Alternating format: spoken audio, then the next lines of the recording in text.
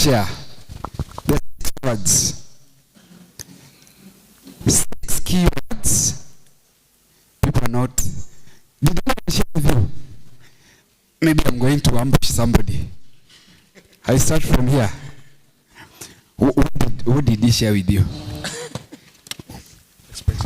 The expectation is that it's more of interaction or whatever happens in public health. The interaction for whatever happens in public health. Yeah. 5. what did he? Okay? What he has said is that we as officers who are here. Those are more than 6 words. Those are more than 6 words. More than 6 words. Excellency in prevent, promote, and protect in health. Beautiful. Repeat that. Excellency in prevent, protect, and promote in health. In health. Perfect. Perfect. Any person looks like you want to share. Thank you. A new dawn for public health fraternity. Repeat that, sorry. New dawn for public health fraternity. A new dawn for public health fraternity. Any last person who doesn't want to, the mic is going away. A new dawn for the public health. I love that. I love that. This is a new dawn. And there's a lot of power in that. Yes, Mohammed. Yeah, future of public health is bright. The future of public health is bright. Just to the last two, I think there's a lot that is already expected here.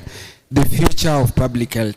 Sometimes when you do the first thing, there's a lot that comes with it.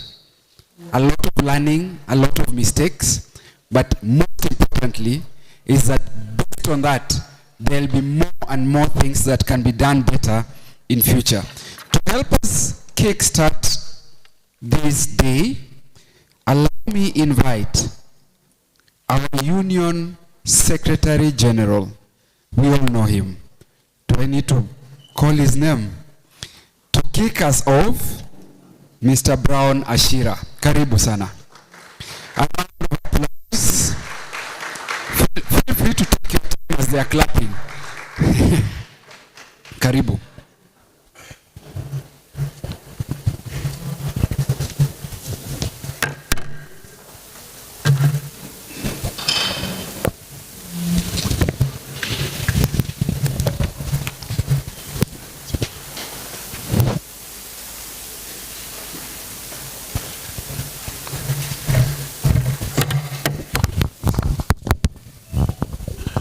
God is good all the time. I'm being advised to remove my cape. I don't know why. Thank you for that. Comrades power. You know, that is the language you are used to. When comrades congregate, we have to feel the power and of course the respect in it. The respect that comes with the power, that's what we need also. And that's the very essence why we're actually meeting here today. Colleagues, seniors, our director, distinguished ladies and gentlemen, our council of governors, and all our leaders who have come from all walks of lives. I greet you again, good morning. My name is Brown Ashira. I am pleased to stand before you as the General Secretary and the CEO of the Union. It's my great honor and privilege to stand before you today at such a historic moment, the first National Public Health Leadership Summit. This moment marks a significant milestone in our collective journey towards strengthening public health systems, leadership, and workforce capacity in Kenya. Allow me at the onset to sincerely appreciate the presence of our distinguished guests and partners. Your continued support and collaboration demonstrate a shared commitment to advancing public health and improving the well-being of our communities. As you well know, public health officers and technicians are the first soldiers of prevention. Ladies and gentlemen, the Kenyan Environmental Health and Public Health Practitioners Union has over the years remained steadfast in championing the welfare, recognition, and professional growth of public health officers and technicians across the country. Through strategic engagement and structured dialogue, we have made notable strides in addressing labor issues affecting our members. We'll have some time to be able to maybe to run through our screens and just to see what we have managed to do. SG karibu sana, Duba. Let's appreciate SG Duba, our associate with SG as it comes. This summit comes at a critical time. The public health landscape is evolving rapidly with the emerging and re-emerging health challenges, climate-related risks, urbanization, pressures, and shifting disease patterns. These realities call for strong, visionary, and responsive leadership within the public health sector. And you all know that everything rises and falls on leadership. For the Union, this summit is not just an event. It is a deliberate step towards strengthening leadership capacity within our ranks. It is about empowering public health officers and technicians to take up leadership roles, influence policy, and drive impactful change within their respective jurisdictions. As we engage over the 2 days, I urge all participants to actively contribute, share experience, and I like what our MC has said. Part of our expectations is we need to actively participate, share experiences, and build meaningful partnership. Let us use this forum to generate practical solutions that will be able to strengthen our health systems and enhance service delivery at all levels. To our development partners, we appreciate your unwavering support and encourage continued collaboration as we work towards building a resilient and a responsive public health system. To our members all over the country and those who are also watching us live, we sincerely want to commend your dedication, professionalism, and commitment to safeguarding the health of our communities. You remain the backbone of preventive and promotive health services in this country. In conclusion, let this summit mark the beginning of a new era, an era of transformative leadership, stronger collaboration, and renewed commitment to public health excellence. Together, we can build a healthier, safer, and more resilient Kenya. Thank you, and I wish you fruitful deliberations. I want us to stand up. 1 minute. I just want us to take 1 minute to stand up. And I want us to observe a minute of a silence of our departed colleagues with Professor Karama, who left us, and quite very, very distinguished colleagues who actually left us. I want us to observe a minute of silence in their honor, because you all know Professor Karama, the kind of the kind of the mark actually left to this profession. And as he continues to rest in peace together with other colleagues, I want us to observe a moment of silence. Then, after we do that, I want to request the DJ, you will give us one of our anthem. Then I think I'll be able to hand over to the MC. Are we ready? Let's observe a moment of silence, then we can now maybe sit down.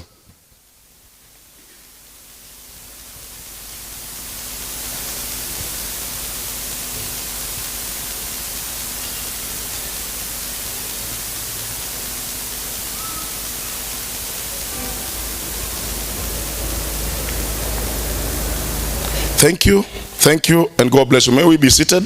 DJ, if you have Solidarity Forever, you can play for us 1 minute. Comrades, Papa.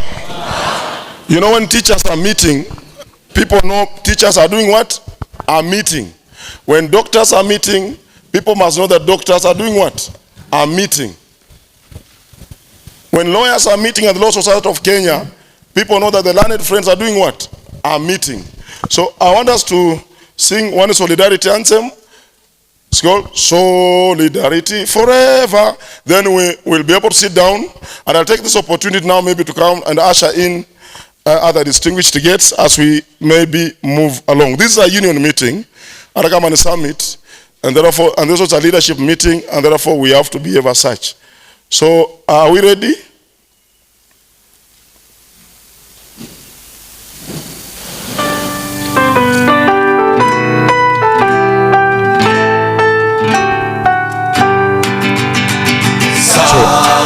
We can sing together. Kila mtu asimame afanye hivi. Solidarity forever. Solidarity forever.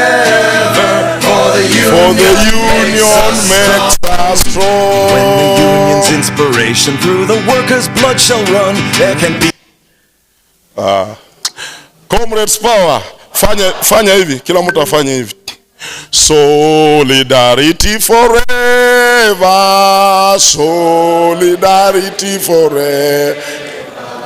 Solidarity forever. For the union makes us strong. Again. Solidarity forever.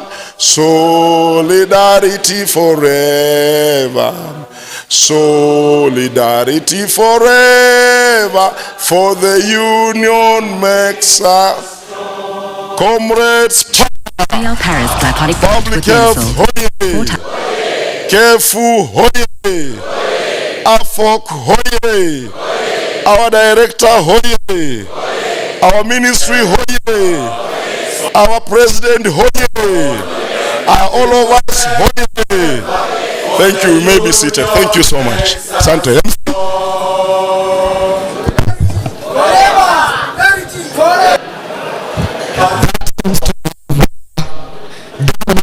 I would have done there. Thank you so much. Thank you for that. As part of our opening today, thank you so much for welcoming us for the today. I look forward to seeing the union grow. I look forward to seeing the public health profession take its rightful position. The next person to speak as part of the opening was meant to be me, but I want to pass it on first so that I give us Dr. John Kariuki first to come and give us a few words of wisdom. Dr. Kariuki.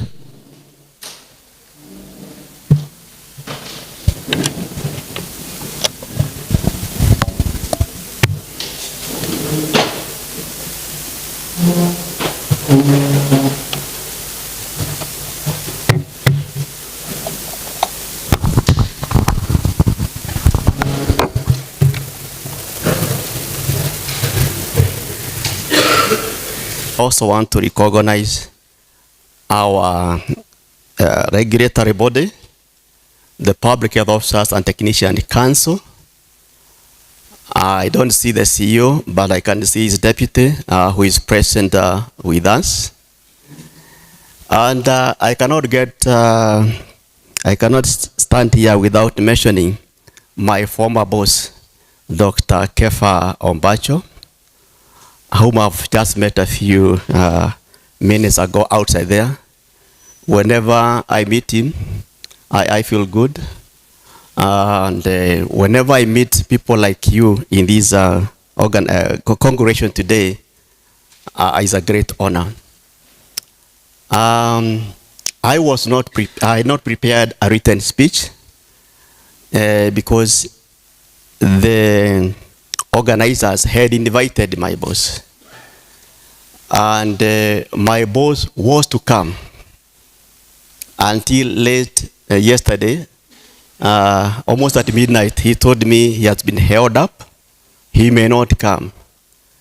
And therefore, because I was just preparing to go and sleep, and also so that I can come to this place early, I didn't have time even to prepare anything. But as a public health officer and as a mwalimu, I cannot miss something to say to this great congregation. Just like you heard, I'm Dr. John Kariuki. I am the Dean School of Public Health at Mount Kenya University. I'm actually the pioneer dean. I've been there for the last 10 years. after having retired from the Ministry of Health. We in the world of academia, we enjoy and we like this kind of fora where we can showcase what we have been doing in the world of academia. Because we normally say that if you don't publish, you perish. So, and when you publish something and you have nowhere to, you have nobody to tell it, sometimes it rusts. And so I really want to thank you people for having organized this. Now, leadership is a very key thing in life. And leadership starts in a small way. It starts with a small organ in your own house. That's where it starts. And even in that own house, it starts by yourself. First of all, you must know how to organize yourself. Because if you don't know how to organize yourself, and if you don't know how to organize your own house, if you don't know how to organize your own district, your own county, you can never tell us anything about leadership.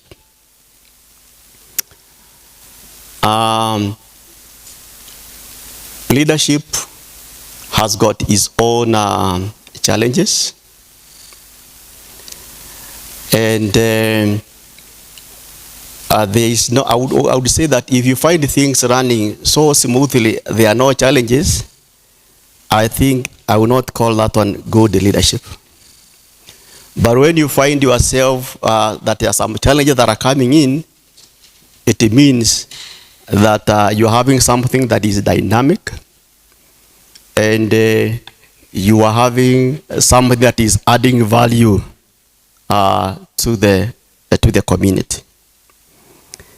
The big thing that you must think about in leadership is not just about leading people, it's about what value you are adding.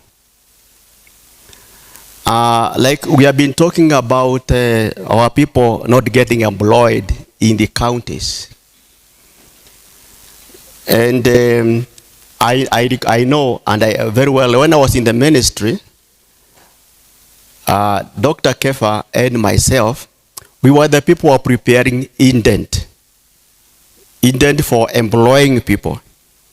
We were the people who are telling the ministry that we have a gap in this area. And we will be called upon to defend that gap. We will defend it, and people would get employed. So in the county there, you must create your own space. And when you create your own space, you will drum about that space. And it is only through that we can get our people employed. Because I don't understand why Kajiado can employ around 26 public health officers, and maybe Kakamega have never employed any. You know, you cannot understand some of those things.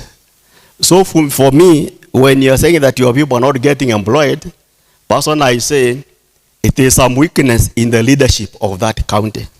Of course, there could be some other things here and there. And you know, I don't know, never expect to get free things anywhere. You must fight. And I think when we were there in the ministry, we were known for fighting. And I think some doctors are so happy that when we left, because maybe there was nobody to brush their shoulders and tell them that, you know, things must be done. At one time, I recall, we were allocated a lot of money through the leadership of Kefa. We were allocated more money. Sometimes we were challenging the curative department. But see, the good thing I like, you see, when you delegate, you people, don't micromanage. And that's actually a word that my boss used to use many times about micromanaging. When he sends me to treasury, he was not like hugging me on what, he used to give me a lot of freedom. to go and defend our budget there. And I would go to Treasury with those doctors, and I would defend our budget there, and we would get a lot of money. And some people would wonder now, how are these people getting that big money? It is because of our leadership, and you would prepare well. You know, when you don't prepare, you are planning to fail. You must read the requisite documents. You must discuss those guys that are there in the planning department in the county. You must discuss with them.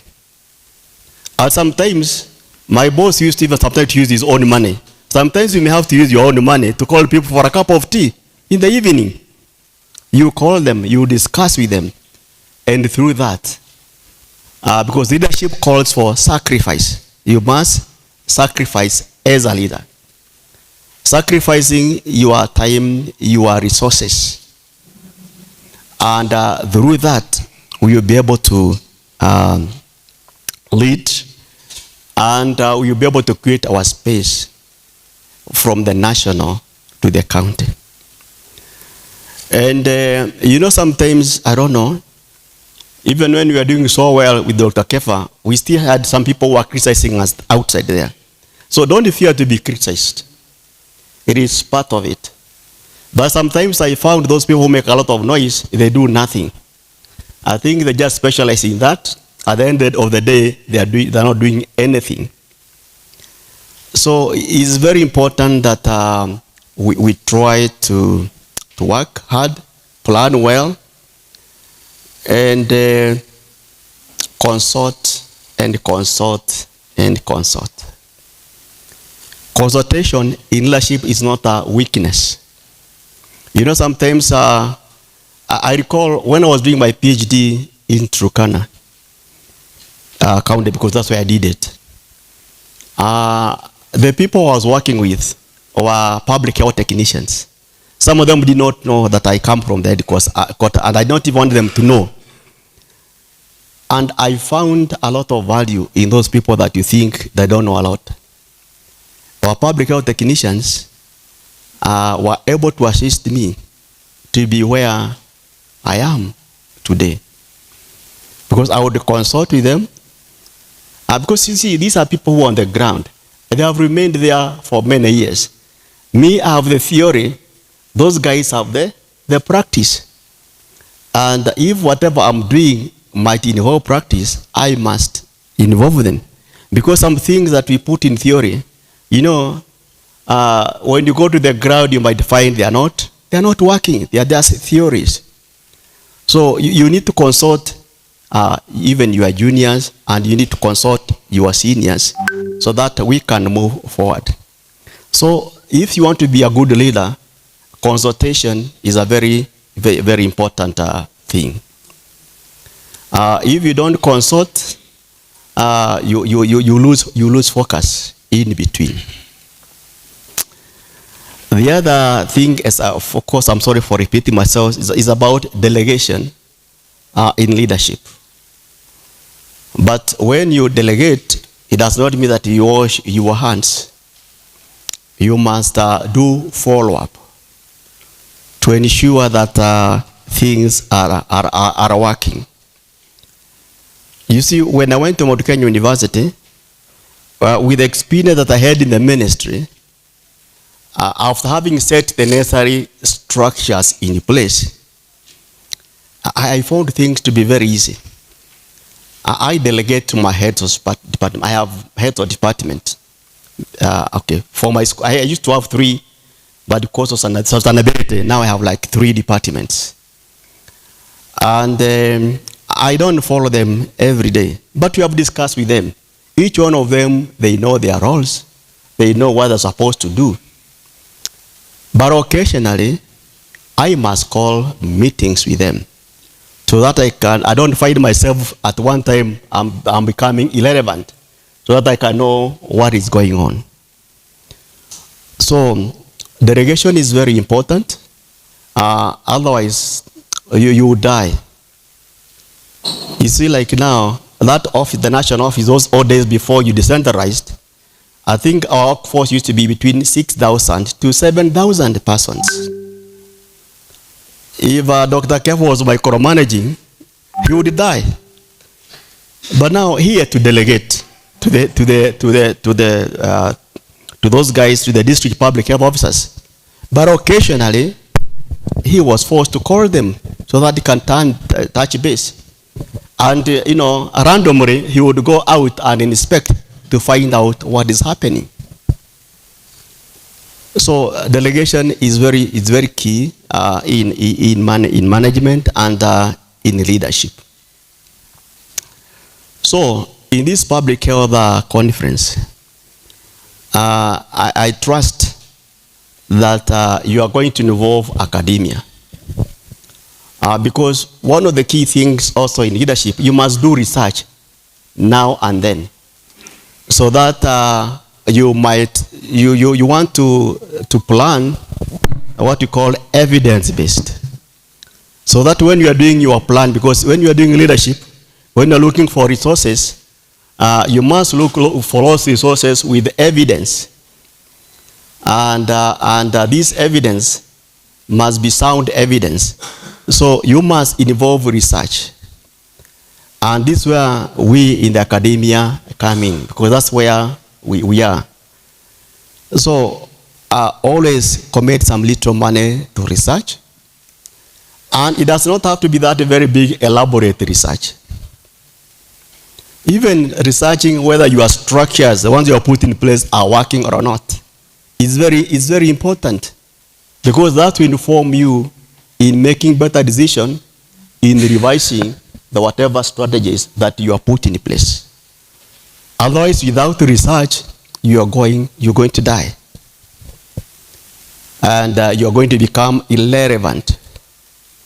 And that's why you find that when you preach using the same method every day, people will get tired of you. That's why we are changing things every day. We are changing the way you do business every day because you are informed by research.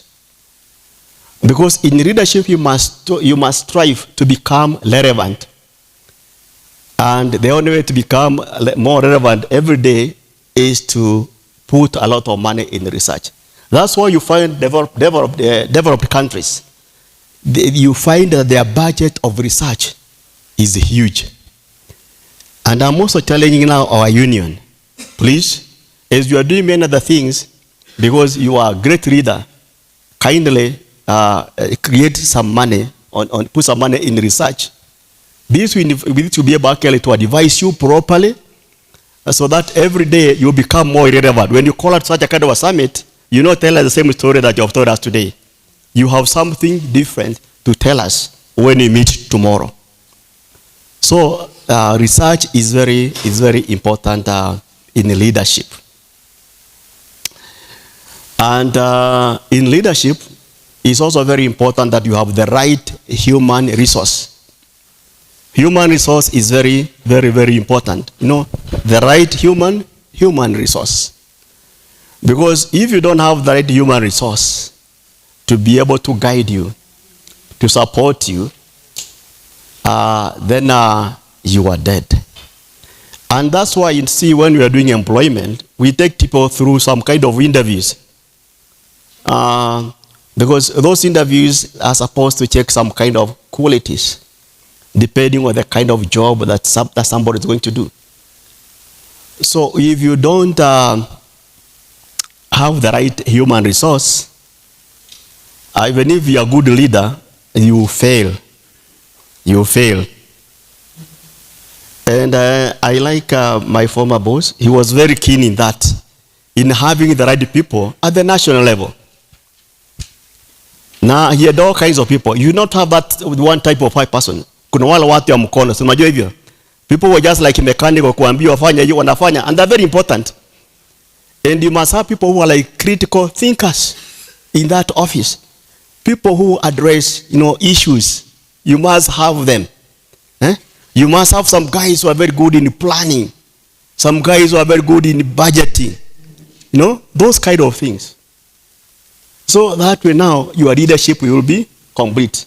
because you have the right human resource.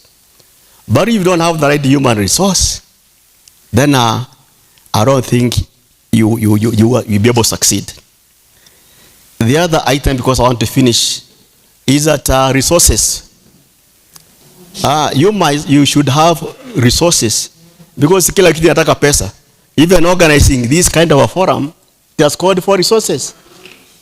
Resources in terms of money, even the computer that we are here, and many other resources.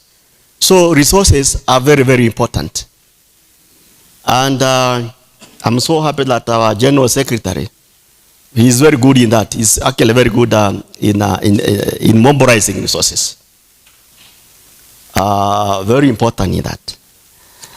And there's an aspect that people ignore, marketing. Leadership, you must need that aspect of marketing is very important. There are some people who are very good. They do something kidogo, and they are able to amplify it and becomes very big. These public health officers, I know you are doing a lot there, but the lot you are doing is not known, because you don't document it, you don't market it, you don't drum for your cause. So who will know you? Who will know what you are doing? So don't wait for other people. You must market yourself. You must market whatever. As you like today, I've come with a strong marketing team from Mount Kenya University, and I'm sure by the end of this of whatever conference, they're going to convert some of you to come to our university. By the way, our university is the best in Kenya and in South Africa in health sciences. And I'm not just saying from the blues. We have been assessed there's a committee within East Africa that assesses those people are teaching health sciences. And they have come to us twice. You find like our medical school, our health sciences program, our public health program are the best. And when Mr. Oriema was there in the office and his team, I think Mount Kenya University was the first one to be accredited to offer the public health program. And Thank you.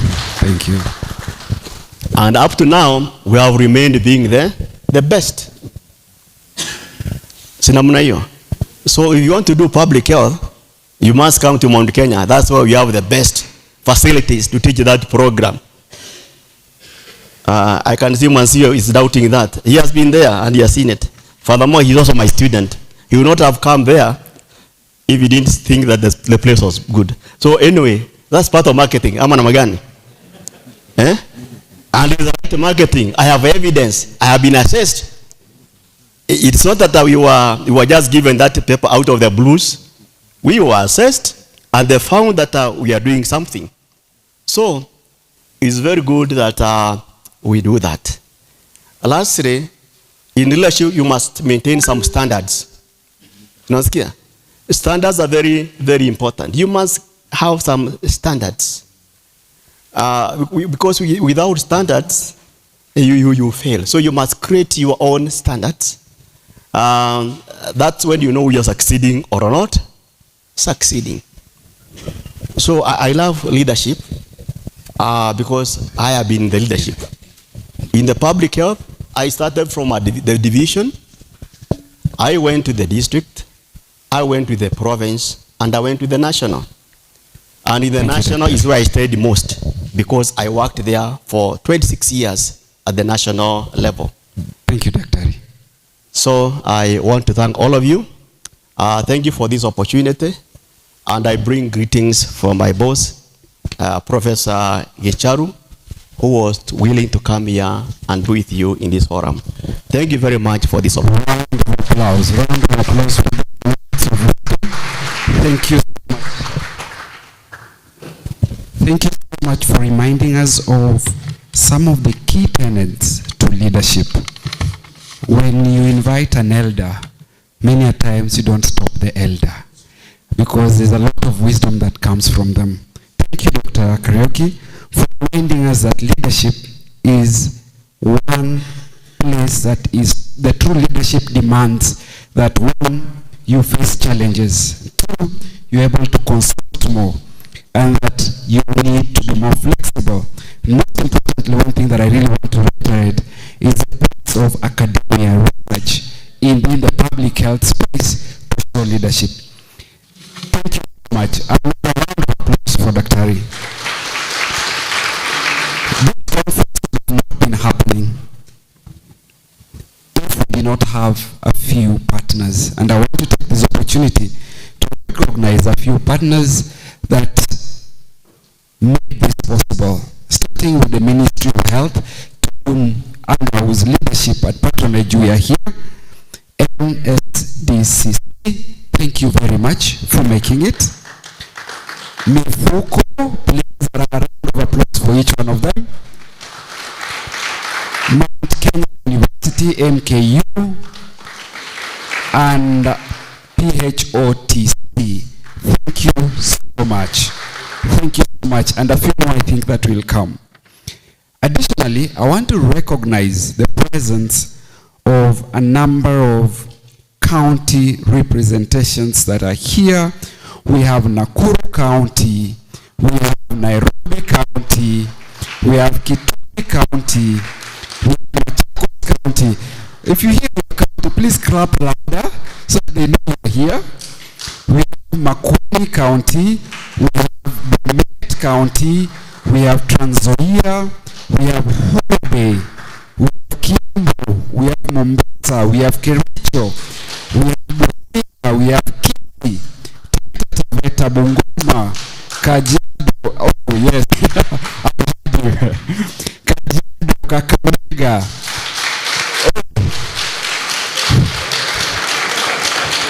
I feel like joining that team. I feel like joining that team. We have Vihiga, Kwale, Kisumu,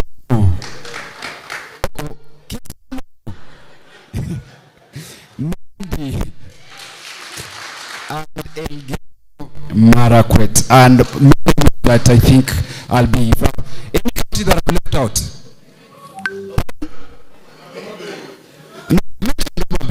I mentioned Nairobi, Laikipia, and Siaya. I think few more I'll be recognizing them in the next round. Thank you so much. As part of the opening, allow me, it's my distinguished honor to invite Dr. Simon Kimani, the representative of KMTC, to give us a word. You'll keep it short so that we're able to manage our time properly. We started a little bit late. You'll forgive us for that. Thank you.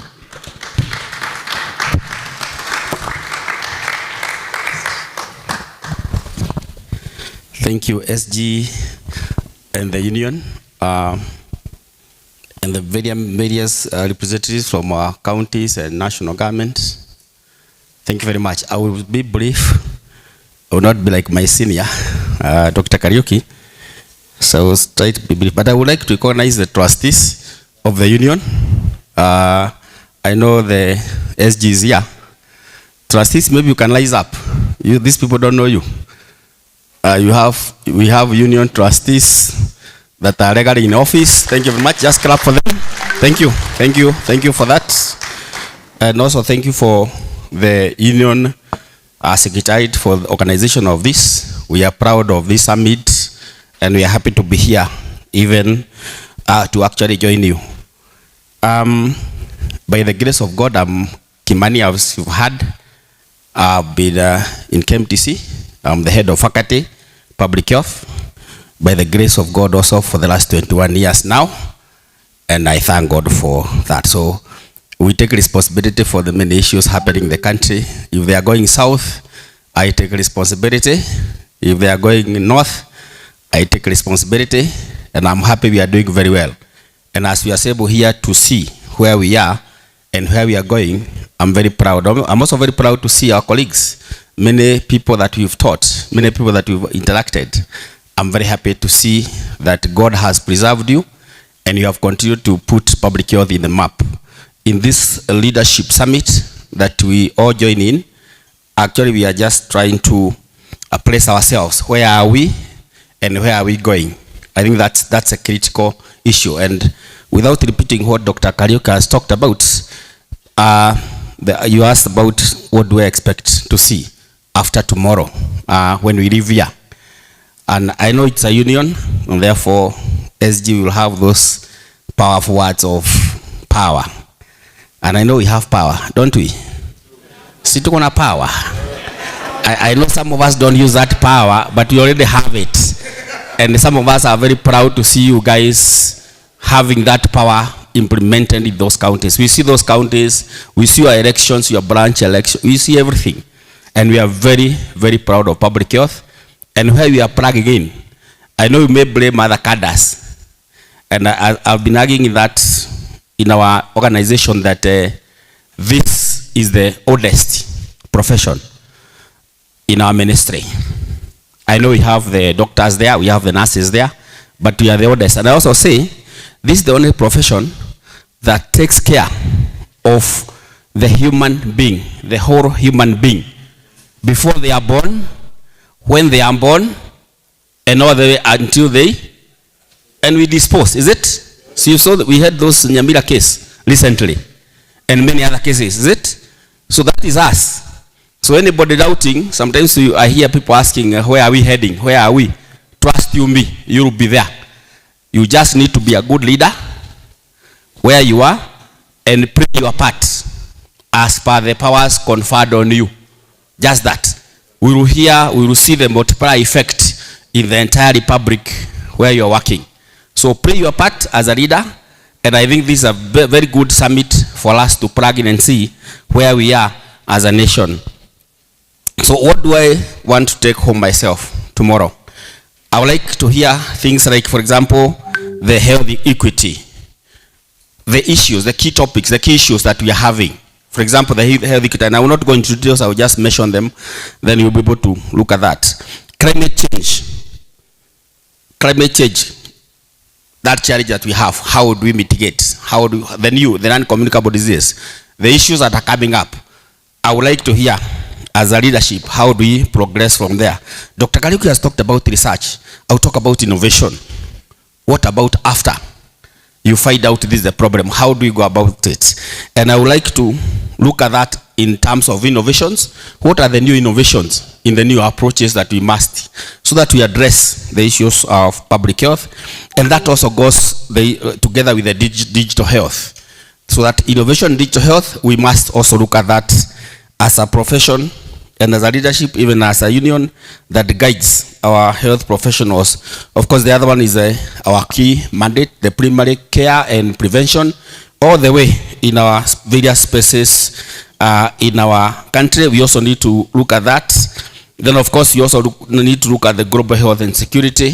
This is also important. Those are the key topics that I would want us to hear, I personally, to hear before we leave here. We have those cases that, for example, we had COVID-19. We have so many experiences that we went through.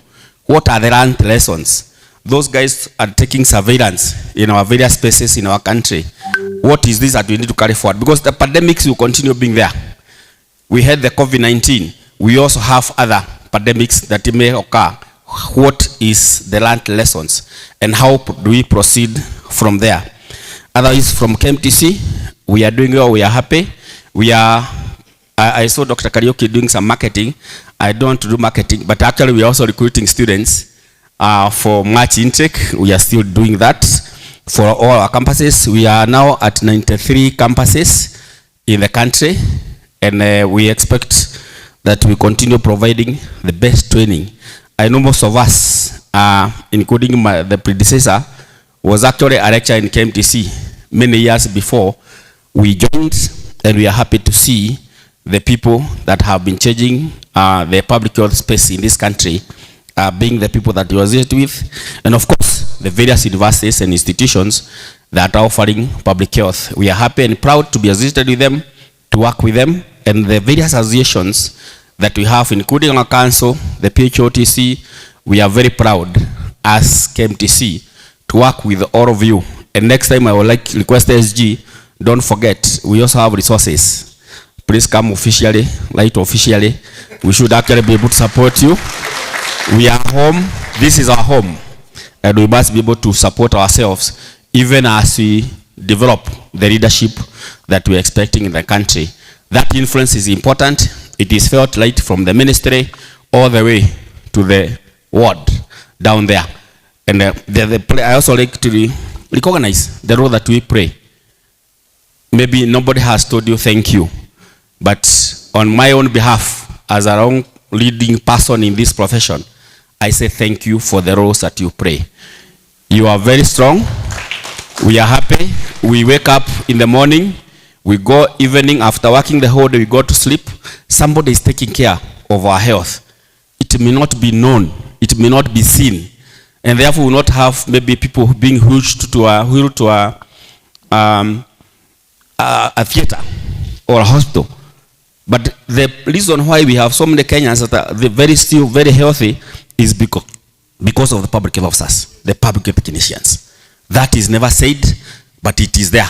So we also want our leadership actually to understand that these people play a key role. There is also something I want to mention that union needs to address. I know in KMTC, I've been employing young Gen Zs, public health officers, very many now. They are in very many campuses that we are in where we are teaching. But we realize there's a problem in our counties and even in the national government. So I think that also needs to be addressed. Most of us are exiting. In fact, I realize a number of us are my students in the year 2000, in the year 1990. So what does that mean? Most of us are. So let's have the young people come in, plugging in this space. We leave them. Remember I have said, you wake up in the morning, you go to work, wherever you work, then you go back in the evening in the hope that somebody is taking care of you. This person taking care of your health is actually a public health officer. To make sure that you don't get sick to go to a facility for treatment. In other words, we do a lot of savings, and I believe somebody will be talking about that. We do a lot of savings in the public health prevention and care than in the curative. So let's use more money in the preventive care and little in the curative care. Remember, in the preventive care, people will be occupied in their own spaces of work. They will be doing something in the economy. There will be multiplier effect in the economy. In the curative care, mostly they are hospitalized, and therefore they are not adding value to the economy of the country. So leadership, through the leadership SG and the team, please let's have these young people join us. God bless you. Will be plugging in other sessions. This was just an opening remark. Thank you very much. God bless you. Thank you. Thank you very much, Daktari. Really appreciate reminding us of the value that one thing that we need to all think about this conference is where are we? We are taking stock, and where are we going? I think it's a very important statement that we need to think about. And as more people are coming in, let's think of that. I love the fact that there is money. There's money. You need to go for it. National Public Health Summit, Leadership Summit. Thank you so much, Daktari, for those words of wisdom. Allow me welcome one of the most also very powerful individuals in this space, Mr. Duba, the AFOC JSG. Duba, karibu.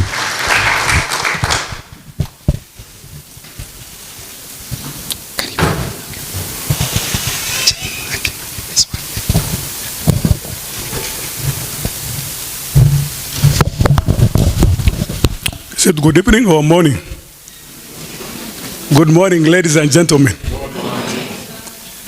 Mine would have been really a reaction from the opening remarks of our seniors here. I think it's very important that today we have the head of Preventive and Promotive Health Service, Dr. Mulesha, here. And it will be a missed opportunity if we don't express what we need to be addressed in the public health sector. I'm sure if we would be with us the whole day, we would really wait. But I'm sure because of the busy schedule, and you will agree with me that is going to leave perhaps shortly after his introduction remarks. And therefore, I would make some. I would have made reaction after he came to the floor, but nevertheless, I want to address some few issues that perhaps he can be able to, as the technical advisor to the permanent secretary. You know, our PS is not a technical person, professionally. And so Dr. Mulesha here is a technical person as a director of the public health. And that's why I want to put those few remarks in, to him so that he can be able to address where he can be able to ably address. One of the issues I wanted to address was that on the policy issues, in most cases, policy issues we just see coming out, and me and my brother here, SG Union, we are always firefighters. Example is the primary health care network. We missed from that act, and you know that we are drivers of primary health care in this country. From the Almata conference, from the very day it was initiated, and that we missed in the act. And we really addressed with my brother SG Union, and the PS really happily took it up and wrote a circular to the counties. But that circular is not sufficient because the act overrides the circular.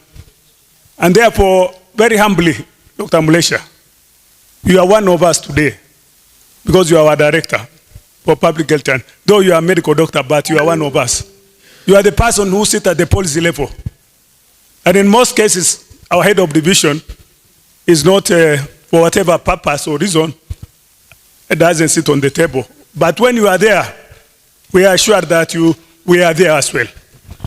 And for that purpose, we request the amendment to that primary health care network so that we are in the act, as the PS wrote the circular. Number two, the Tobacco Control Act, which was required the public participation, we missed out of the board. And yet, we are the technical people in the tobacco control affairs. And still, it is before Parliament, and we have written our submission to the Parliamentary Health Committee, and as well given a copy to the PS, and the CS will give you a copy as well, because it is still at that initial stage. See what can be done so that we are on the board. We are the only top technical people in the Ministry of Health that can be address that issue, because we are in the enforcement officers in the Act. We request you again very humbly to see that we are included in that board as the technical persons. In the policy, the human resource policy, which came out the other day, we have after interrogating the policy issue, all is okay. But when it comes to human resource gaps analysis, we are missing from the human resource gap analysis. I'm aware that the PHOTC was represented by our young brother, the planner of this meeting. Thomas was there, if I'm right, in the human resource gap analysis, which was carried out by Ministry of Labor. But when the policy came out, we are not in the gap analysis, human resource gap analysis. And the gap analysis is the one which creates employment. If there are no gaps, because we were in a World Health Organization forum, and we are told that every country, there's nothing called the World Health Organization ratio.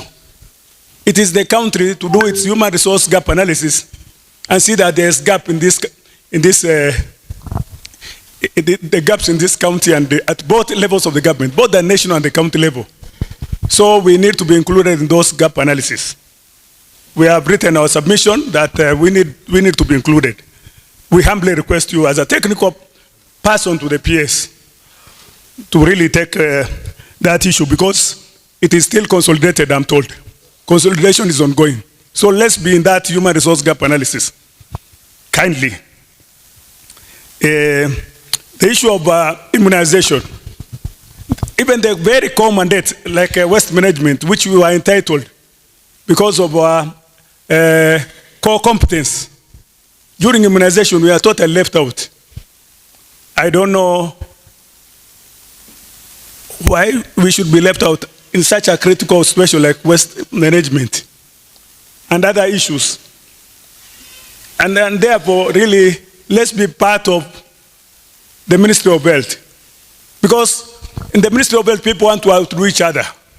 They want to take malaria, they want to take this. And we are serving the same client, the Kenyan population. Let's not outdo each other. Let us be there in that space. We humbly request you once again. The issue of regulatory functions, the PHOCC Act provide for gazettement of private regulated functions. In fact, most of us who are even retired, and others who just graduated on the street, over 5,000 on the street. If that gazetted function is really gazetted, that provision is provided in the PHOCC Act.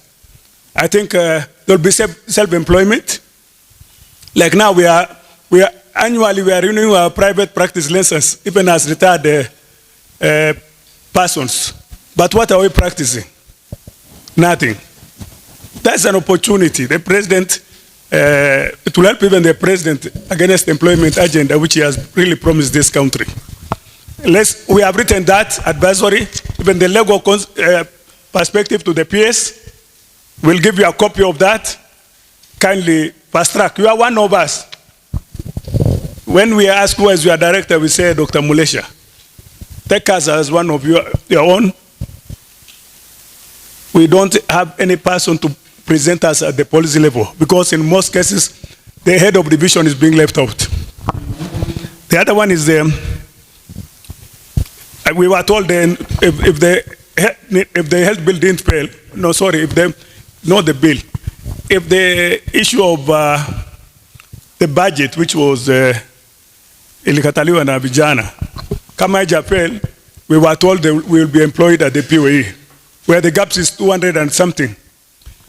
So kindly, if that opportunity arises, know that we have a gap of 290 something, 276 people. I think you addressed it, I addressed it. Gaps at that level, because that is at the national government. And that's where you belong. So kindly, if that opportunity arises, take care of that. Career progression guideline. Career progression guideline, I think scheme of service is being phased out. And promotion has been taking place from September, August this year up to now, and our people has missed out because of career progression guideline, which is supposed to be fast-tracked by the department. The union and the association have made a zero draft at our cost, and people are missing that opportunity. It requires a small budgetary for it to be done, for us to have career progression guideline like any other cadres. Kindly, I'm sure if you look left, right, AMREP, wherever, small budget can be able to complete that so that our people get the opportunity for promotion. They have been left out already because the zero draft is lying at the desk of our division of public health officer. Okay, Doba, 1 more minute. I shorten. Okay, 1 minute, 1 minute I'm through, or even a second. I think digitalization, I think you may not be there to be in the panel. Digitalization of our tools. Our tools is just the old tool that we have been using over the years. Kindly do something. Finally, let's work as a team. Let's help each other's hand. Let's not fight each other. I think the worst thing about this profession is fighting each other. We have seen it on the social media. I think Dr. Kariuki said it. And we are all our own weakness. We are human beings. Advise us. Say this is not right. Advise us. Address us critically in a very positive way. When we are not united, when we are divided, we can't go anywhere. With those few remarks, thank you so much. Thank you so much, Mr. Duba. Thank you. I don't know whether you've noticed that since we started, we've been getting lots of wisdom from our seniors. A round of applause for all the seniors for now. And Mr. Duba, he raised very critical things. I think one of the big things around leadership is human resource, and he's articulated quite a number. Policy conversations and the involvement of public health in the policy space, public health officers in the policy space, or what affect the public health profession. Because of time, I would want to invite our next speaker, who is the Deputy Director at the NSDCC, Dr. Joshua Kitonga. Kindly. A round of applause as he takes the stage. Thank you.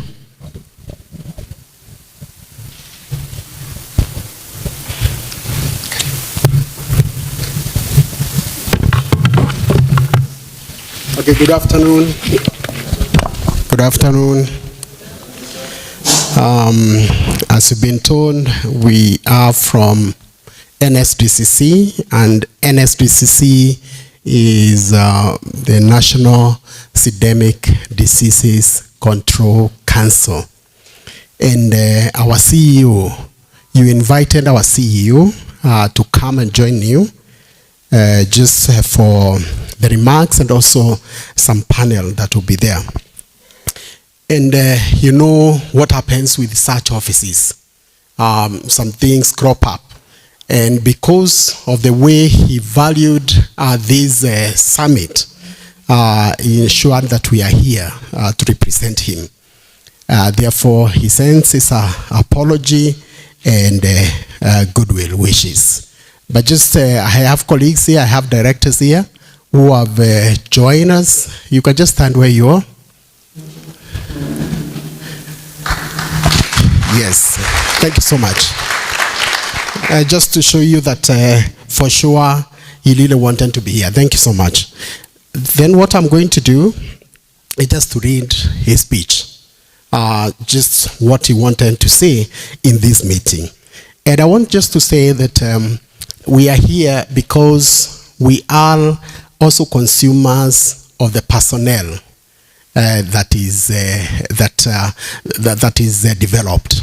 Why? In terms of the implementation.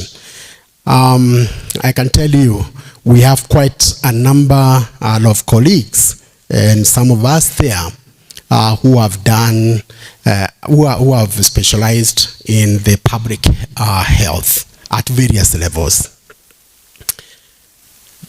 Allow me to go to the speech. Secretary General, heads of institutions, distinguished delegates, colleagues, partners, ladies and gentlemen. It is an honor to join you at this important summit, convened at a time the resilience of our public health systems is not just desirable, but essential.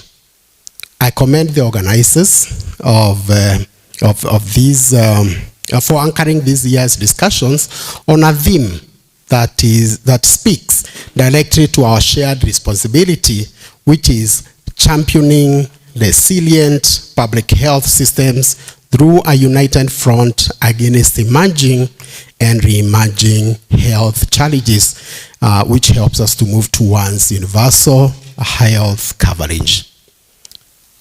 We all know that Kenya's health landscape continues to evolve. And we are navigating a complex interplay of infectious diseases, non-communicable conditions, environmental threats, and socioeconomic vulnerabilities. These are not isolated issues. They are interconnected and they demand a coordinated and a multi-sectoral response grounded in evidence, equity, and accountability. Allow me to briefly mention that National Systemic Diseases Control Council is a state corporation established under Section 3 of the State Corporation Act. And it is mandated to manage systemic diseases that include HIV, sexually transmitted infections, and the other systemic diseases. Please, for more information, we have a tent outside there. You can be able to visit there and you'll be able to be told more about NSDCC. First, we recognize that we need to strengthen multi-sectoral governance to address the social and structural determinants of health. We know that health outcomes are shaped far beyond the walls of our health facilities. They are influenced by where people live, learn, work, and also age. So access to clean water, sanitation, education, nutrition, gender equality, economic opportunities, safe environments, all determine whether individuals and communities thrive. Kenya has made significant strides in institutionalizing multi-sectoral coordination through structures that bring together national and county governments, civil society, faith-based organizations, and development partners, like the case and also NSDCC. So to deepen impact, we must move from coordination as a formality to coordination as a function. Second, we have also learned lessons from national coordination frameworks. Our experience at National Systemic Diseases Control Council underscores a critical lesson that fragmented responses yield fragmented outcomes. Conversely, coordinated actions deliver scale, efficiency, and sustainability. Therefore, national coordination frameworks have demonstrated the value of unified leadership, clear accountability structures, and data-driven decision-making. By bringing diverse actors to the same table, we have been able to harmonize interventions, optimize resource use, even now that we are resource constrained, and track progress more effectively. But perhaps most importantly, the frameworks remind us that resilience is better built before crises occur. Investment in surveillance systems, community health structures, workforce capacity, supply chain are not optional. They are foundational. As we look ahead, we must continue to strengthen integrated approaches that address multiple health challenges simultaneously, recognizing that individuals do not experience diseases in silos. And we have also recognized that we need to ensure meaningful community engagement. Why? Because communities are not passive recipients of health services. They are central partners in health promotion, disease prevention, and service delivery. Meaningfully, communities involved in identifying priorities, designing interventions, and evaluating outcomes, they should be involved in such. When communities are informed and empowered, uptake of services improves and favorable health outcomes follow. Finally, we've also recognized that we need to move from policy commitments to measurable impact. Why? Because Kenya has no shortage of well-articulated policies and strategies. Those are there in advance. The real test lies in implementation. To bridge the gap between commitment and impact, we must prioritize these things. First, accountability. Second, data for decision-making. And third, sustainable financing. We must embrace innovation, leverage digital technologies, strengthen public-private partnerships, and scale what works. Ultimately, impact is measured not by the number of policies we launch, but by the lives we improve, the infections we prevent, the conditions we manage, and the dignity we uphold. Ladies and gentlemen, the resilient public health systems are built on unity of purpose, clarity of action, and strength of partnerships. As environmental and public health experts, you stand at the front line of promotion, prevention, and protection. Your role is pivotal, not only in responding to health threats, but in shaping the systems that prevent them. Let us therefore commit to a united, inclusive, and accountable approach, one that recognizes health as a shared value and a shared responsibility, because together we can build a healthier, more resilient Kenya where no one is left behind. Thank you so much for your kind attention. Thank you so much for that. Really extend our great gratitude also to the CEO for those kind words, reminding us of a few things. One, we are currently in a poly crisis. A poly crisis where we are not only seeing emerging and reemerging, we are also facing the effects of climate change, non-communicable diseases, among others, the forte of public health, reminding us that multi-sectoral approach is the main ways and the key way of strengthening public health interventions and efforts, and that coordination is a key aspect, and that from policy we must now move to commitment towards implementation, and not just implementation, impactful implementation. And that in all this that we do, sustainability, accountability, and partnerships are the core. Thank you very so much, Dr. A round of applause to NCCD. I know you don't get tired. Don't get tired. We said we are coming here to know where are we and where we are going, right? So at least for those who have spoken, we've heard where we are somehow and where they want to go and where we all want to go. It's my honor and pleasure to invite, was the second last speaker, representing PHOTC, Peter Mwadziwe. Peter Mwadziwe. Karibu sana.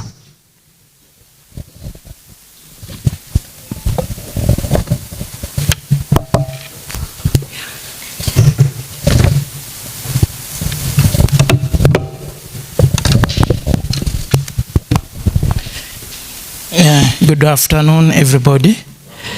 My name is Peter Mwadziwe, representing the registrar PHOTC, Mr. Wainana, who has some other commitments at this moment, but I think I'll fit in his shoes. As PHOTC, we regulate the training of public health officers in this country. After training, we do registration of all of you. Most of you I know are PHOs, so we register you. Then we do an annual licensing. And above all, we monitor the service delivery in the country for all the public health officers according to our Act, Cap 253G. We have a mandate as PHOTC to ensure public health officers do that which they were trained to do in the field. So Mr. Wainana is not around, so I'm just told around 5 minutes ago that he will not be coming because he's committed somewhere else. So he sends me his speech, opening speech, which I'm going to read to you people. Thank you very much, Bwana SG for inviting PHOTC and finding it necessary that we can work as a team. I sit down here, I look at the theme of this meeting, I see a word resilient. Then I start imagining what is being resilient. Being resilient involves the capacity to come back to where you were. It gives me the hope of coming back. So as public health officers, we know we have been going through issues. But with that word, then we have a hope of coming back to where we are supposed to be. Yes, many speakers have spoken here, with all the respect to them. We are part of this team, the three bodies, arms of strengthening public health. That is the union, the association, and the council. So as you see us seated and participating well in this, we know we work together as a team. And with the word resilience, how I desire that we shall have strength to come back to where we are supposed to be and work together as a team. Yes, because in this meeting, as I sit here, I look at how we are as public health officers in this country. Sometimes it feels so painful to read what the young people who are not employed are talking about in the WhatsApp groups. And with all this experience that we have had, we need, as Mr. Duba has said, see how we are going to empower them so that they can be like us. Realize during those times when we could just come out of school and you are employed. This time with the regulator in place, there's a process that even as we control their training with the curriculum at that level, immediately after that, they are supposed to sit for the exams, the PHOTC exams, whereby they are supposed to pay. And you see, these are young people who are not yet employed, and here we are paying with a fee that is already, which is a gazetted fee. Even as they complain, this fee is gazetted. We cannot go back there. If any, I was advising another group that then if you look at the 5,000, the 7,000 that you are paying for indexing as a BSc holder, I'm sure if you take this document back there for review, it will go up. So I wish we could survive with what we have, because that is a document of 2015. If in 2015 you agreed as PHOTC that they shall register at 7,000 for indexing, how much do you think if you go right now for review they are going to talk about? This figure will obviously go high.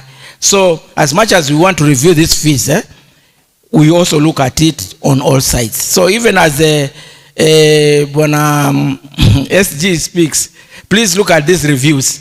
If you review right now, I'm sure these figures will go higher than where we are. Oh, I don't know. So otherwise, even as we request to come down with the economy, I'm sure it might not, but that is my thinking. Thank you. Thank you for that. So we have a team of public health of PHOTC staff outside there. We have a tent. Please, if you have issues with your registration, licensing, or renewal of your license, please feel free to pass by there and get help. Otherwise, the speech from Mr. Wainaina, the registrar, goes as I read. Now I need to use these things at this age. So, ladies and gentlemen, good afternoon. It is an honor to stand before you today at this historical first National Public Health Leadership Summit. As we gather here at Lake Naivasha, we are not merely attending a conference, we are formalizing a unified front to champion resilient public health system. As the Registrar of Public Health Officers Technicians Council, I have witnessed an immense dedication of our professionals across all the 47 counties. You are the backbone of our preventive and promotive healthcare strategy. Whether you are at the front line of the disease outbreaks, enforcing safety standards or under the Public Health Act, Cap 242, or managing health emergencies, your work is the lateral foundation upon which our national health security rests. However, we are also here to have honest conversation about the systemic challenges we face. We recognize the realities of understaffing, the increased burden of emerging disease outbreaks, and the need for better integration of our digital reporting tools like the MOH 708. This summit serves as a critical platform to transition for advocacy to actionable policy. The PHOTC is committed to ensuring that our training, accreditation, and professional standards evolve to meet these modern demands. We are here to ensure that the voice of practitioners is not just heard, but is central to the national discourse of UHC and the primary health care. Ladies and gentlemen, my call to you today is this. Let us use these 2 days to define the future of our profession. Let us bridge the gap between our current challenges and our 2030 aspiration. Let us move forward with a professional vigor and unity that our motto, prevent, promote, protect, demands us. I look forward to the insights that will emerge from our panel discussions on health system strengthening, digital health, and pandemic preparedness. With these few words, it is my great privilege to welcome you to the first National Public Health Leadership Summit 2026. Thank you. That's from Mr. Wainaina. Thank you. And with that, I thank you all. How I wish that we can understand that as a council, we unite public health officers. It reminds me of those days where we used to come out of school from different universities or colleges which are not regulated with different types of trainings. And you go to the field, you realize your colleague doesn't know what you know. But the current situation, whereby we put them in a class, in an examination, whereby all of them sit down, and after that we know we are bringing out a team that knows what they are doing. So please, I ask that you support us, and as a council, please let us all of us register, and let us all practice that which you are trained to do. We have released out letters to the counties that public health officers who are not registered might not be able to work in the counties. So please, if you are not registered, take this opportunity to register, because the letters are on the way going to the counties. Very soon you might find it very difficult to work in the counties if you are not registered. Thank you very much. Thank you so much. A round of applause. You know, when PHOTC is in the room, we respect that. Taking your time to come over and speak to us. I would challenge PHOTC that make it easy for the new graduates to get registration. It's part of the leadership. It's part of the leadership to make sure that we make the journey of the young professionals easier, and we handhold them into the profession in a nice way. I'm almost transitioning pretty fast to the second part of this, which is the official opening session. We were just having remarks at the moment, and I'll indulge you quickly just to who are either in the NGO or the non-profit sector space, and with the risk of repeating what has been said, allow me say three things that has come up. One, there is a power in unity, especially affronted unity. And you started by asking, what does resilience mean for us? It's a thing we need to keep asking. That it is, when we think about resilience, it is not a solo endeavor. It is the thing that most have mentioned. There's a need for partnerships and collaborations. Two, it's the fact that we must strengthen the backbone that supports resilience. And what is that backbone? It's the public health workforce. And that resilience is only strong as the profession that powers it, that holds it. And therefore it is important that we think about the profession and the professionals that are in that place and how we support them through the journey. Lastly, is turning challenges into innovation. Kenya right now is thinking and has put a lot of efforts towards universal health coverage. The implementation is another story. But we have the us, we are patients now, in the next few days or weeks or months. And the systems we put now are the systems we will consume. We've seen emerging and re-emerging challenges that requires to pivot traditional methods to new innovative mechanisms, which means we must think outside the box and be allowed ourselves to think innovatively on how best we can tackle modern challenges with modern tactics.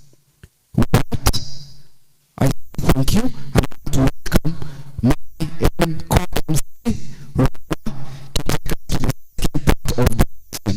Thank you very much and God bless.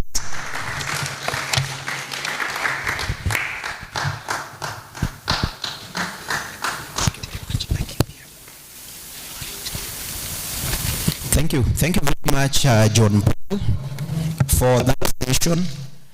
Now to public health officers, technicians, specialists, professionals, and friends of public health officers. Hamjambo. Salaam alaikum. Thank you very much. Now, before we move to the next speaker, I realize that we've sat for too long, isn't it? So I want to request that we stand up a little bit.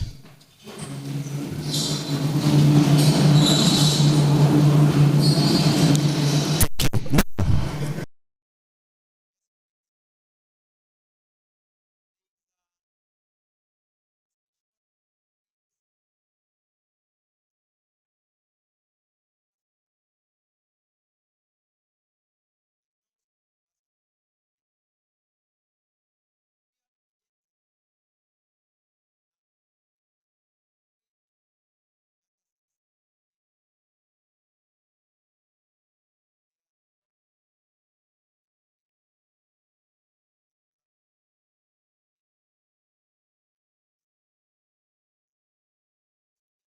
that is the time that we have been, that the iPad was launched.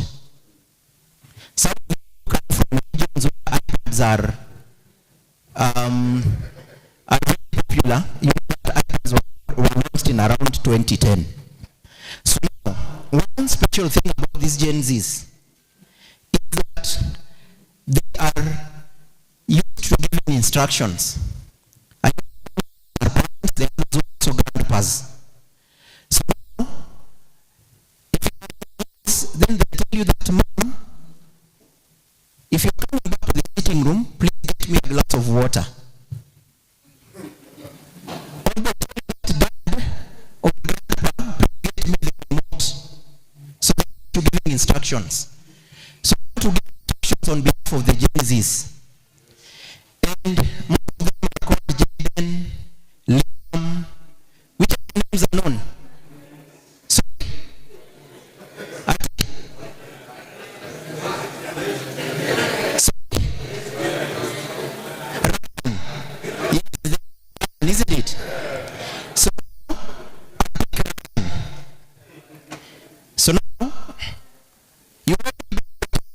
you to do. Okay? And you have to do what I ask you to. You ask you to. All right. So check.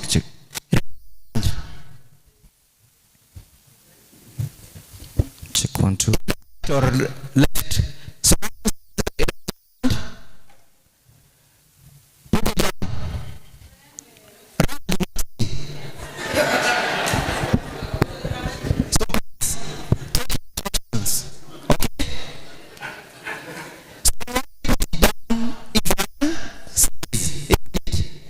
all right.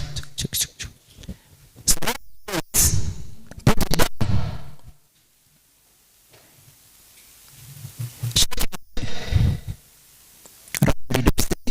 So for checking the hands.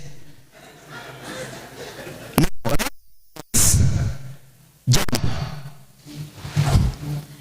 Jump again.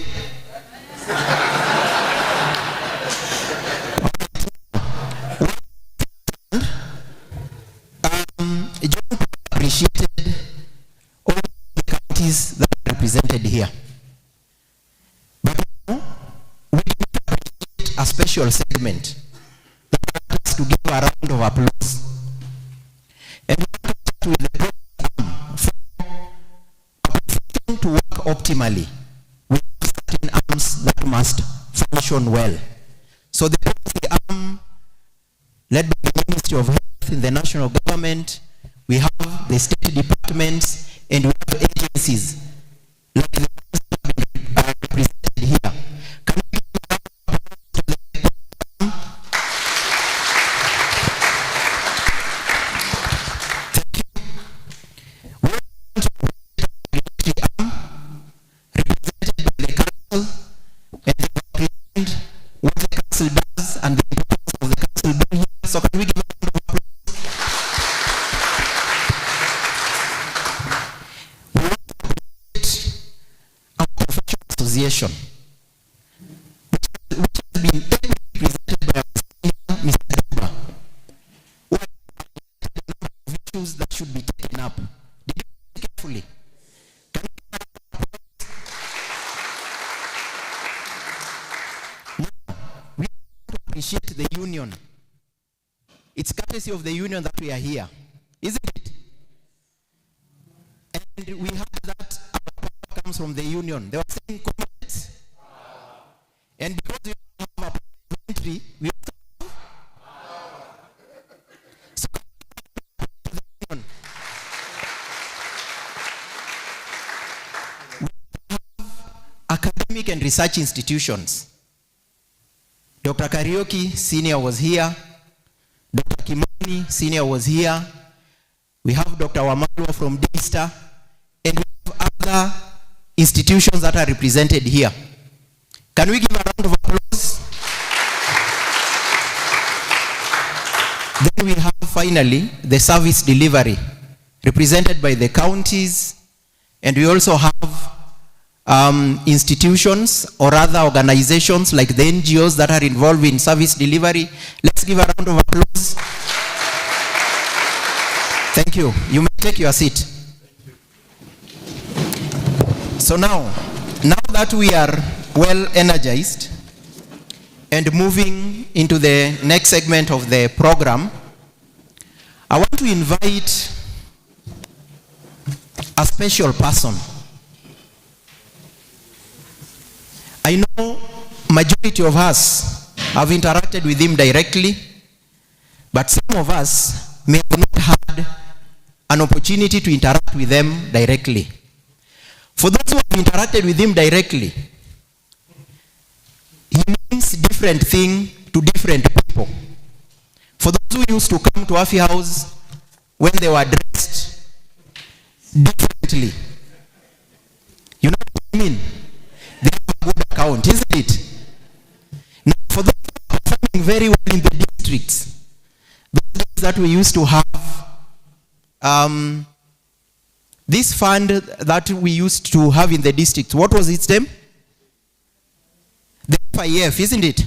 So for those who used to use that FIF very well, they also have a very good account of him. But most importantly, the contribution that he has made in the profession, in different capacities as a chief public health officer, rising through the ranks to become a director, public health, being a registrar of the council, being a patron of the association, and now we also have him as a trustee of the union. So please join me in welcoming Dr. Kefa Ombacho to the stage.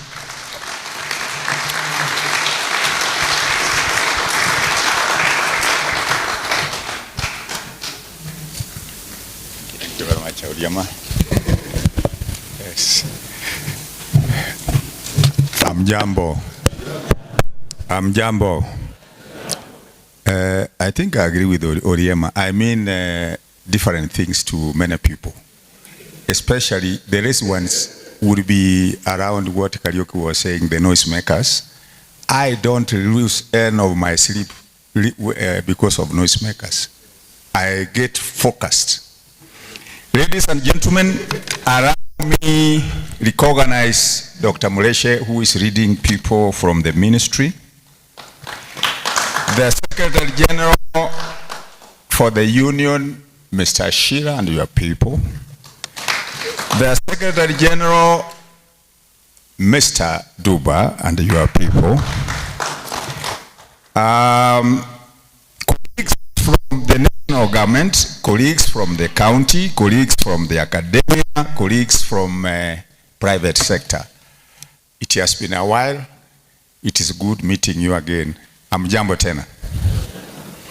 I am not sure what I'm supposed to be talking now. I think I cancelled most of my engagement to be here because I thought this is the right place to be, to talk about the union. But a while ago, I was told to talk something here. So I need direction. Do I combine both, or do I just talk for purposes of official opening? I need direction. I think those who are organizing, I need direction. And if you don't give me direction, I'll take it. I'll get my direction. And in leadership, if people cannot read you, you take leadership. Isn't it? Allow me, before I make my comment, first appreciate. Let us give a round of appreciation to this young man's leadership in the union. Can you stand?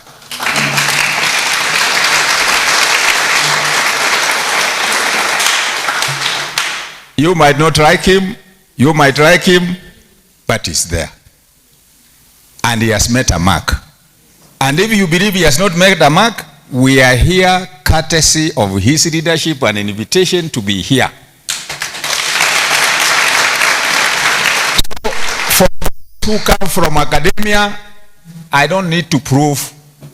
Those who are lawyers, I don't need to give evidence. We are here courtesy of him having propelled this union up to where we are today.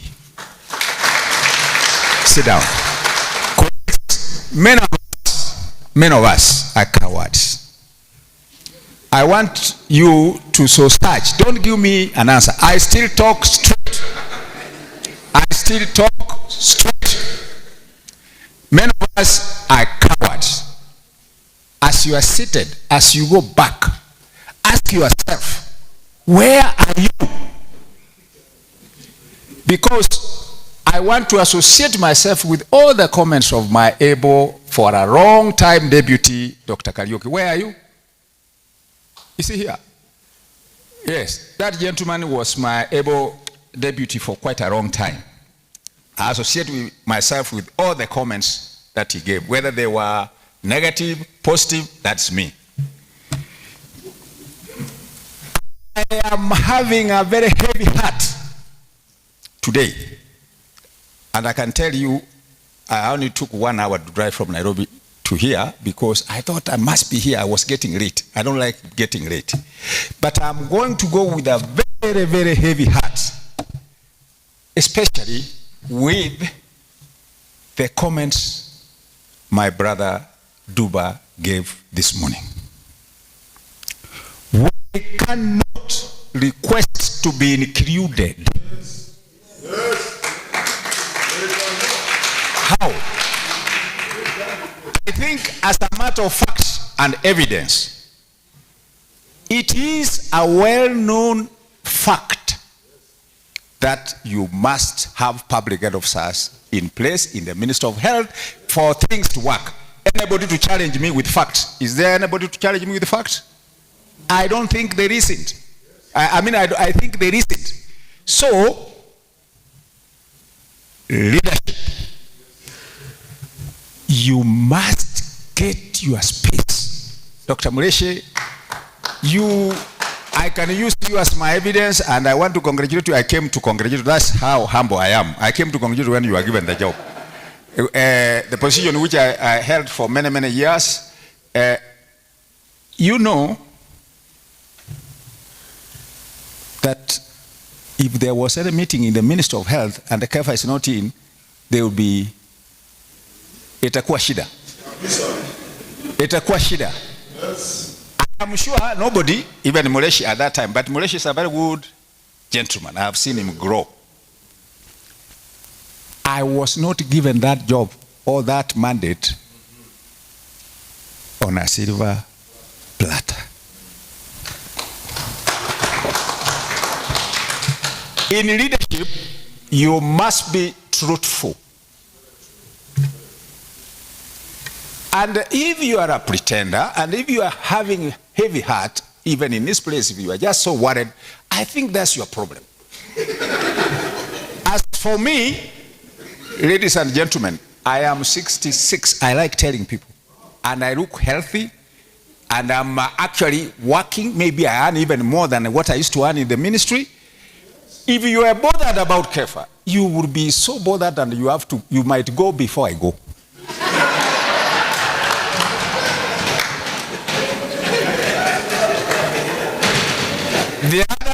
The other attribute for leadership, you must be extremely sincere.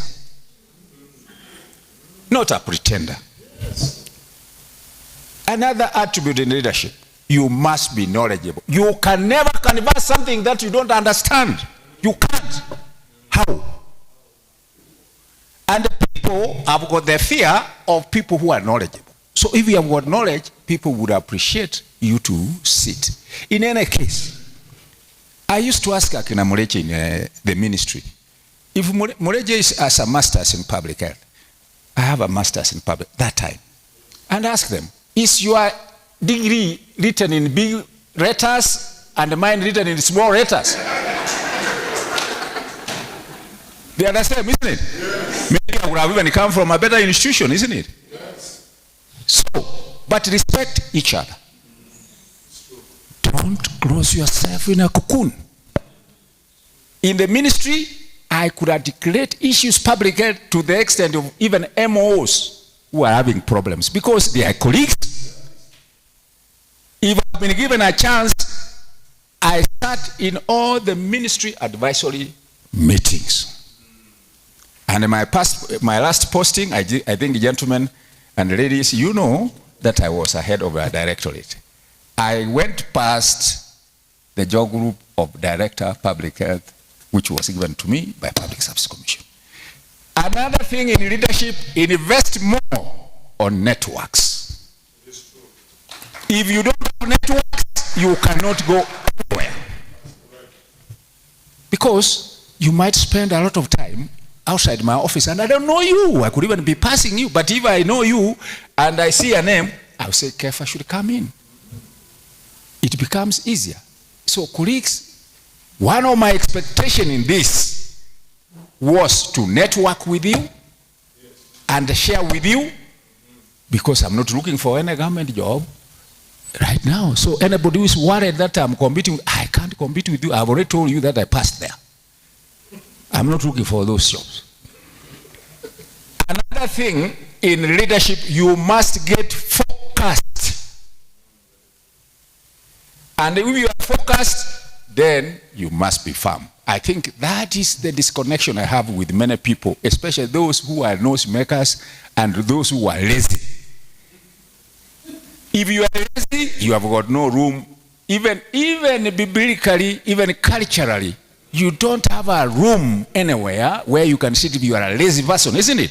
So we must, all of us, work.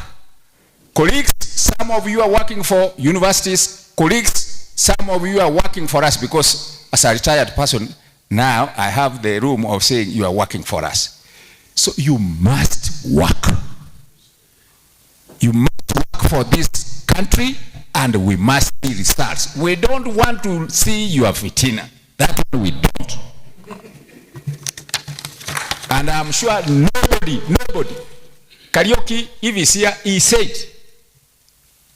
you cannot fight. Why are you fighting your colleague? You know, ICASI is a stage. I have left. You will leave. And you will not be the last one to leave. Yes. So, the tragedy, you will never go with the Minister of Health. Kwenu. Utaenda wewe kwenu. Ega na vitina yako na mambo yako. That is how it works.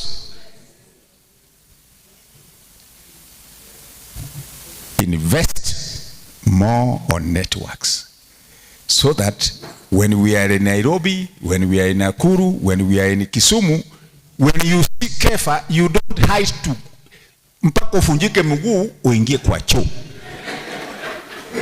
Why? Is it necessary? I made serious decisions in this country, colleagues. I must tell you, I made serious decisions, and I was very firm.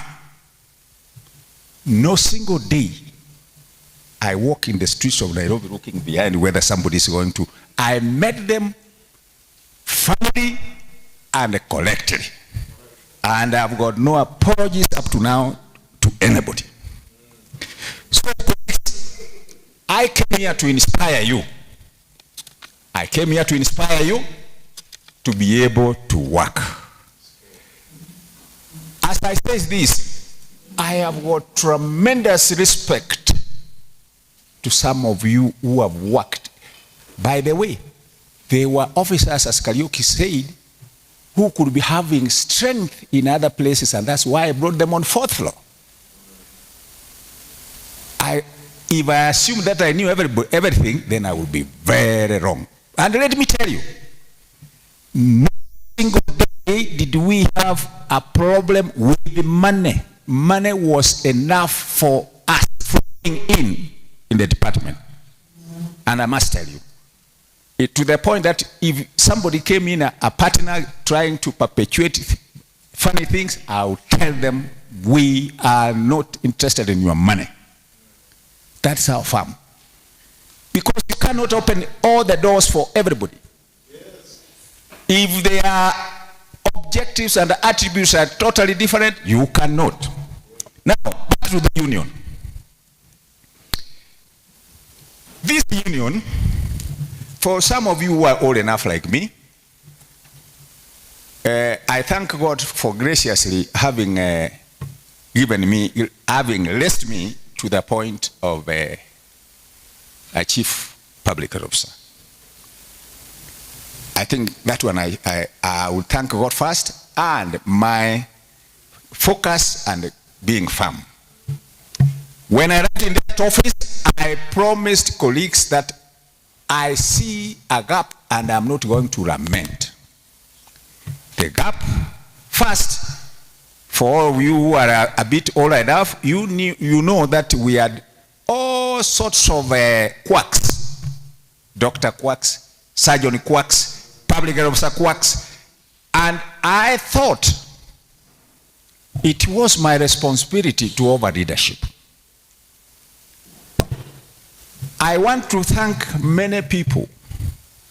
The Health Committee of the National Parliament, our current Minister, Honorable Duale, then Majority Leader, and the committee, Dr. Monda, And the many of you who worked tirelessly, we put in an arrangement to stop the menace of quacks through what is now called the Public Health Council. My challenge is, I leave it with you. Please, you also worked under me, my friend. Steer this thing correctly. Let us have the right people.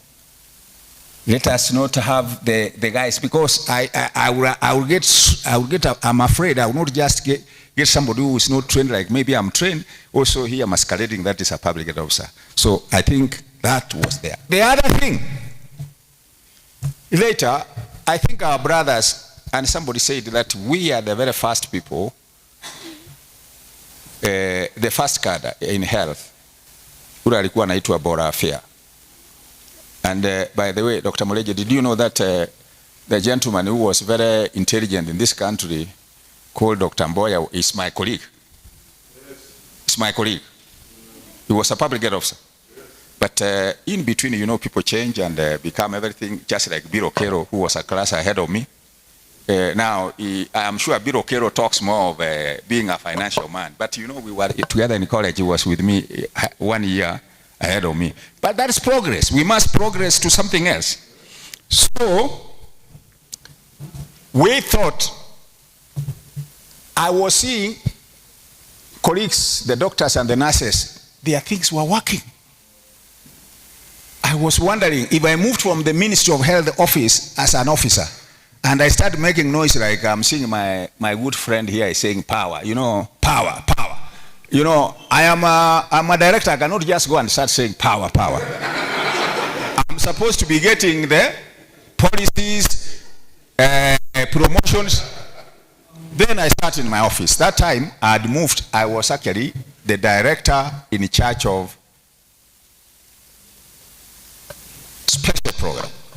I'm sure some of you didn't know that I moved from 4th. Then I was in 7th floor, but still the law, I was very clear. The law still recognized me as the top public health officer.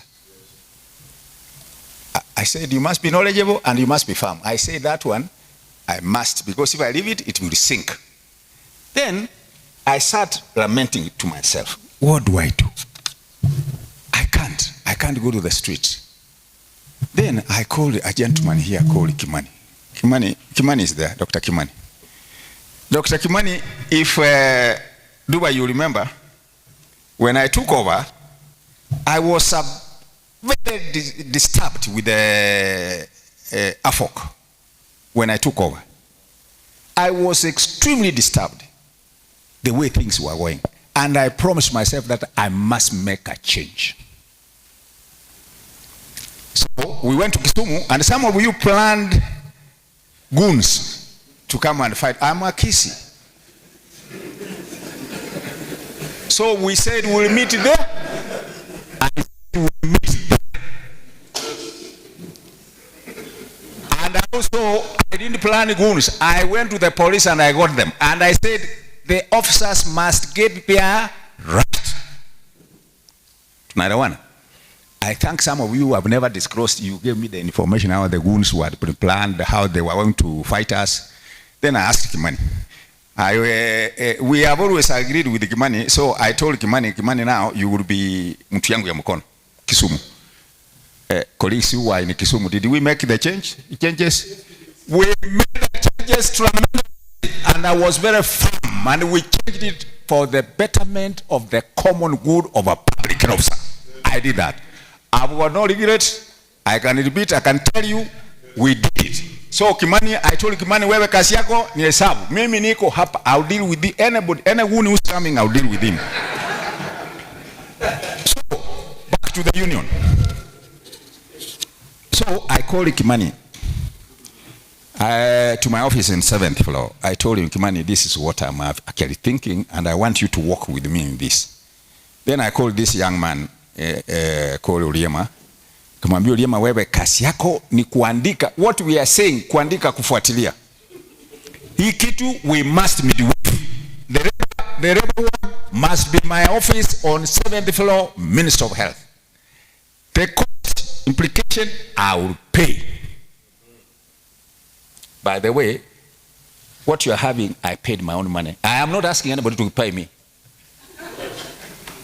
Then we went to a second stage. We looked around. Who do we think? Who? Remember, we had also been around seeing the AFOC siasa, so tukajua hao wengine wako. Sasa AFOC iko. Wacha kijana tukileta kijana kama hii anaweza kutufanyia kazi. Tukaleta Ashira. Remember, you knocked these guys in Embu. The young guys were very serious on social media. Social media is where they were very strong, but Duba was very strong in physically. So Duba aliwachukua nyumbani mapema. But I have seen some resource person. So I called this guy, and even at that time, you see, Ogendo was also campaigning. So I told them, now, you sit here. We must meet with this thing. Don't fear. I am here. So we started this thing. We went. Of course, this thing has not come on a silver platter. We went to Milima na Mabonde, Makoti. But I told you, a good leader, you invest well on what? Networks. Even the registrar, and I did very well. Even right now, I think I'm not bragging. There's no office that I cannot, if I wanted to go, I can't go. Right now, I can. So the registrar is a lady I knew. She was acting, but I knew her. But the court had refused. So I had to go and sit with her and tell her, madam, you know this is KEFA. Forget about court. This is KEFA. We must pass this. Then she could steal a few information on how we go. We spend more time in some hotel down there, strategizing, and then we got a lady, a lawyer. You know, we don't want to be selfish. We must give accolades where they belong. This lady was very rough to us. We didn't have the money. But I kept cheating her that we will pay. At one point in time, I told these guys who were with me, let us contribute. Let us show her that we have got money. I told her, the union has got money. We will pay. That is the money we have contributed. We give her. Just take this. We will pay you. Another group of people that I must thank with a lot of humility. We said, we just asked Oriema, get the list from the council. Let us enlist all public officers in this country. We are asking for only 1,000. Can I tell you? What Kariuki said, the noisemakers, tulichapwa. Tulichapwa. Where we are eating the money, surely. I am retired. Even is that 1,000 I'm eating up to now?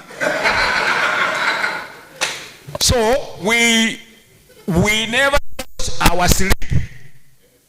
We never lost our focus.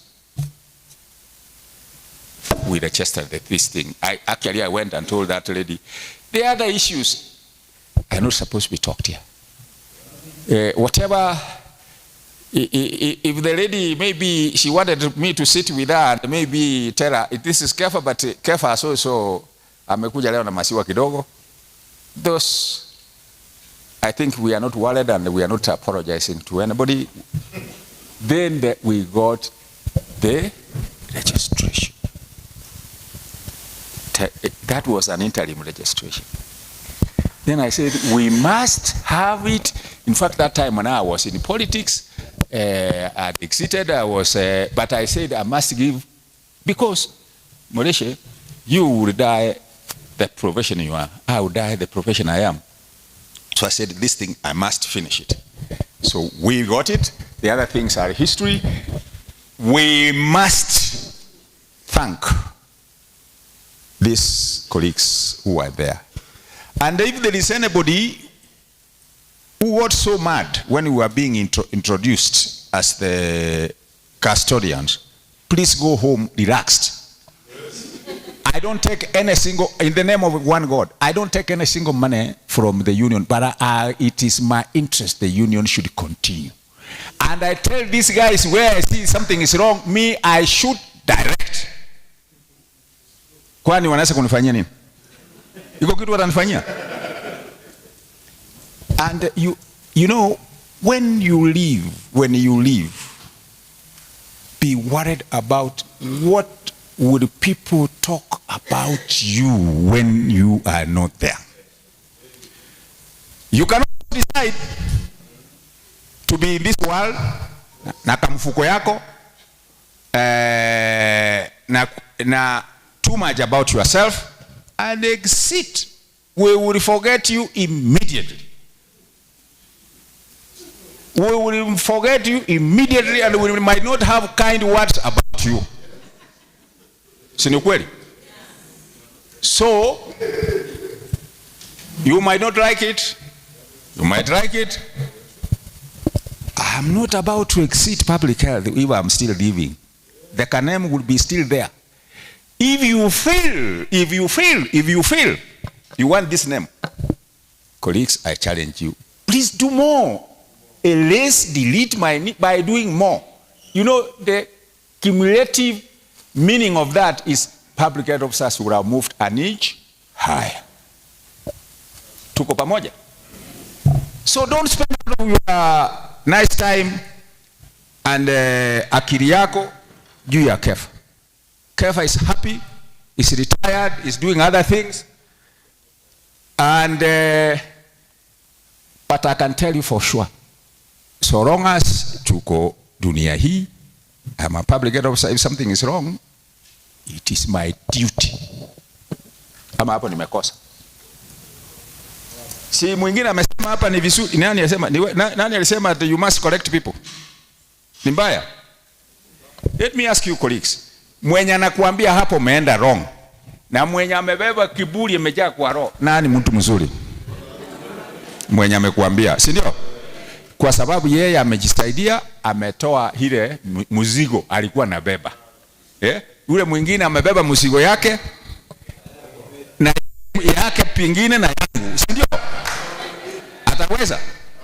I think with those very many remarks, I had prepared something, if I will not be given any chance again to talk, for purposes of actually enriching your knowledge. Why, specifically on the union, I had prepared something, I can share it with you. You go and you can also assess whether the decisions we are making to have the union in place were worth, are they still worth? And if you feel that they are not worth, there is always room. Karaoke, you left and I was giving a lot of reference to you, but anyway, what I want you to only know is that two things. You were NEBO deputy and I associated myself with your comments. I think with those many remarks, Mleshe, Daktari, you know you are a good friend of mine. You know tumetoka mbali mimi na wewe na tunajuana. Since we are having this leadership, when I was in the ministry, I was lethal.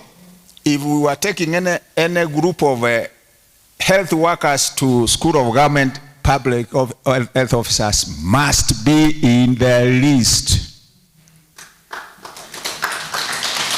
I am trained in leadership from the school of government and the University of what do you call this university which is down here? In serikali ilikuwa nalipa tu, si mimi nilikuwa nalipa. Before it was a high school for some of us, but now it's a university.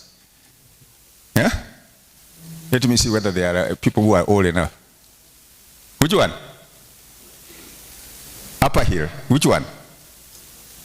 Yeah? Strathmore. Yes. There is also a course which the government pays. Please, include public health. No, please not include. Please have public health officers in the list. I don't want to use the word include because it's like they are not what they must be included. And for you and for you guys, when you are looking for money, I'm sure you are not aware that we talked with our friends who are maybe my bosses by that time, Kinanyikal. You have money, you have money. Find it in your heart to sponsor some of your colleagues in small courses. Find it in your heart.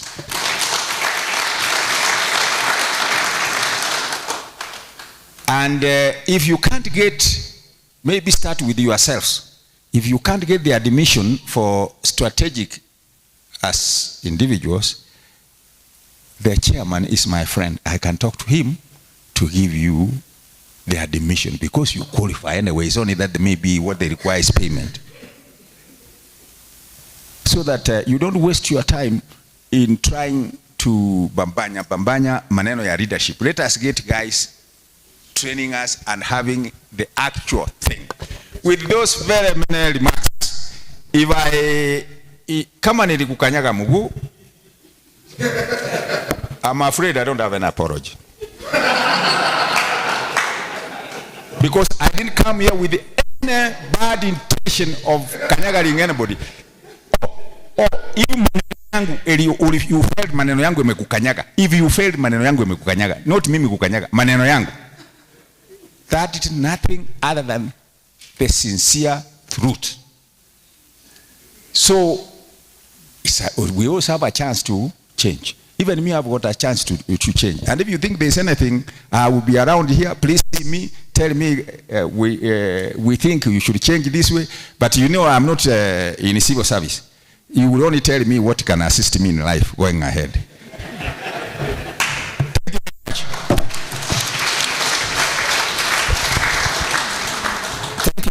Thank you very much, Dr. Mbacho. You must not be a coward. That was the starting point, isn't it? Then you must be knowledgeable. That was the point. You must have networks. That's the point. I'm seeing that few people who are taking points right now. It's a good recap. Then what you are going to be remembered for. Now, as a young professional around 11 years ago, those from Kericho County remember that I worked with them at some point. Now, during that time, in the organization that I used to work for, there was a man called Masharia. And Masharia was one of the longest serving staffs who were in that organization. So one morning,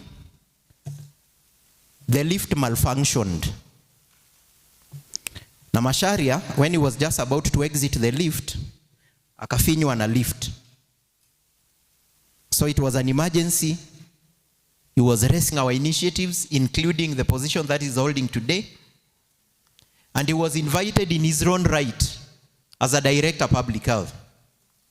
But because Madam PS, in her wisdom, thought that it would be wise to be represented by a person whose attributes have already explained, also sent him to represent her in this forum and to officially preside over this summit. So ladies and gentlemen, give a round of applause to Dr. Muleshe to join and give his speech.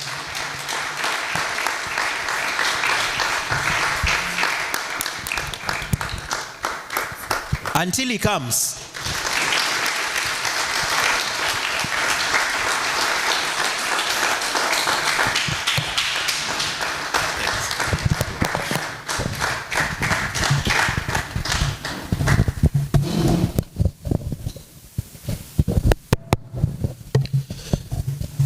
Good afternoon.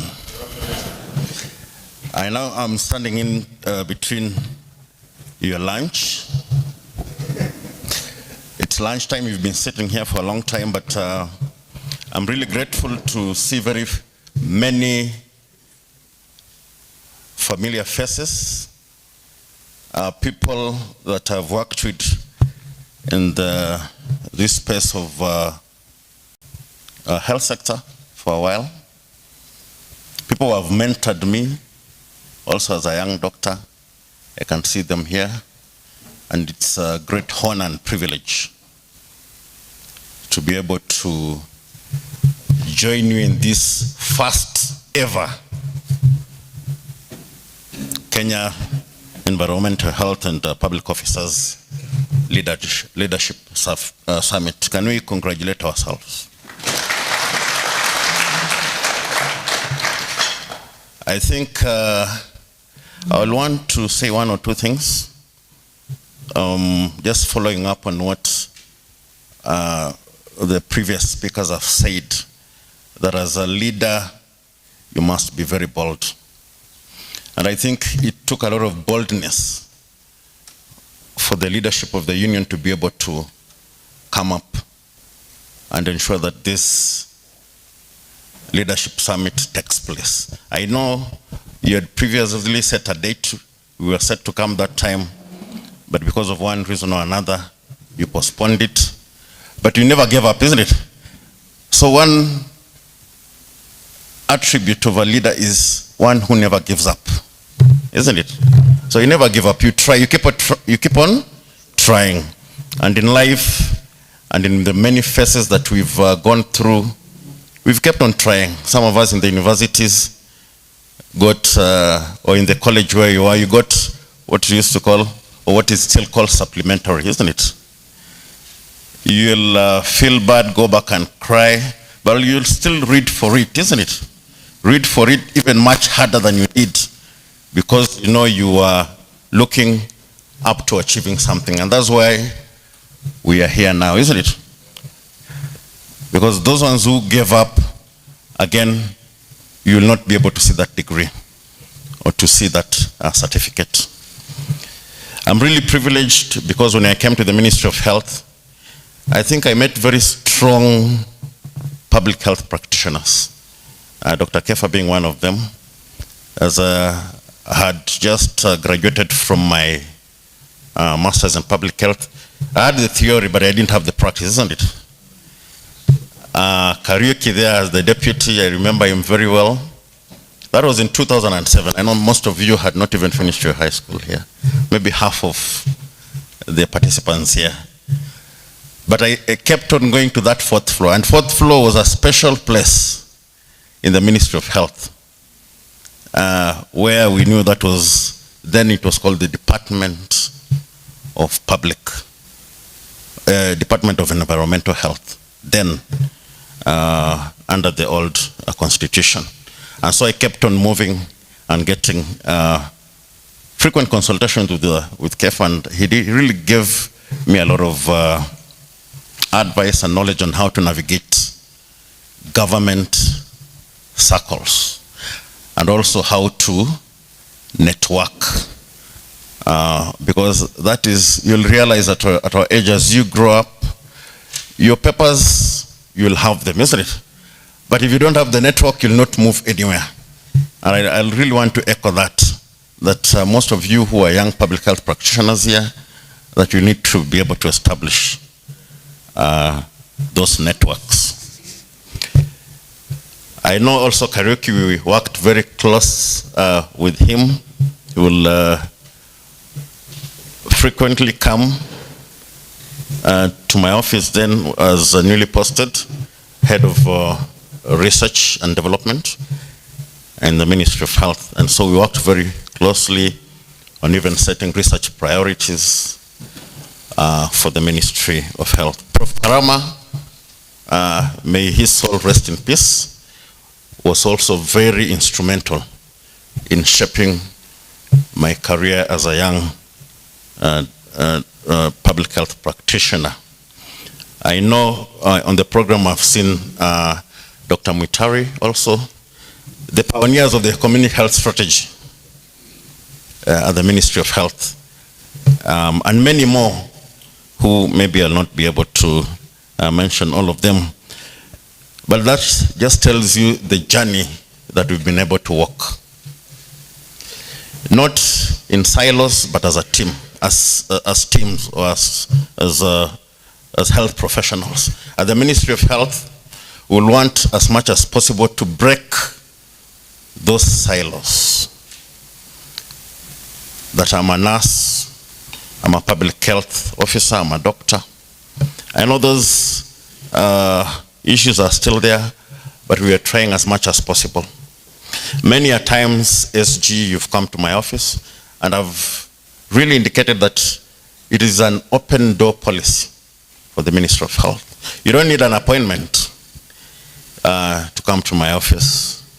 And I'll be able to link up with the PS, and if possible, if there are very sensitive issues that need urgent attention, and also to be able to bring to the attention of the Cabinet Secretary.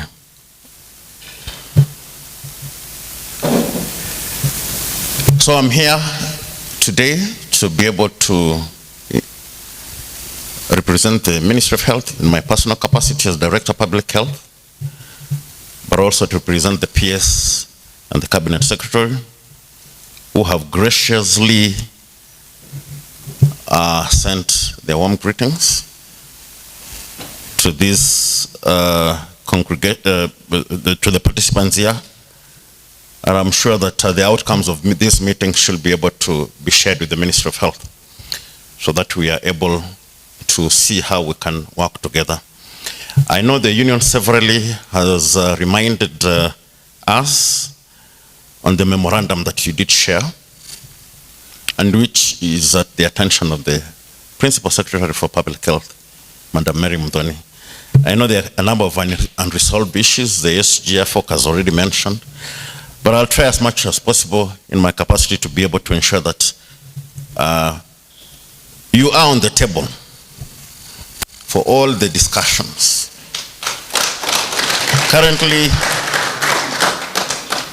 Currently, as you know, the Ministry of Health is undertaking some very rigorous health sector reforms. And this started some time way back with the culmination of the 4 health acts, for which we are seeing the different organizations and entities, including recently the healthcare professionals policy, which we will want as much as possible. I know the initial process had some gaps, but we are trying to regularize that so that everyone is on board when it comes to policy making, isn't it? So that we don't move very far. At the end of the day, we are returned because some people, very key people, are missing. And that is the whole essence of what we call public participation. That it starts right away when that policy starts being developed, not when it is about to be published or to be released or to be launched. In the name of validation.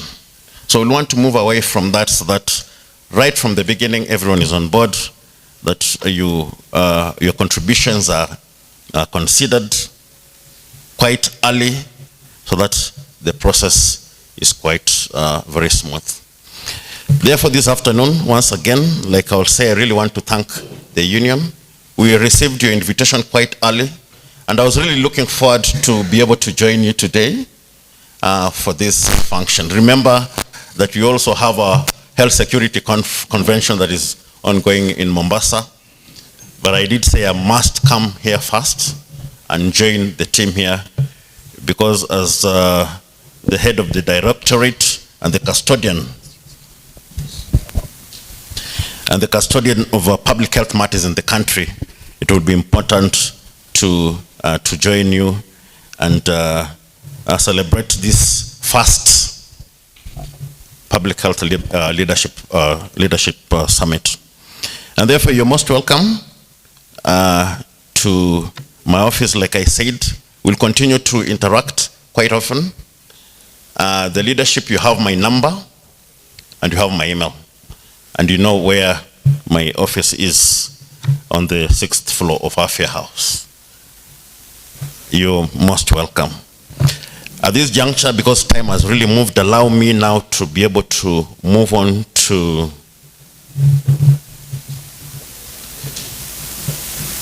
read the speech of the Cabinet Secretary, who will have loved to be here for this event to officially open this meeting. And therefore, the organizers of this meeting, led by the SG of the Union, the counties that are represented here, I had quite a number of counties that have made effort to be here. The leadership of the Public Health Association that is represented here, the partners, the academia, the distinguished environmental health officers, and the public health officers. Good afternoon once again.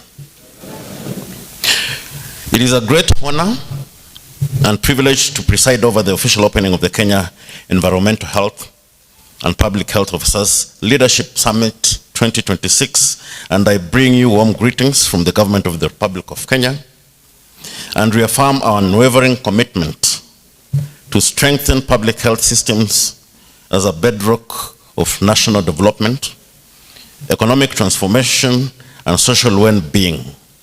Allow me at the outset to commend the organizers of this summit for convening this important forum under the theme that is both timely and strategic. That is championing resilient public health systems, a united front against emerging and re-emerging health challenges towards universal health coverage. Indeed, these themes resonate strongly with Kenya's national health priorities and our broader development agenda under the Vision 2030. We gather at a defining moment in global and national health. The world continues to grapple with complex and interlinked health challenges, as has already been mentioned, issues to do with the pandemics and emerging infectious diseases, to the growing threat of antimicrobial resistance, climate change, environmental degradation, unsafe food systems, and the rising burden of non-communicable diseases. Kenya is not immune to these challenges, and in recent years, we have witnessed outbreaks of cholera, dengue, and other infectious diseases alongside climate-induced emergencies such as floods and droughts that have significantly impacted environmental health conditions. These realities underscore one critical lesson: that strong, resilient, and well-coordinated public health systems are actually indispensable. Resilience in public health means the capacity to anticipate, prevent, detect, respond to, and recover from health threats while maintaining essential services. And it requires a robust systems, skilled human health,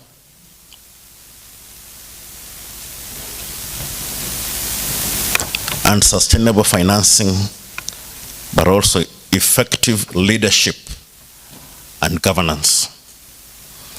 Distinguished participants, environmental health and public health officers are the unsung heroes of our health system. You are the frontline defenders of community health and the custodians of prevention. Your work spans critical areas including disease surveillance and outbreak response, water quality assurance and sanitation services, food safety and hygiene enforcement, waste management and pollution control, vector and zoonotic diseases control, occupational health and safety, community health promotion and behavior change, amongst many other public health functions. Through your dedication, countless illnesses are prevented, lives are saved, and communities are protected. Often, sometimes without recognition, but today we celebrate your contribution and reaffirm government's commitment to supporting and empowering you. The government of Kenya remains firmly committed to the attainment of universal health coverage as a key pillar of our national development agenda. We recognize that universal health coverage cannot be achieved through curative services alone. A truly effective health system must be anchored on prevention, promotion, and preparedness. And in this regard, the Ministry of Health is implementing a series of transformative reforms, like I already mentioned, aimed at strengthening public health systems, including first, the continued strengthening of disease surveillance and epidemic preparedness systems, including integration of digital systems, but also expansion of laboratory networks. Secondly, accelerated investment in water, sanitation, and hygiene to ensure that all Kenyans have access to safe water and dignified sanitation services. Third, enhancement of food safety systems and environmental health regulation to protect populations from foodborne diseases and environmental hazards.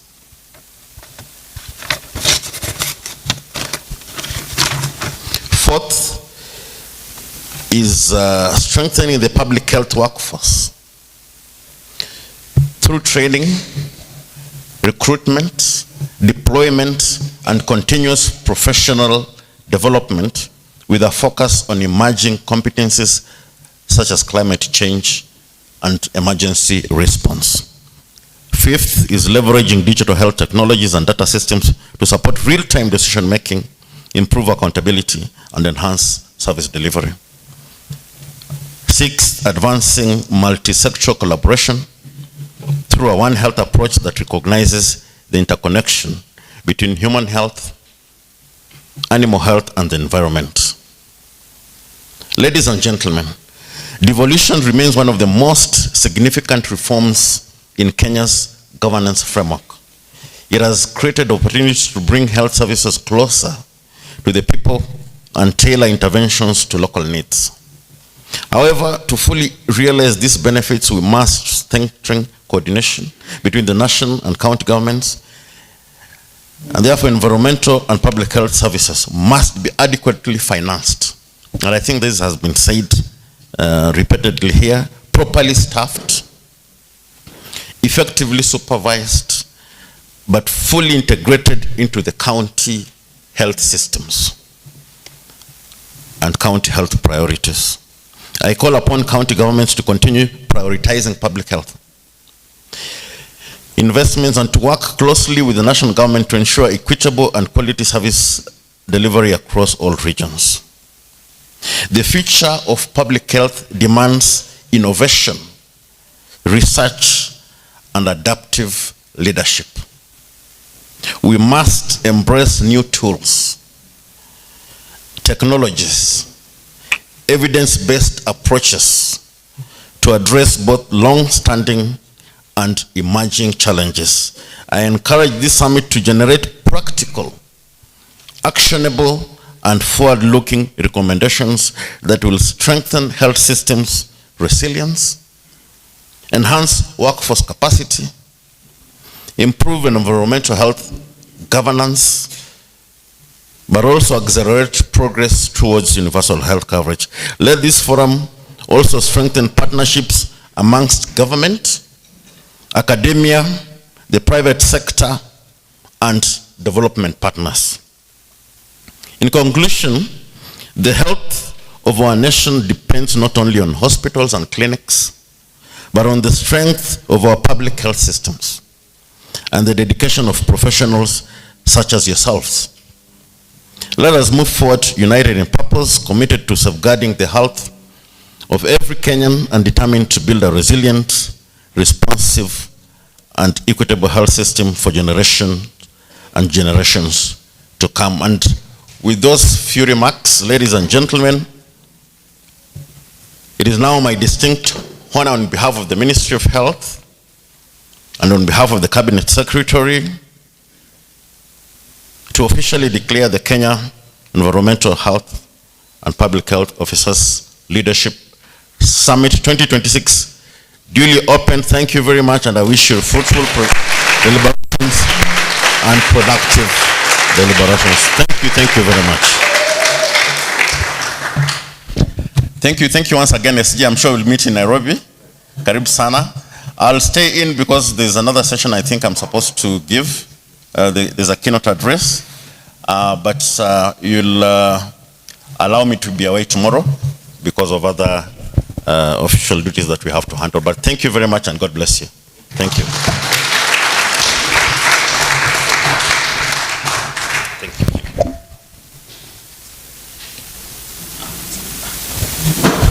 So thank you very much, Dr. Mulishe, representing the Honorable CS, Aden Duale, and also giving your speech. Thank you very much. So time is well spent. It's 1:30, but we want to have around 5 to 7 minutes for a cake cutting ceremony.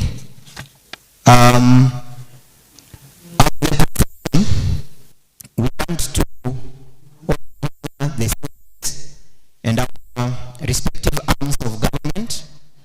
So I want to invite a particular individuals who are representing various interests to the stage so that they can preside over the cake cutting. But before then, I want to invite Masharia Caroline. Where is Masharia Caroline? Yes,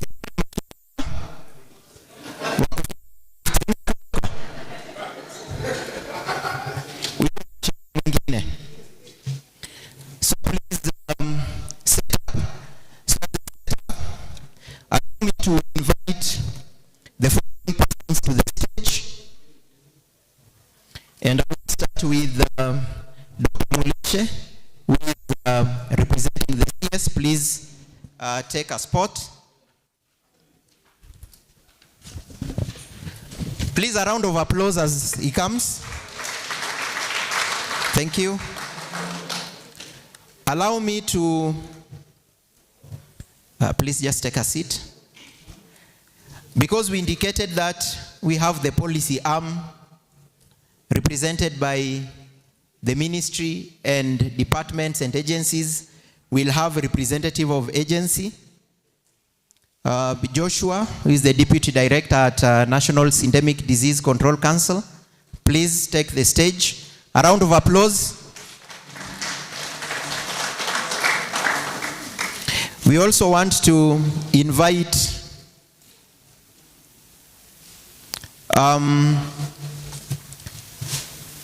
our trustee and our senior in the profession, Dr. Mbacho. Please take the stage. A round of applause. And to represent training institutions who are in this forum, we want to invite Dr. Simon Kimani. Please take the stage. A round of applause. And to represent our union, allow me to invite Brown Ashira, the SG, to take the stage. A round of applause. To represent our regulator, please allow me invite Mr. Peter Mwadziwe to take the stage. A round of applause. Last but not least, please allow me invite Mr. Mohamed Duba to represent the association. Please take the stage.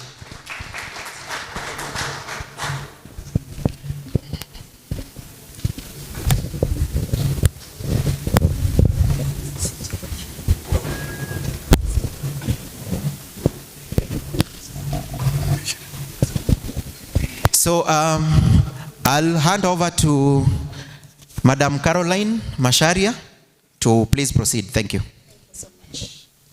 Thank you so much. I'm not the Macharia wa lift. I'm Caro Macharia. And please clap for me. There's a change in the voice. Sindio? Tumesikiza bass. I think I'm the first lady now here. Sindio? So you have to clap.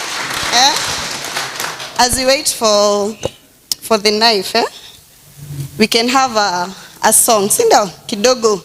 We psych up. You know, we want to put something in our mouths. A bite kidogo. Sindio? So let's rise up, please.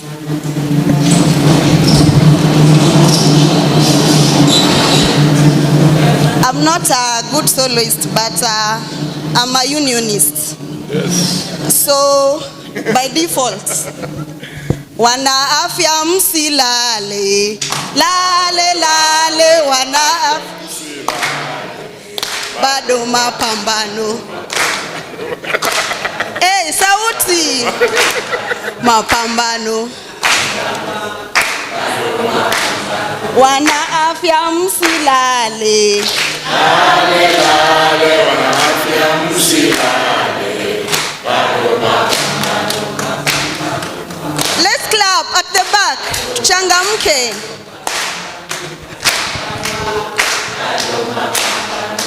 Great. Thank you so much. We can have our seats. Thank you. So, I want to request to invite one more person from the counties, okay, to present the counties. Okay, so maybe you'll allow me.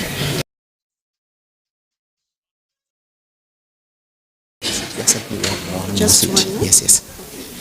Now, thank you. I'm just being reminded that there is one key stakeholder representing the county government, so that we have the devolved units. That is okay, isn't it? Simnipigie makofi. Thank you very much. But because we have 47 counties, and it's not possible to have 47 representatives here, we are going to pick one county that has the highest registration, which is, and now the most senior person from Kakamega County is the Director of Public Health, and I want to invite him to the stage. Karibu.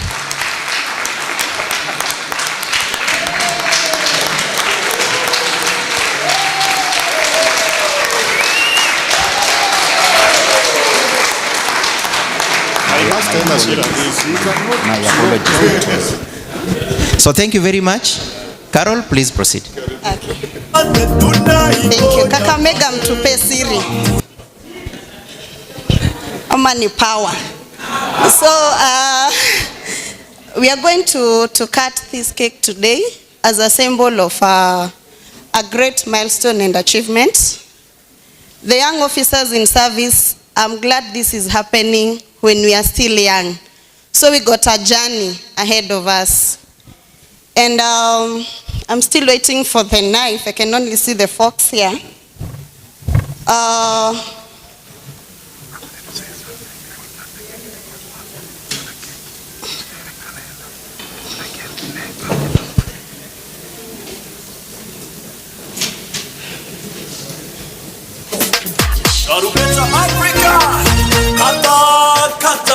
Wana afya msilale, lale. Okay, so I'll invite the union CEO, Brown Ashira, to make a comment before we get set. So karibu sana. Good afternoon. Comrades, power. Bwana, hakuna kujikunja, si ndio? So naona tuko na wadosi wetu hapa. Kama Dr. Mleshi ako hapa na kwa ministry, suko covered. Kama tuko na association, tuko na all the directors, our bosses here, our council, all of them are here. Si ndio? I've just remembered that once we cut the cake, I think maybe our bosses might, after lunch, maybe kuenda, but I know Dr. Muleshe might not leave because of a session ingine. I wanted us to do this in one second as we wait for the visu. This, we want to recognize people in a special way. Sindio? Unajua kukuwa na summit sio rahisi. I want us to invite, I want all the NEC officials to stand up. The national NEC officials, msimame tu. We have the vice chair, we have the treasurer, we have all the staffs, Thomas, the planning committee. You know, this is a very special day, and it's good to appreciate you as we cut the cake for the good thing. Msimame tu hapa. Very quickly. Then, as I stand here, how many regional leaders do we have around? Regional leaders, not the county. Regional leaders, our show of hands. Kama unajua ni kiongozi kwa region, then NEC msimama. Regional leaders, just shoot away up your hand. Unajua nataka wadosi waone. Regional leaders, hebu msimame tu juu. Simameni juu, regional leaders. Daktari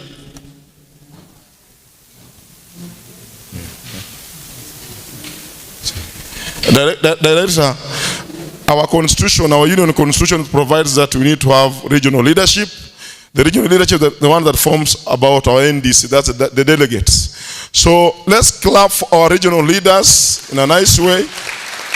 We have Eastern Nyanza, South Nyanza, all the way mpaka huko.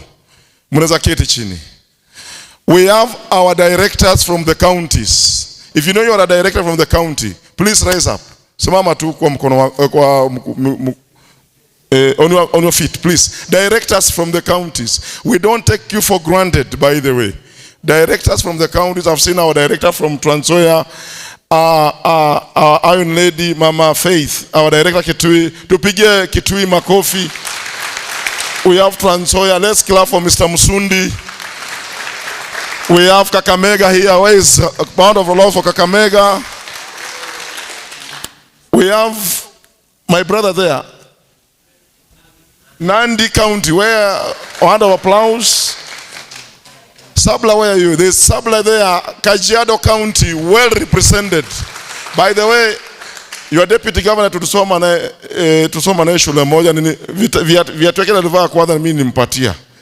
So msalamia sana, ni mheshimiwa rafiki yangu. I also didn't mend, so anajua. Thank you so much for coming. Which county? Bungoma County, Eure. Wapi makofi Eure? Nyongesa Eure. Thank you so much, Bungoma County. We celebrate and appreciate you. Which other county have I not? Nairobi iko. Wale wasema watawa mchezo watawa mko. Nairobi. Shame bana, ni aje jo. Shame, can you just wave at us? Shame. For those who don't know Shame Owino, our SG for AFOC Nairobi branch. Thank you, my brother, for coming through. We really celebrate you. As we cut this cake, as the SG and the CEO of the union, I sincerely want to thank the planning committee, Thomas Maera and your team. Thank you so much. Association, thank you so much. The council and all the stakeholders. This is a leadership summit. And the way Dr. Mbacho said, we want to collapse the silo thinking. Dr. Mamalwa, hii silo thinking hii squirrel thinking. We have to collapse the squirrel thinking and be magnanimous enough and be able to embrace each and every person. And by the way, Dr. Muleshe, we respect you, we respect the ministry, but anything that belongs to public health, we are coming for it. Comrades power. We are coming for anything that belongs to public health. We know, and I want to tell you for free, we know school health. Tunajua mwenye amekalia school health ni nani. Enda umwambie wewe daktari. Ngoja, si tumesema tuongee. Unajua tukikata keki sasa nyingine atahepa. Lakini lazima tumwambie ukwe. Tunajua ule mtu amekalia school health ni na? School health ni ya nani? That is our program within the Ministry of Health. And Dr. Muleshe, you know us very well. Tulikuwa na mkutano na wewe na PS. Tunajua memorandum ile tumesign, na nataka hiyo memorandum ikuwe implemented. Hiyo school health, we want it under the public health. Kuna programs kama za kina TB. You know, when you talk about TB, school health, malaria, tobacco control, the way Ziafo kamesema, those are our programs. These are the programs kina Dr. Mbacho alituachia. We will not allow them to go to dogs. Niseme nisiseme? Niseme nisiseme? We will not allow them to go to dogs. We are prepared to go to the highest office in this land to protect this department. And I want to thank Duba. Hiyo State Department, munisikiza vizuri. Munisikiza vizuri sana. Daktari hapa watu wamesoma. We have people who have done PhDs, we have people who are doing their masters and all those things. Hiyo State Department ya Public Health and Professional Standards ndio ikuje. It took the efforts of Duba and myself and other people to take a petition to get D. State House. Tukaomba president tupatie nini? State Department ya Public Health and Professional what? Standards to address issues to do with the pandemic and all those issues ya public health. We will not allow people to come and sit there na watunyanganye vitu zetu. Daktari, we support you. Rest assured. Mimi wacheni niwaambie, hata mimi najua kucheza. Si hata mimi najua kucheza. Unajua Dr. Mbacho ametuambia hiki kitu lazima ujue kucheza. Huwezi ingia mchezo ujue kucheza. I invited Dr. Luga ameni SMS hapo anaweza tujoin kesho. Dr. Luga is a former trade union, si ndio? Iko siku tulikibizana naye sana. Ni vizuri niseme. Hata kanishika kaniweka ndani. Siku ile ameniweka amenitoa, uzuri nilikuwa pia na connection zangu. Siku nyingine tulikuwa pale kwa ministry nikamwambia daktari, siku ile ulininyorosha ukaniweka pale Nairobi area. Sisi vitu tulikuwa tunapigania ndio una implement. Si ni kweli? Si hata mimi Mungu akinisaidia nitakuja kukalia hii kiti na ni implement pia zile na tete. Si ndio? So 2027 sikizeni hapa. 2027 kila mtu aseme 2027. Na hii sio siasa. Hii sio siasa. 2027 we want even the PS for public health to be a PHO. Kweli ama si kweli? Kama madaktari wako na PS, wako na certified in medical services, na inasimama na Dr. Luga. A man we respect. Kina Dr. Mleche, the people we respect. Hata sisi tumeenda shule. We are not a profession of a profession of a lesser person. We are not lesser individuals. Hiyo PS ya State Department of Public Health lazima 2027 tunaikujia omundu humu. Na tutaomba na tunajipanga. Hiyo siasa ikikuja, si mnatupea mandate kama delegates. Kama union tutakaa vizuri. Tutakaa na wazee, tukae na all the people who can be able to advise us.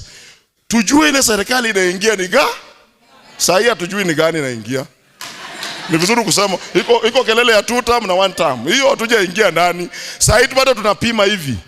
Tunataka kuona ile itaingia hivi tutaruka ndani. Tukisharuka ndani hivi.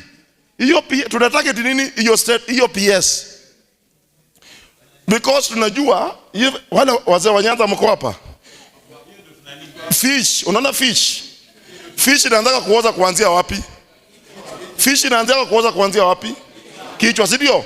Kama kichwa iko mbaya, samaki inaweza kuwa mzuri. Halo? Kama kichwa imeoza ya samaki, mgongo yake itakuwa mzuri? Itakuwa mzuri, si ndio? So we need to have our head properly functioning, and I want to ask humbly, because I want to ask our regulator. Munisikize kwanza. Unaona sisi hatupigani. Tunaelewana? But the reason why we have a regulator, we have an association, and we have a union is because we need to protect this professional space here yetu. Si ni kweli? We want to ask our regulator to go slow on us up here. Si ndio? To be human, we actually go on, there are a lot of things that we need to do, including a review the PHOTC Act. Imagine, Daktari, Cap 242. Unaona Public Health Act, Cap 242. As it is right now, haitusaidii vizuri. Because if you look at even the fines are outdated. Sasa ukiambia utashika mtu mpige fine ya 200. Unapata akichinja punda hapa alafu umshike sasa 200, sasa atachinja hata 20. Si ndio? Petty, yani imekuwa ni shida, and we want to ask, and I think this is a discussion even on prosecution, public health prosecution. This is a discussion that we need to take it to another level. Hata wakati wa prosecution tukae chini na ODP. We know wakati wa devolution functions zote za prosecution zinaenda kwa ODP. We need to sit down with the ODP tukae na wao na public health prosecutors. We want them to be gazetted again. Wafanye prosecution ya public health mandates. Sindio?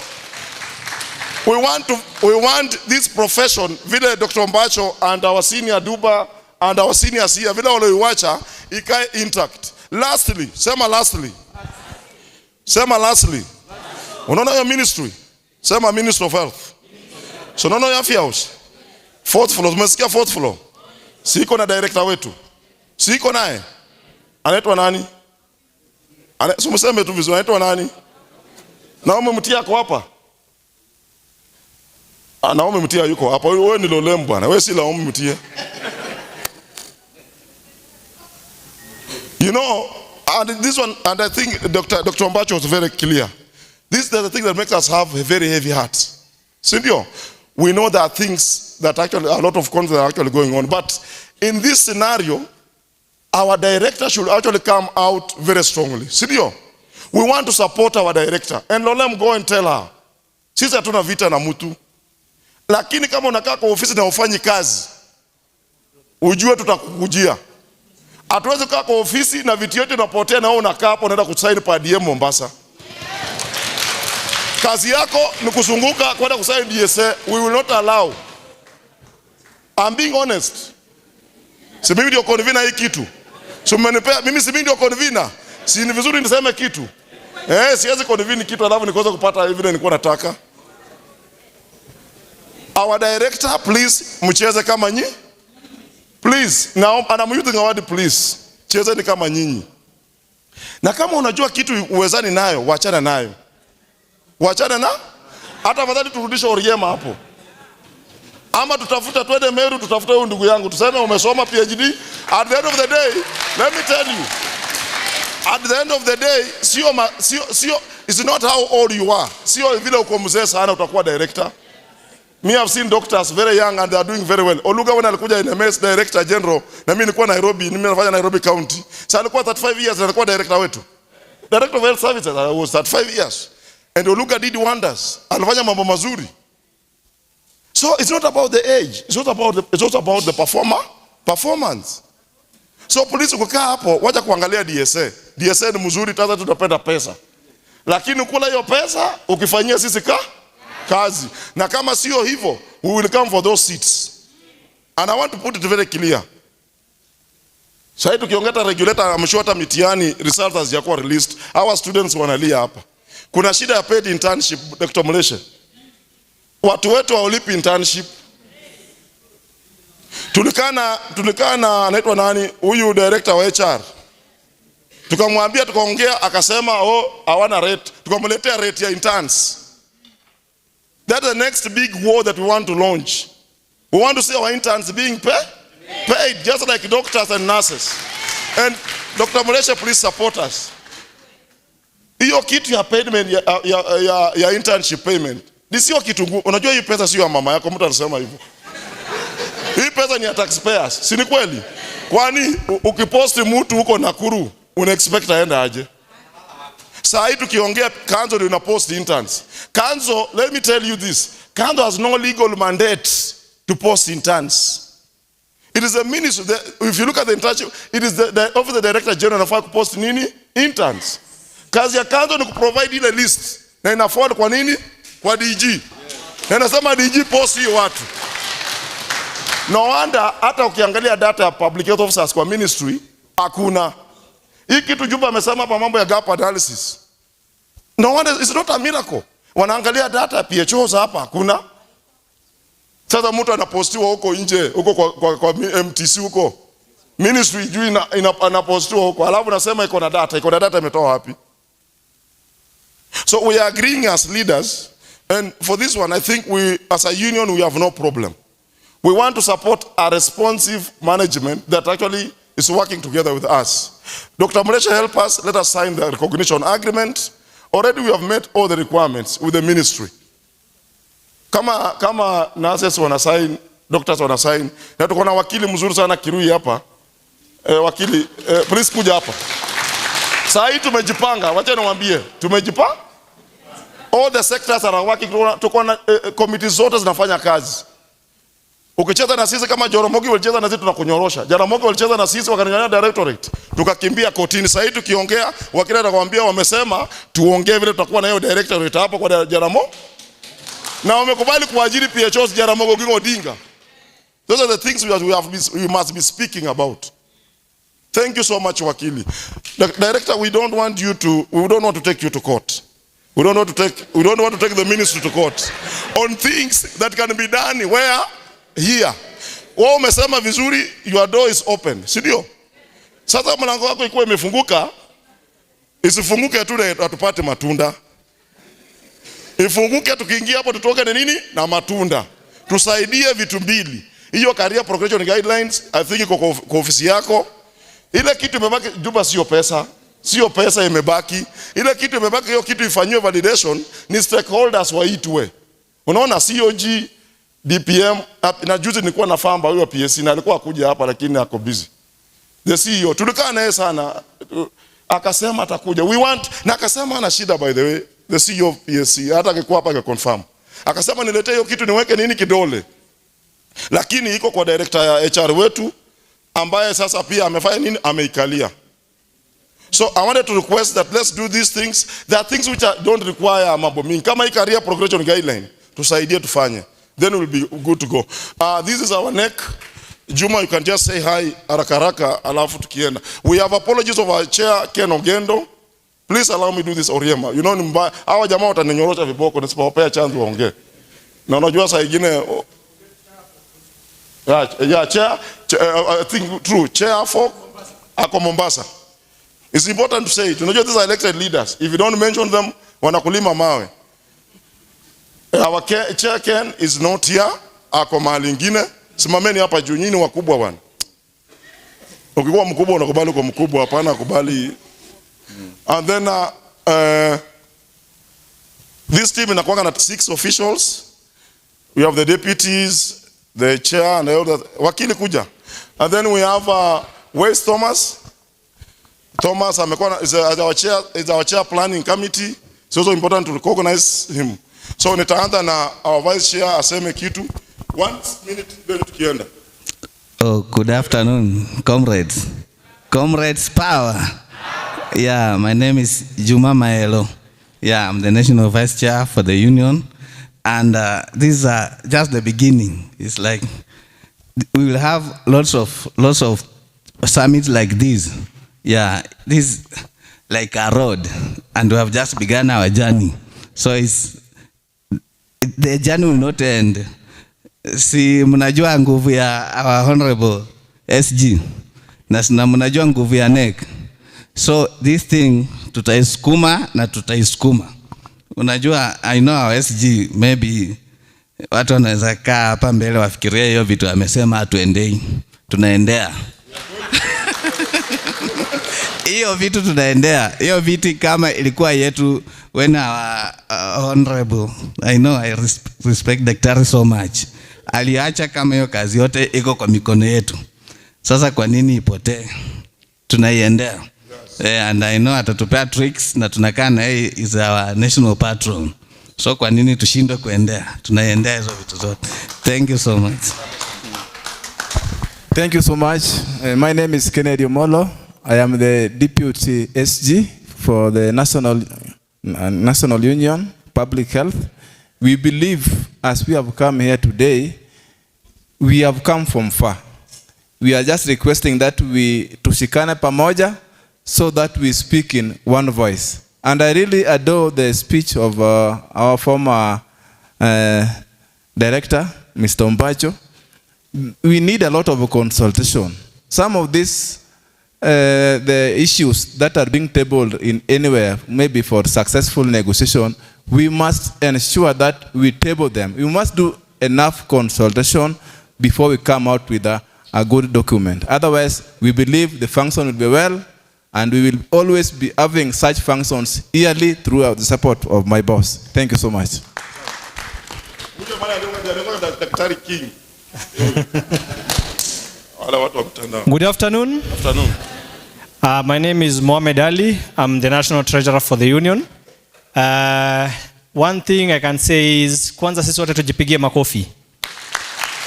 For you to have come here is not something easy, si ndio? There is a lot of lobbying started behind the tent, si ndio? Na mmefanya kazi safi, si ndio? Hiyo ni kitu nzuri sana. Na pia tunasema next time pia tufanye kubwa kuliko hii. Kuliko hii, si ndio? Without doubt, I know this will be much bigger and much better. So now the next time our bar is already high. We want to surpass even that. One thing I can say is, when everything is right, is there any noise? And when everything is wrong, is there a noise? Why? That's when our functions comes in. Sindio? Lazima sisi wote as leaders from branches to region to national, lazima tuchangamke. Now this is the right time, and I know we have capable leaders, and these leaders are up to task. Na kitu ya kwanza, nawaambia public health, viva! Thank you. Good afternoon. All protocols observed. My name is Jacinta Kaleti. I am the National Organizing Secretary, and for me this is very humbling because this is the first leadership summit that we are able to bring public health, environmental health professionals today. And for us, of course, as we organized this, we are aware that without you, we wouldn't have done this, right? So we are hopeful that we will be able to do more. We will join hands with you to better public and environmental health. So let's continue empowering ourselves and of course addressing public and environmental health challenges. Thank you so much. I stand on established pre-established protocols. I introduce myself as Thomas Myra. I represent the special interest at the union. This is an opportune moment for colleagues, for us to engage, share knowledge that can bring us recommendations to enhance and also try to solve the gaps that have been identified in the profession. This is not the beginning, but we are going to have more of the same. We engage until we ensure that what we need is obtained. Thank you for coming, and we look for the remaining sessions. Wonderful deliberations, and for the coordination part of it, it was not easy to coordinate, but through your leadership, SG and the team, I really appreciate. Thank you. Asante. Good afternoon to the founding father of this union, to Dr. Muleshe, good friend, to Duba, senior as member of this, to our director, and all others, and all protocols observed. Forgive me for not following it keenly. My name is Kibet Kirui. I only receive and follow instructions. Thank you. Thank you. Yeah. The next instruction, if you are not going to get our nini, tutajipanga. Wacha niseme hivyo. So I want to invite Senior Ombacho. Let me, when we are seated here, we should be able to assist. Yes. That's wisdom. Colleagues, never allow the revision of an act where you have not been shown the inconsistencies with the current happening. Remember, I stood my ground to refuse the review of CAP 242. If it was ever reviewed, I can tell you for free, take it to the bank. COVID 2019, we would have been a very serious, challenged country. Now, on parts of increased fines, it depends on which version you are reading. I am sure, and Kariuki, are you still here? We increased the fines. The fines were increased. So look for the current version. If there is anybody who wants to revise CAP 242, my letter, which I wrote to the PS Mark Ball 2004, has never been replied up to now. Because there were questions which I was asking and nobody. Let us not be in a hurry to review acts. A question, something currently now is the review, if you allow the review of Tobacco Act, then it's open for everybody. It will be watered down, industry will bring in money, and you will not have, you will have actually missed the road. But I want to give you how you can navigate. There is low-lying fruits. We labored and did an act in environmental health and sanitation and hygiene, which is covering most of the gaps that we were having. Remember, this act was a requirement from the Health Act, which is actually operational in this country, which I and Dr. Buonya co-chaired to midwife. So you can take it, but if you want to go the other way, I can tell you will have a challenge. Now, the internship policy, please don't belabor, because initially it was only medical, actually doctors, pharmacists, and other guys. We stood, Kariuki, you are here. We stood in ministerial advisory and we said, iyo yote. In fact, we went to Public Service Commission. Yote kuji hapa. If my memory, and I think I've never taken any alcohol, I've never taken any drugs.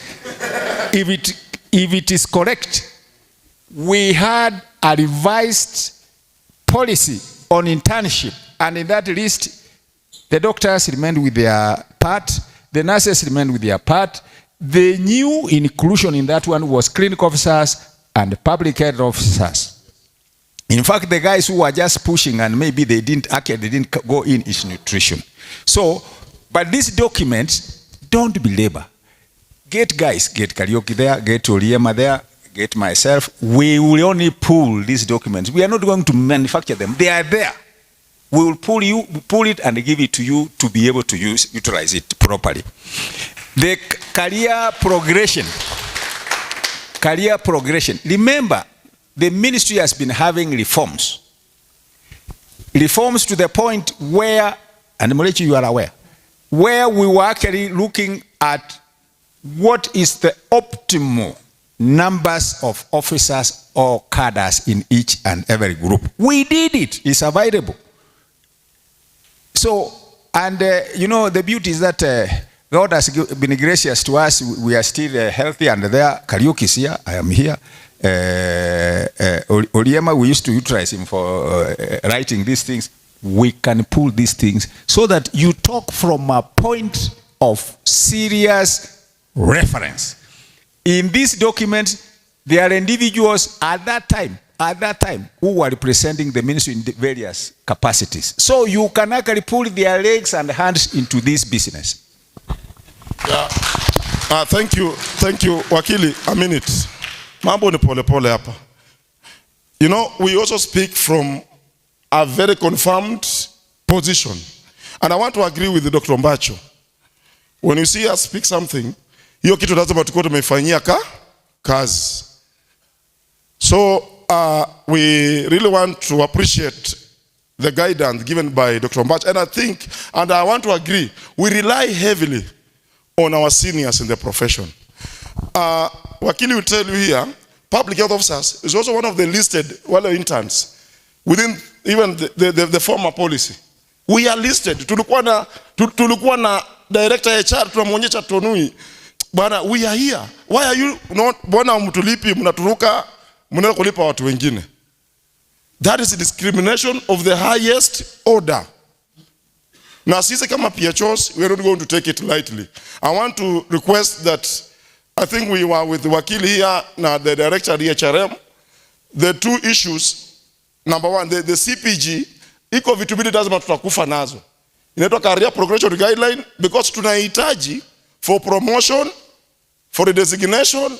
Hawa watu unaona kwa counties hawa Dubai, and you know it, inafika kama mwezi wa 8 wanapromotiwa. Hii scheme of service yetu ni bure kabisa, inatokata hata entry level. Ukiangalia entry level ya clinical officer saa hii na nurse iko tofauti sana na PHO at the diploma level and also at the degree level and even up to competitive levels. Unapata watu wetu wana retire wakiwa at a very lower job group, pension inakuwa kidogo wakilikaa chini. So I want to say we will rely heavily on the advice and the wisdom of Dr. Mbacho and other seniors in our profession to ensure that we deliver on two things. One, the career progression guideline, that is number one. Number two, on the issue of internship. Mimi najua shida ya serikali wataka kutumia pesa, lakini kienda kwa watu wengine hii pesa inapatikana. Mimi nakumbuka mgomo ya madaktari. Walipewa around how many billions? Implementation ya CBS, madaktari walikutana na president, wakapewa pesa. So we don't want to go on strike on issues that can be done within ourselves. But let nobody cheat you that PHOs cannot go on strike. Mtu asiwadanganye. Tukienda kwa mgomo sisi ni wabaya zaidi. Comrades power. Na iko saa nyingine kasira kata kuingia. Tukienda kwa mgomo sisi ni wale wabaya. We'll make sure that we do everything that's supposed to be done. So I think that one is very clear. I wanted to make it so clear like that, so that and county directors, for example, we have a county director for Busia alikuwa ametoka nje, Mr. Pronglok. Please, how are you, sir? Oh, somebody. Patie mic haraka mdosi atusalamie. 1 minute as we cut now. Watu kukata keki mwanze kuja. If you don't give Oprong a chance to greet us and the director na ametoka Busia, tukimuitisha support next time atatupea na ulaka hapa. Yes, mkimzie.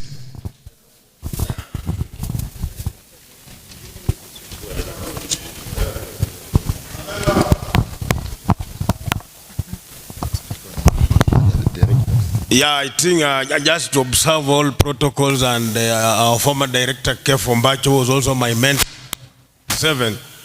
And he has just spoken that you must always be bold and defend the department.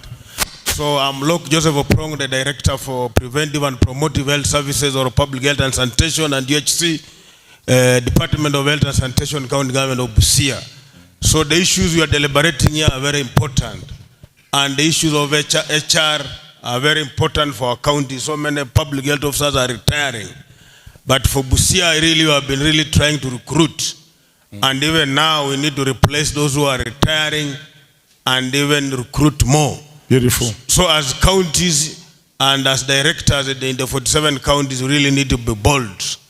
And we need to defend our staff. Good. So the SG for the Union of Public Health Officers, you need to be bold and take this department far.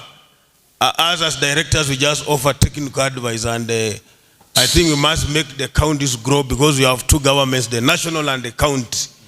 And in the county, you are always bold, and even me, I purpose to be here, because I had an air ticket to Mombasa to represent Busia County, and my deputy governor, who is also the CCM for health. Yeah. But I just assumed that air ticket and 6 per diems, but decided to be here in Naivasha to attend. Makofi.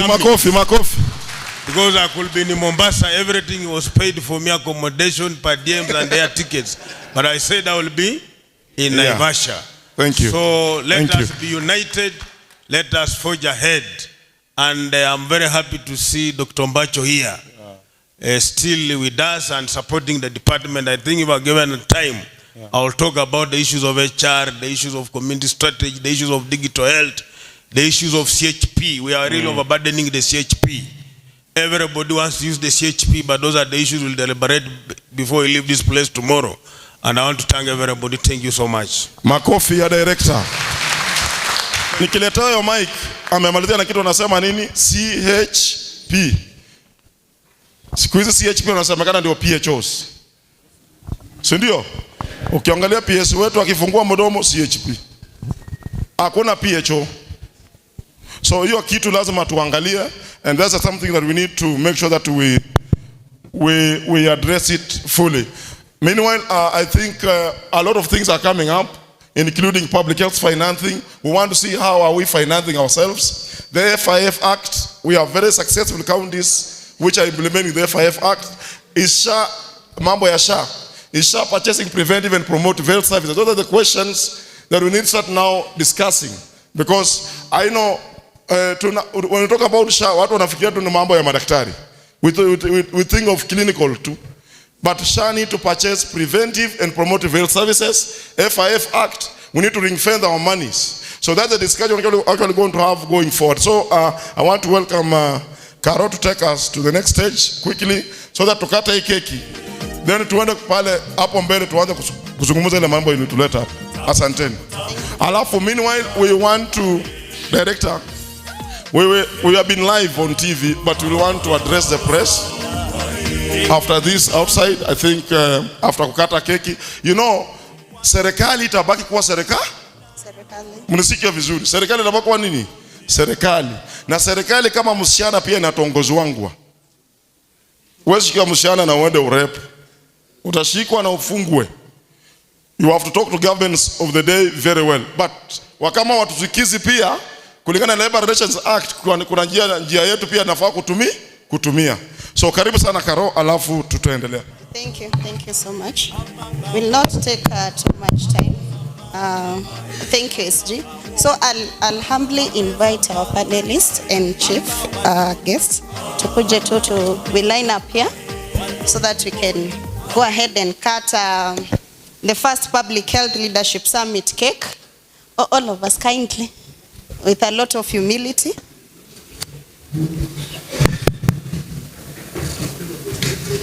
Kindly come down.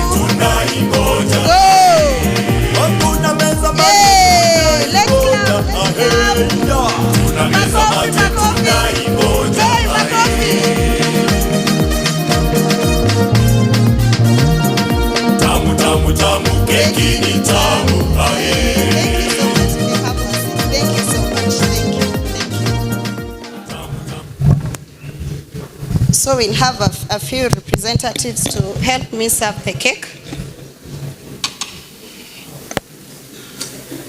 The ladies in the house, we are thriving here. The ladies, just come forward, just come assist.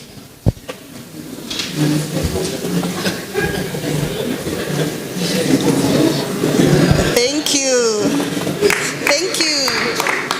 Let's just cut and serve in the saucers. No, we have the serviettes. Just cut and serve with there.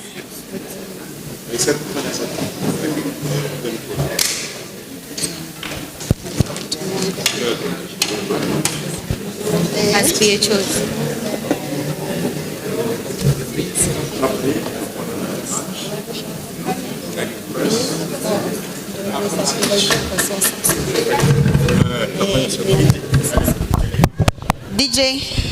DJ unatuangosha. Tukimaliza kukula keki, we'll all move there, address the press, then we break for lunch, then we'll be back. I think it's important we communicate that one very well. Serviettes. Thank you. Serviettes, wachukue serviettes ndio wapike na serviettes. Kila mtu yake yake. Yeah, they can do several forks. Yeah, several forks. Sorry, am I use this? The forks. Thank you.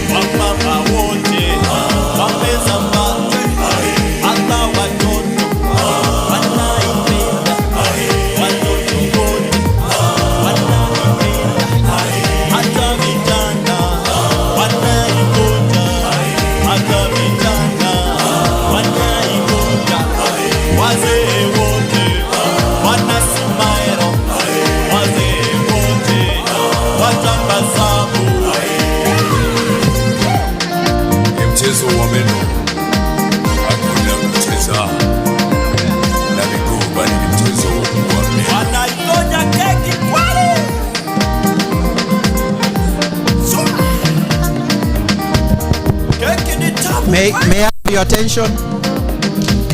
May I have your attention? DJ. Thank you. May I have your attention for 1 minute? So, I want to request, because not everyone has been served the cake, we want to pray for lunch, so that as we serve the cake, then we also step out. So, allow me to invite Madam Faith from Kitui County to please pray for lunch.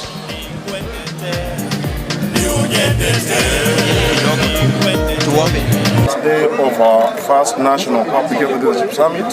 As you all be able to see, we are flanked with our Minister of Health, our Director, Dr. Amleshe, and other very senior officials from the ministry, together with other development partners, and just to have this interaction, which means a lot to us as public health officers. I want to say that we are happy because today we have agreed on very critical issues, particularly pertaining to a lot of issues relating to leadership and governance and the Ministry of Health on public health.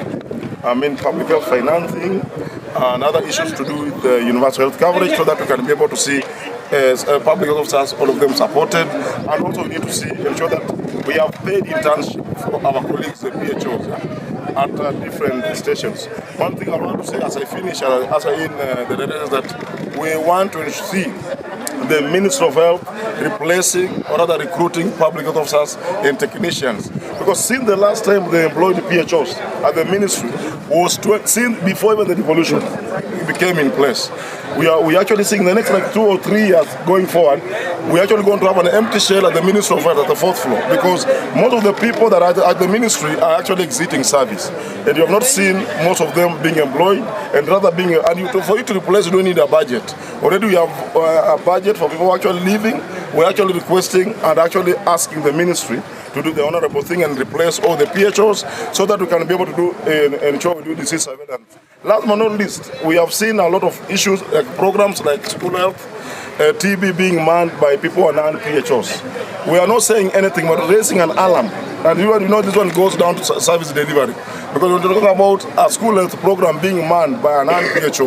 It therefore means that we might not be able to experience a service delivery that's actually we're actually looking at. Because those people might not have the technical know-how on how to do Mambo school health. So we're actually also asking the ministry to ensure that we streamline all the programs to ensure that the right people is given the right job so that we can be able to have actually service delivery being realized. So thank you so much.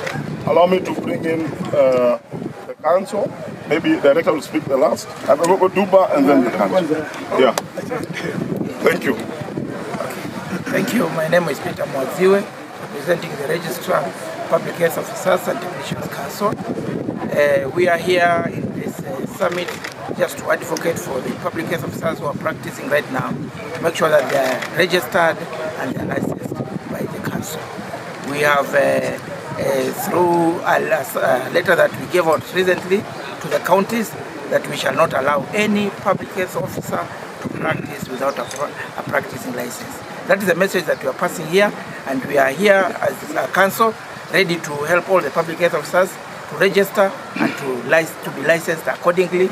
In fact, we are here present to make sure even the present PHOs who are here can be registered and can be licensed, to make sure that we abide by the rule that we have given out to the counties and generally to the practicing public health officers outside there. Thank you very much. Then let's have Director Laka for the counties. Then you can come here and please say something. Thank you so much. I'm William Laka. I come from Kakamega County. I'm the Director of Public Health, here to attend this summit and also echo what the Secretary General has said. We've had issues with employment. You know, we cannot deliver very well unless our people are employed and for them to perform. And there are also issues of people coming in and practicing public health on our behalf. He has talked about school health. Some policies are being made from the headquarters and we are not involved. When I was following up the issue of school health, I looked at whatever responsibilities we are given as public health officers. What is coming out prominently is not public health. And yet public health has a lot of responsibility when it comes to school health. You know, responsibility is given to somebody with the highest responsibility. Now, when you are giving responsibility to somebody who will only go to school when there is money, and you leave out somebody who visits that school almost on a daily basis, what are you doing to the profession? What are you doing to our children? What are you doing to the general public? Because these are the people who will be growing up to be leaders of tomorrow. Now, if we don't take care of them properly, then there is a possibility that we are going to miss out on a lot of things. Thank you. Yes, good evening. I'm Mohamed Duba, SG, Association of Public Health Officers Kenya. Mine is just to reiterate what my colleagues, SG Ashira said, pertaining to school health program. School health program is the core mandate of public health officers. Yes. It's within their scope of practice. Yes. And at one point, I don't know whether it has changed, the school health program is run by an oncologist. This country has shortage of oncologists. And yet you put somebody who has no core competence in a place for whatever reasons. I think this one must be corrected. Number two, the Tobacco Control Act. The enforcers of the Tobacco Control Act is public health officers. In the recent bill, which is being, which has been taken to Parliamentary Health Committee, the technical person is removed from the board of directors. The tobacco control is the core competence again of public health officers. They are trained on tobacco control enforcement. Actually, they are enforcers in the Public and the Tobacco Control Act. And they have to remove such a technical person to advise other board who are laymen from the act. We call upon the Parliamentary Health Committee to throw away that bill if that is not going to be changed. Because it does not serve Kenyan properly. We have a member from NGO and whatever in the board, and they have to leave out the technical person. The other one is about employment. Employment is both at national and county level, and I think is skewed towards curative medicine. We have said again and again that this country has employed many middle-level health workers, have opened dispensaries even a kilometer to kilometer, and yet the disease burden is on the high rise. This is because of financial funding skewed towards curative services, and it's against the global and the local practice. Thank you. Yes, well, thank you very much. My name is Dr. Stephen Mubesha. I'm the Director of Public Health from the Ministry of Health. Basically representing the Ministry of Health in this first ever National Environmental and Public Health Officers Leadership Summit. I'm really glad that we've been involved as a ministry.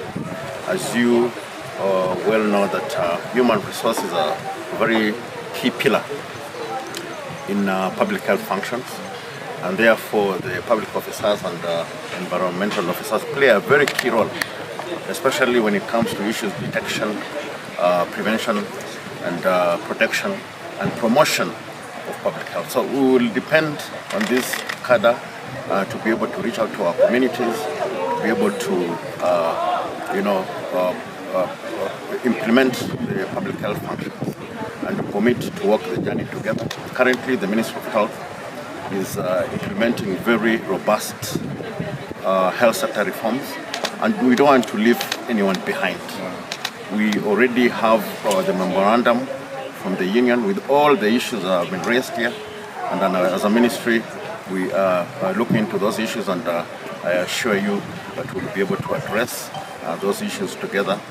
And even in the policy forming process, for which the Constitution mandates the national government under Schedule 4 to develop policies. But that doesn't mean that you don't involve all the stakeholders.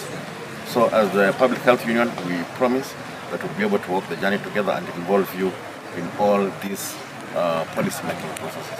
So thank you very much. Comrades, power! Public health, hoye! Kefu, hoye! Director, hoye! Governor, hoye! President, hoye! Asanteni sana.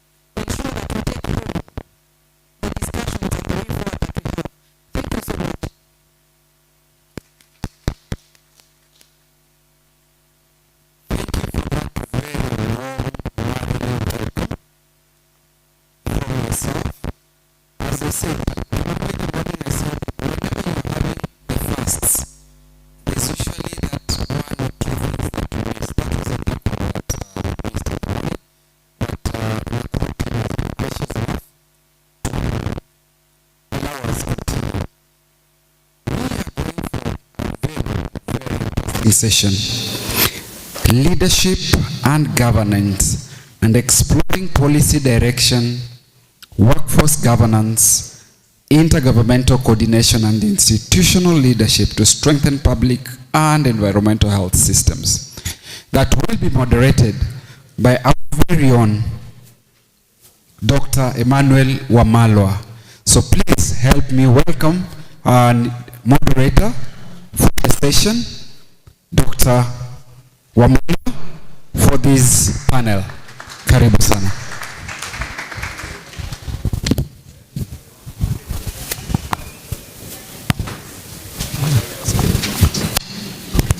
Thank you very much, and welcome to this session this afternoon.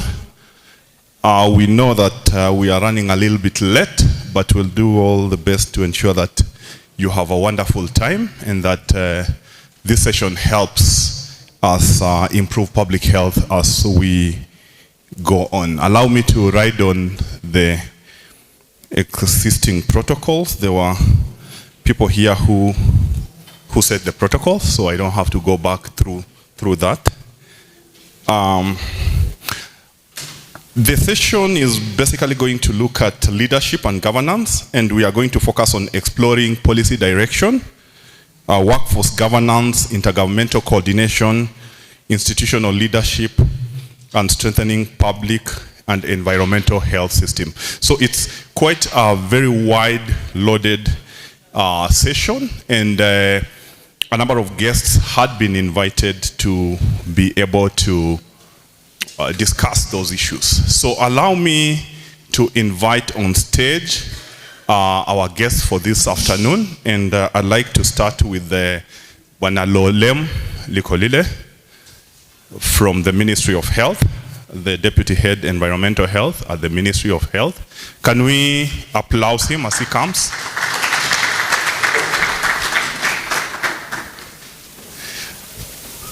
To join Lolem, we will also have Dr. Joshua Gitonga from the Deputy Director from NDCC.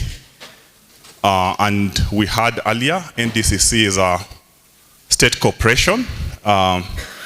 Basically, we'll be talking a little bit about how to work with state corporations in public health. Then we have Bwana Norbert Musundi from county number 026, Trans Nzoia County. He'll bring us the county perspectives around public health. And lastly, from PHOTC, we have Bwana Peter Madziwe. Karibu sana. So let's clap for the panel as they come. And in terms of the order of the discussions, you'll allow me to sit down.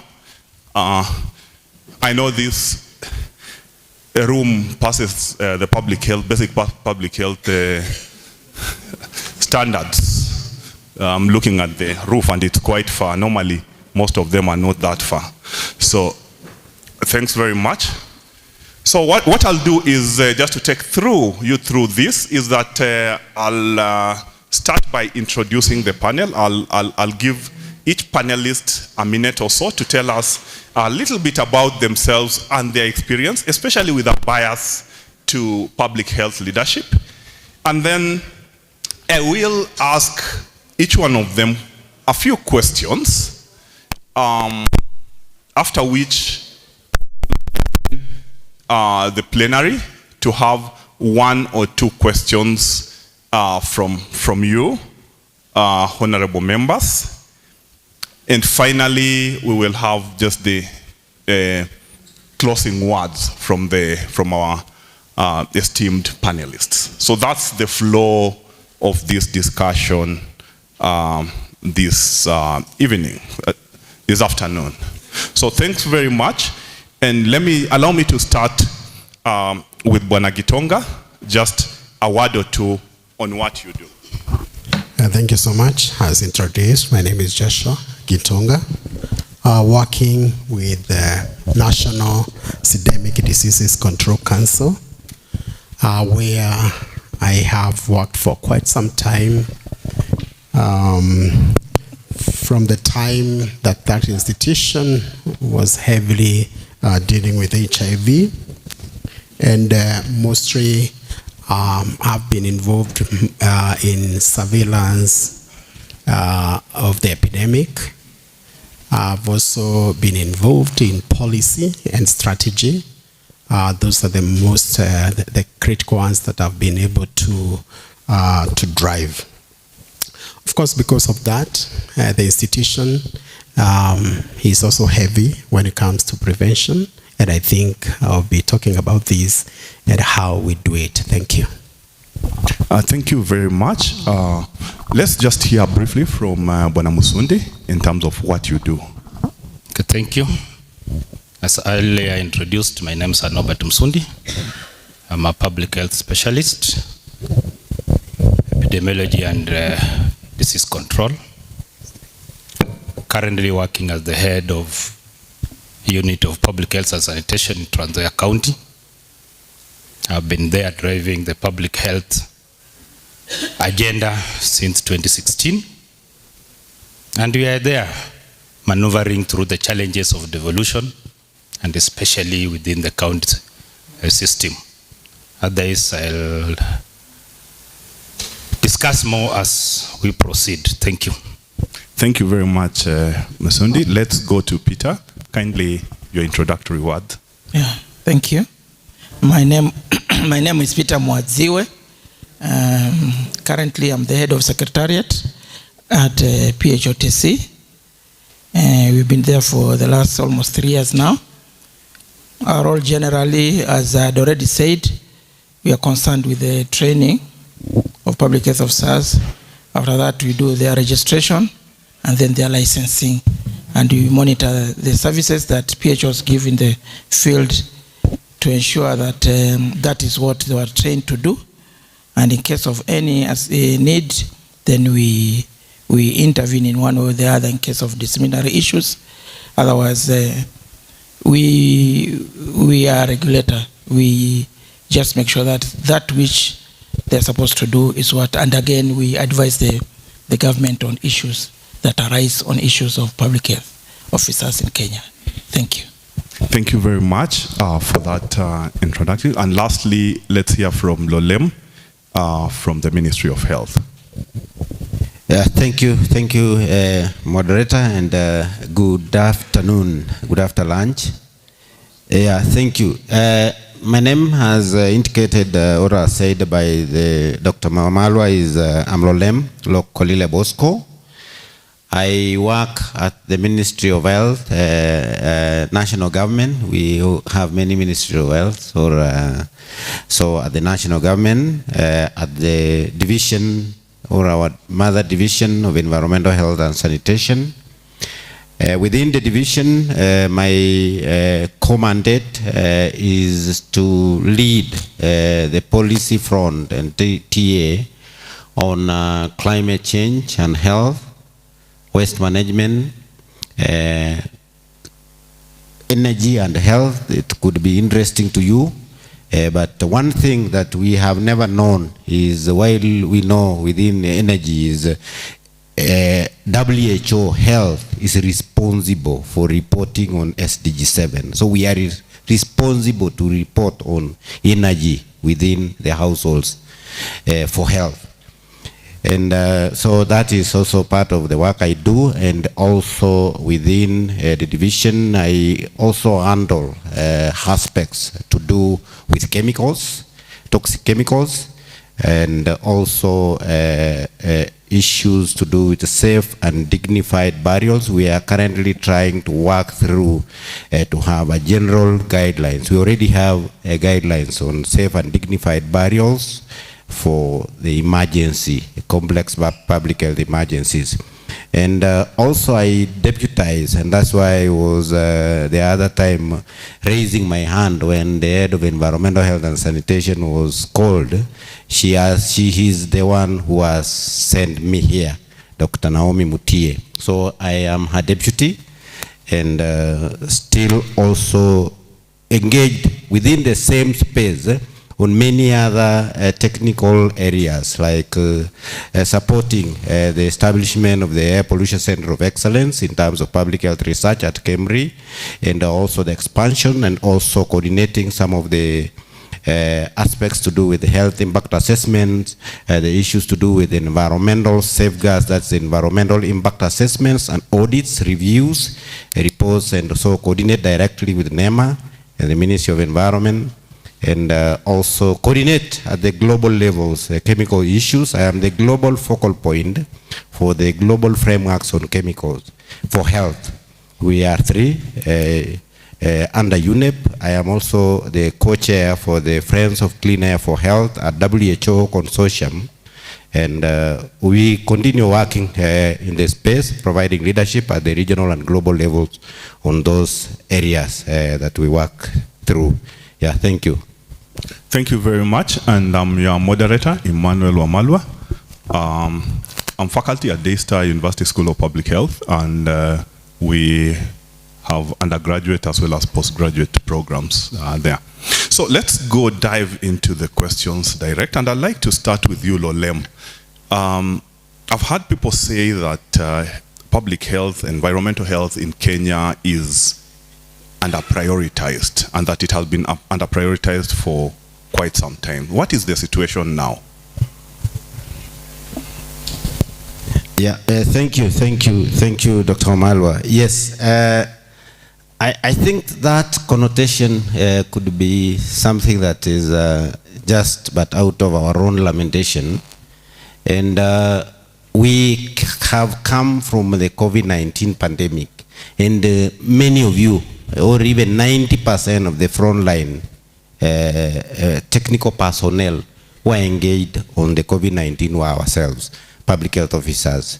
So what I can respond in terms of probably justifying that connotation, Dr. Wamalwa, is this particular saying, and also you also should appreciate that our directorate, that is now Public Health and Sanitation, it's just the other months that Dr. Muleshe substantively took the leadership. And so while we have been having those kind of dynamism and settled leadership, I know Dr. Ombacho took it to another level. But in terms of the technical and system approach from that apex levels, in terms of policy, he did it.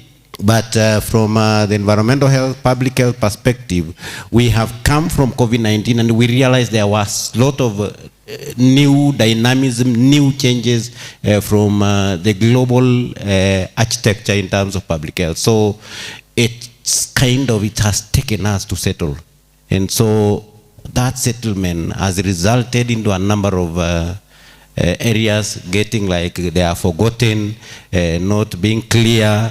And I think we are still even struggling even now to know where is the border of NPHI, where is the border of policy. And it's a big issue, but I think things are starting to align. I have said we now have a substantive directorate for public health and sanitation. We now have, we just recently with the memorandum that came from the union, we recently had a technical sitting. We aligned and kind of really looking forward on how we can really align all the policy and the technical issues. So it's true, there has been a lot of reorganizations. You realize we no longer have food safety within environmental health. We no longer have port health.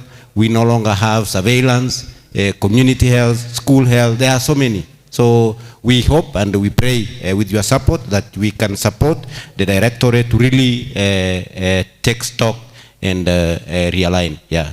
So it could be true. Yeah, thanks very much. Just to follow up on that, and you've mentioned some successes and a few challenges. What would you say are some of the key challenges, especially in public health leadership from an environmental health, public health nexus currently? Yeah, since the the realignment in terms of when COVID-19 came in, we were at another level. And at the point that we realized that we were to be at the forefront, then there was the strengthening of the emergency public health, where Dr. Macho now was deployed to. Then at that point is where you realize that a lot of our normals went abnormal, and some levels, a lot of things went the Jeshi way. You realize we were having the KDF public health personnel coordinating everything, and they were answerable to the state house. So even the CS sometimes could not, when they see that this should go like this, and you want to use your system of health sector there. So it's been a lot of, I can say the biggest leadership challenge has been unsettled kind of institutional arrangements. We have not had a settled institutional arrangements for the last 6 years. I think we are now in the 6th year since 2020. So we have never had a settled institutional arrangement in terms of the leadership. And so that's the biggest issue that I think I can attribute to the other challenges. Yeah. Thank you very much. I want to come to the counties, Bwana Musundi, and I know you've been in Trans Nzoia for very many years, because I think I was an intern there over 20 years ago, and you were there. I just wanted you to know that I did internship. Now,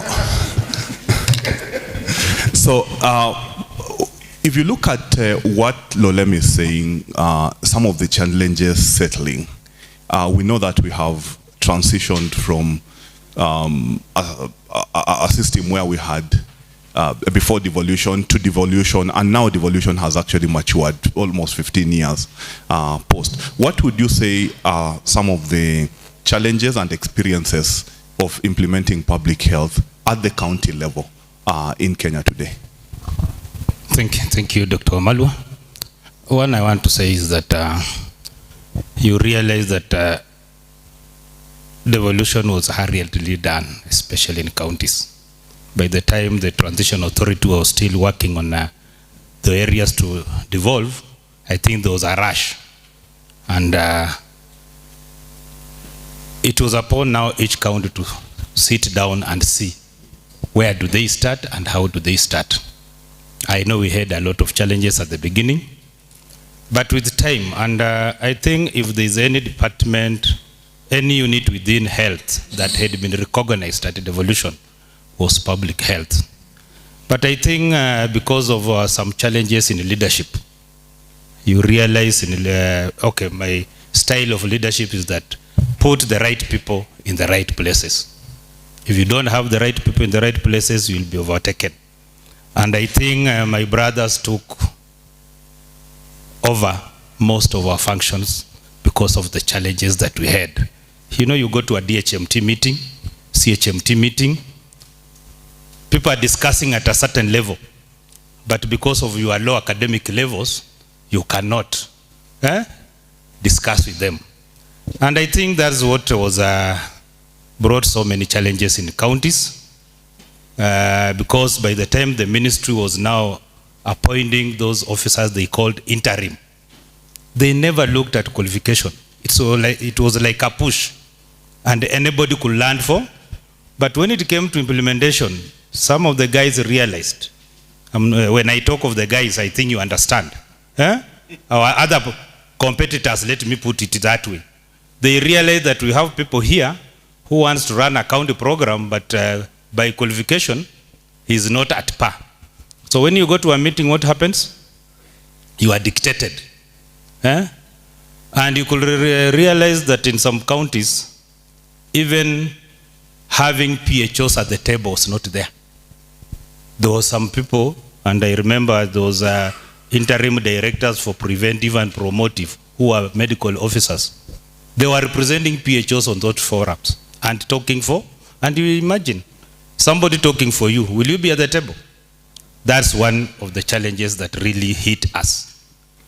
But I'm happy because I think those very clever counties, and I want to appreciate Elgeyo Marakwet, they set the pace by customizing the Environmental Health and Sanitation Act and created a Directorate of Public Health. That's where most of us counties went to benchmark and learn. And from Elgeyo Marakwet, I'm happy also to report that I was able now to customize ours, and it was approved in the year 2022. Why am I saying so? I'm saying so because without the legal framework, you know, those guys who are really rushing, and they said now Health Act was taking over from Public Health Act. But we had now to sit down and discuss in the Health Act how many directorates are there. There are 5. If you look at the counties represented here, how many have those directorates in their counties? You will find that there are either 2 or 3 counties or 4. So counties will start implementing the law, but to their own advantage. In my county, I had now to move out of the department and went to the assembly. Talked to the guys in the assembly, and they understood. They said, sisi tulikuwa tunajua public health and medical. So what happened here, we are not seeing you guys. Now it's through the assembly that we are helped. And now there's some little recognition about the department. There's been challenges. You realize that most of our senior officers who are there, most of them retired. But I think also as a department, we have had minimal succession plan. People with a lot of potential left the department without even leaving somebody to pick up from them. It really did us a disservice. The issue of funding. At devolution, all districts had their FIF accounts. And it's like somebody looked at it and decided to close those accounts so that they can make public health not to function. But we are struggling back. Some counties, I know they retained. A county like Homa Bay retained all those accounts, and the public health system continued to operate.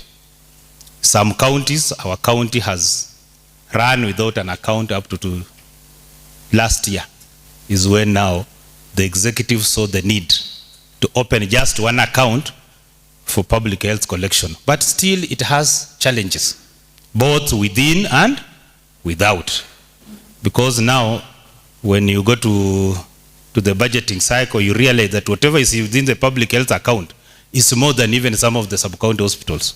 So everybody is looking at the resources within public health. There are issues around, so the minimal funding has really affected us because we could not operate. Our public health specialists, we have so many public health specialists, but go to the counties, they don't recognize them. Unlike other cadres that recognize even those guys who have gone in for HNDs, you'll find a PHO with a master's, specialist in a field, but assigned duties not related to what they specialized. That's really a challenge to us. When we go in for M&E issues, I don't know what the MOH will tell us over this.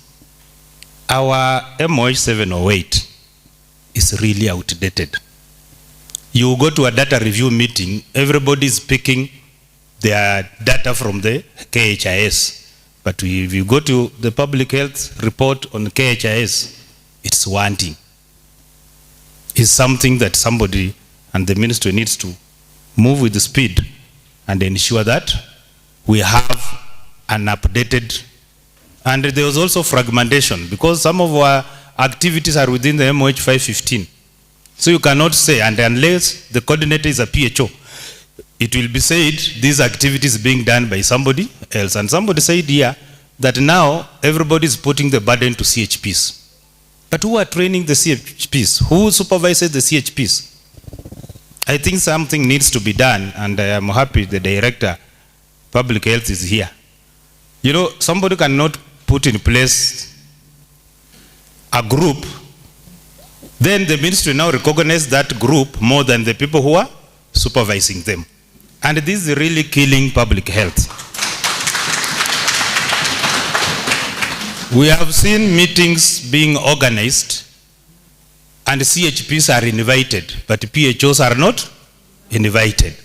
But when things get out of hand, now they ask, where were the PHOs? You know, unless you are on the table, you cannot respond to any. So there is a problem. And I remember I'm happy. Last year, was it last year or last year, part 1?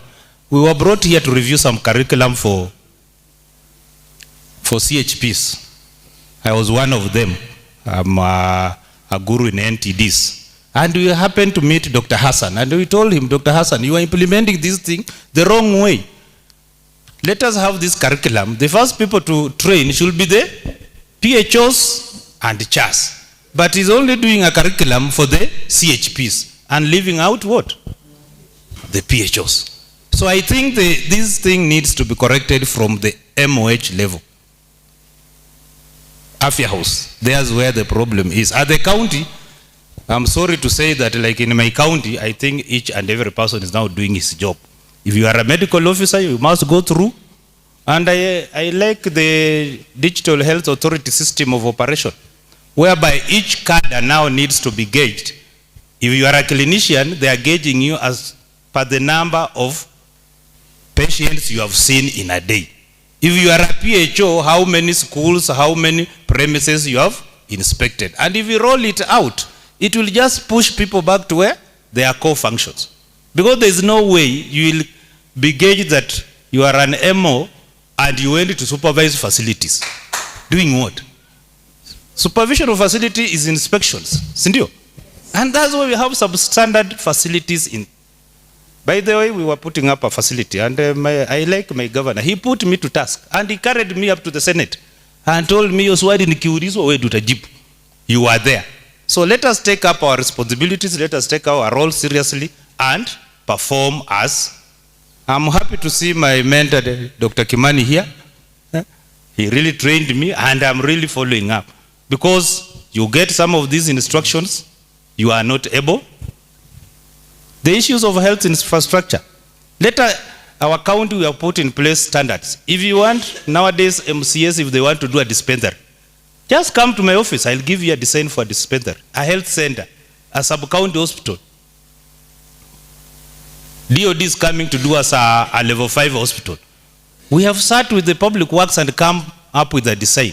So if we are not showing what we are able to do, then somebody else will come and do it for.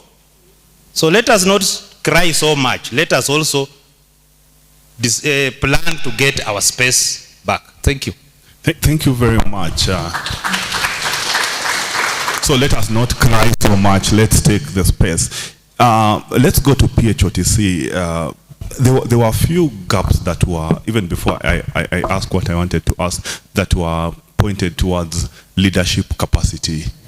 Are the people we are getting out, and you did say, I think in your opening remarks, that you get all of them and give them an exam. Do they have the capacity to deal with these leadership challenges in the field? As you respond to that, probably you can also tell us about what PHOTC is doing to deal with some of these practical challenges from the ministry, from counties. Thank you, Dr. Ari.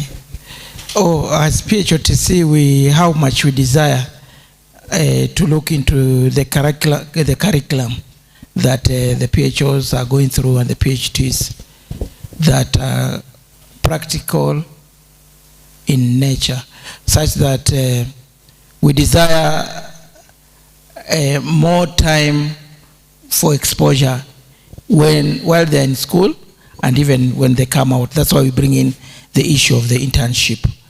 So in that, a PHO who has been trained well and has taken enough time to go through the field. That's the way we used to do a long time ago.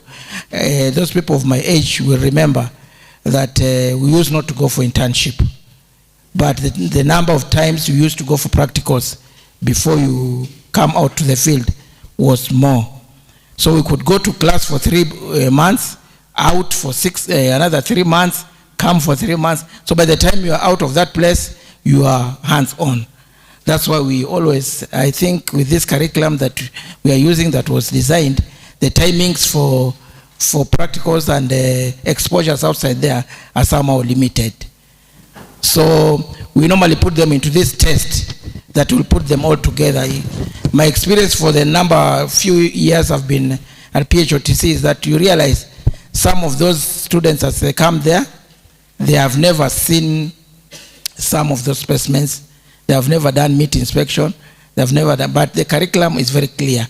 So I think I'll still call the implementers of the curriculum, especially from KMTC and the universities that have our programs, to follow and do what the curriculum says, because the curriculum has its own timings for exposures.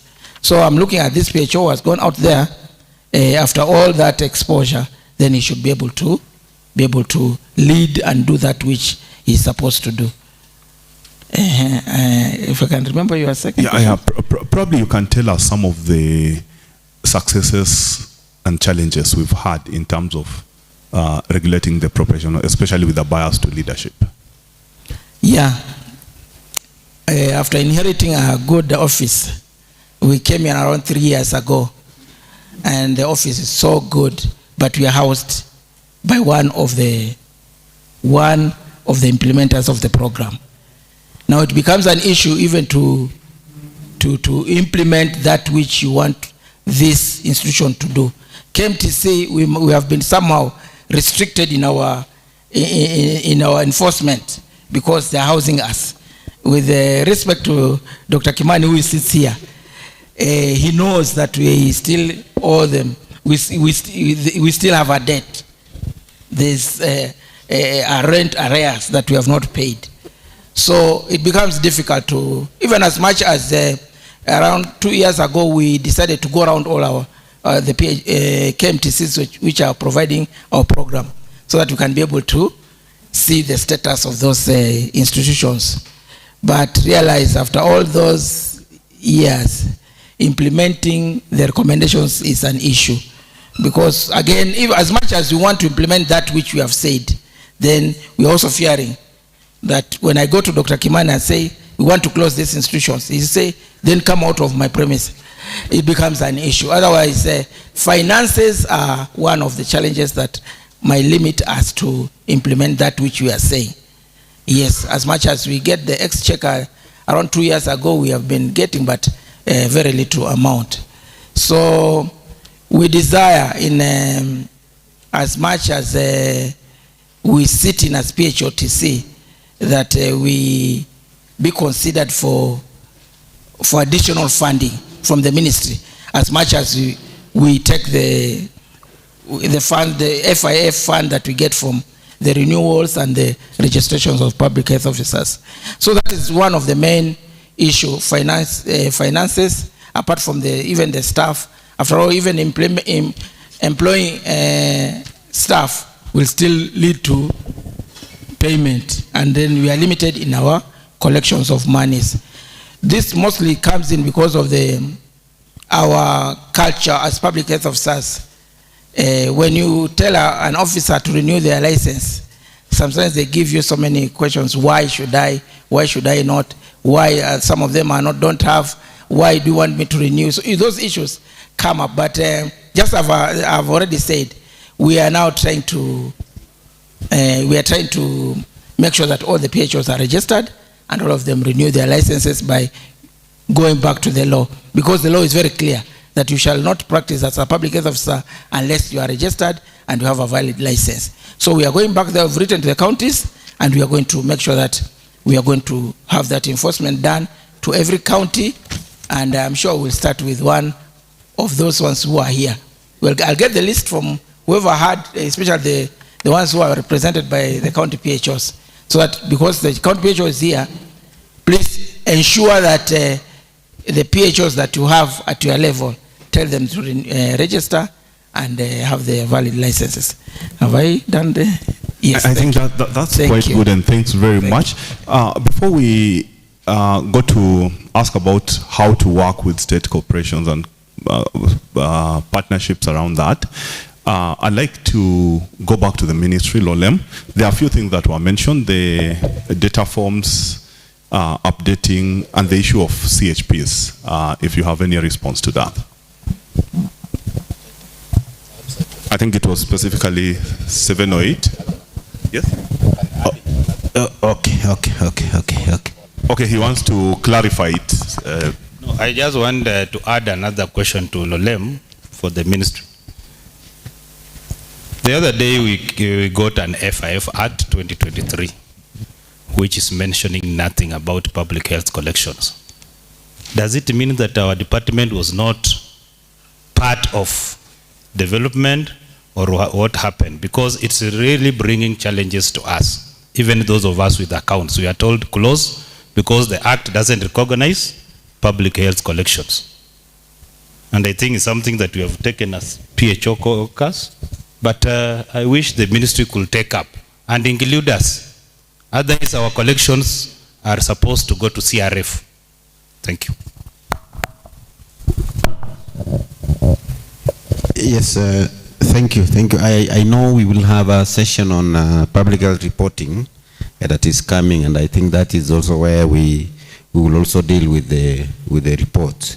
And back then, immediately after COVID, we realized and also got serious lessons, and we set and had a meeting in 2023, around March 2023, that was funded by the division, a 3 days meeting for those probably who are there.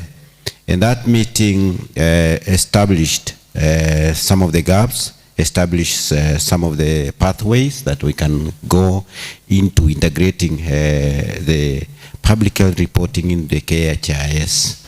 And we have come a long way. And last year in November, we sat within the ministry, and also we realized we were very inadequately resourced in terms of human resource. And so we came up to also ask ourselves, and we put in together a team of counties, I think around 13 counties, that we say we are going to work together in curating this together. So that is a process that is in place, and we are working. However, one thing that has delayed us is, you remember the issue of hosting.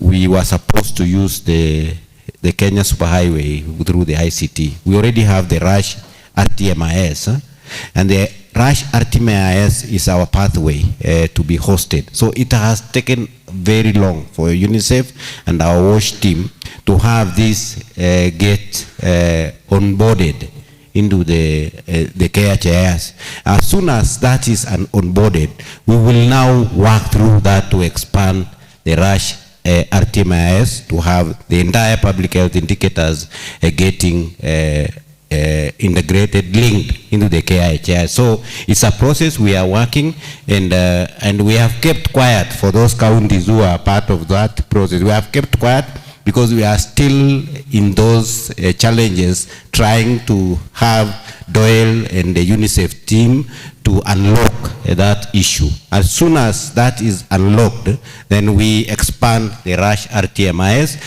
Like for me in climate, we have what we call KCRIS, the Kenya Climate Health Information System.